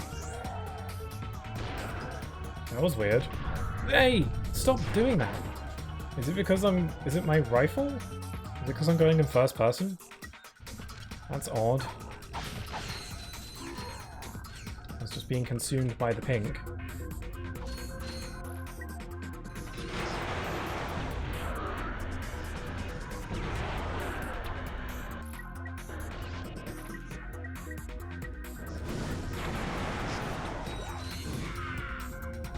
Whoa!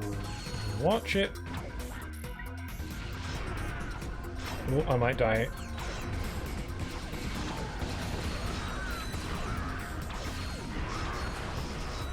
Ooh.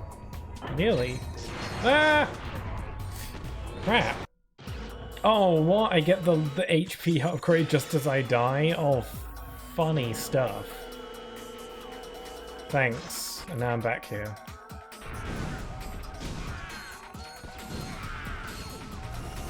Oh. More XP for me, I suppose. I should be using my Infector. I gotta level it up. The Infector's another weapon that I want to try and level up before all the others so I can stop using it. So I don't have to worry about it anymore.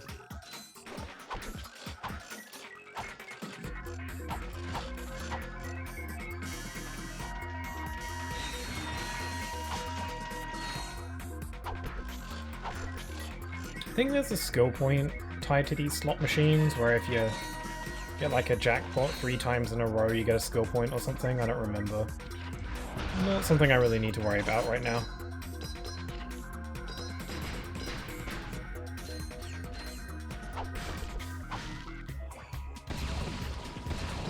Man, why does this movie studio have so many death pits?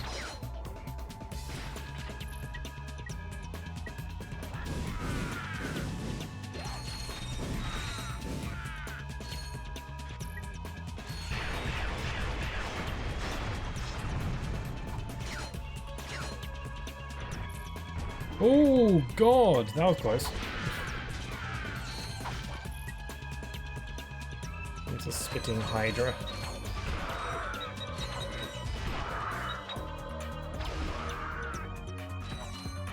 Spitting Hydra's actually pretty fun. I feel like I gave it the short end of the stick last time. In the last stream. I think I underplayed its usefulness. It's pretty good.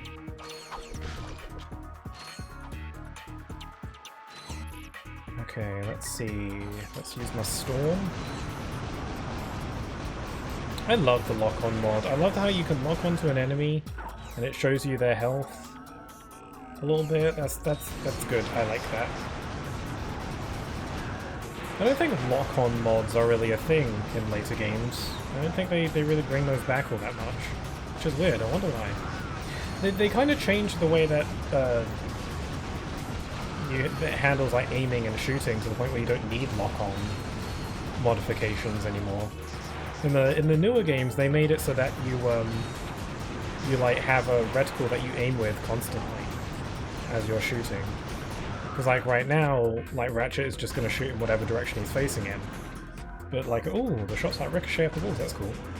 But in like the newer games, it's kind of like you're constantly aiming with the right stick. Constantly, and you can move up and down all the time. No matter which way the camera's facing, like Ratchet's always going to shoot like in front of him. He's not going to shoot upwards just because I'm moving the camera upwards. In the newer games, there's a reticle that where you can like go up and down and all around to aim as you're running around.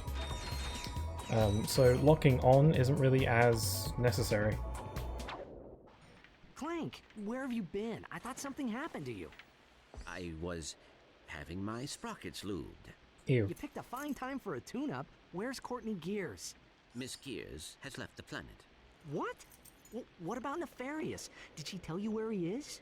Dr. Nefarious is aboard a star cruiser called the Leviathan. The Leviathan is a pretty Nice cool job, name Clank. for a star So, cruiser. I'll just call Sasha and have her track down that star cruiser. Uh-oh! Clank has red eyes now. I do like that there's a certain amount of like mystery there, because like you don't know, because like red eyes is like, you know, evil indication, but you don't know if like Clank has turned evil, if he's been brainwashed or tampered with, or if he's genuinely turned to the dark side. That's very unlikely. Or if it's like not the real Clank.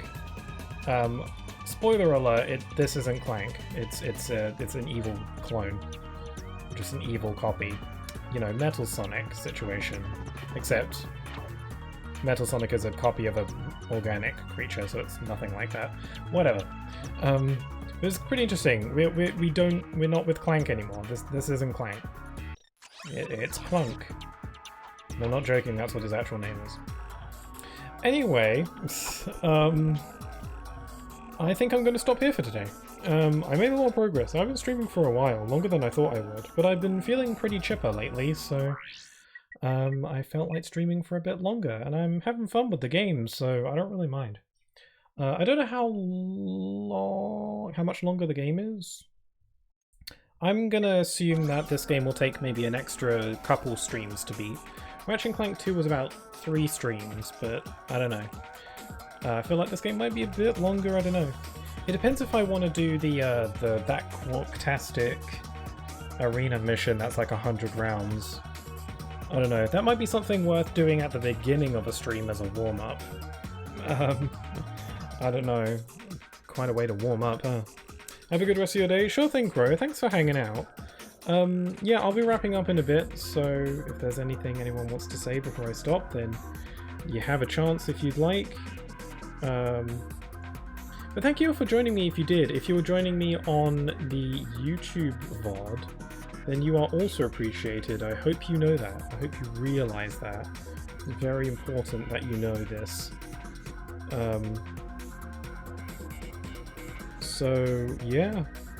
I'll be streaming next on, I think, Sunday for some more Final Fantasy VII Rebirth hard mode. If you want to join me for that, by all means do so.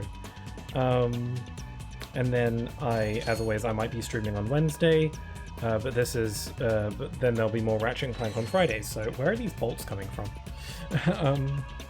So yeah, join me for that if you'd like. And thanks again for joining me. I had a lot of fun. I'm just having fun playing this game. I like it a lot. I do so very much enjoy this game. So I hope you have a good rest of your day. I think I'll go ahead and conduct a raid. Because my friend Natsu is streaming right now. Looks like they're streaming Infinity Nikki, which is that I think it's like a gacha game, but it looks pretty cute. So go ahead and go over there if you'd like to join on the raid. Once you're there, you can either just say your piece and leave, or you can stick around, do whatever you like, but whatever you do, all I ask is that you be friendly and respectful and all that stuff. I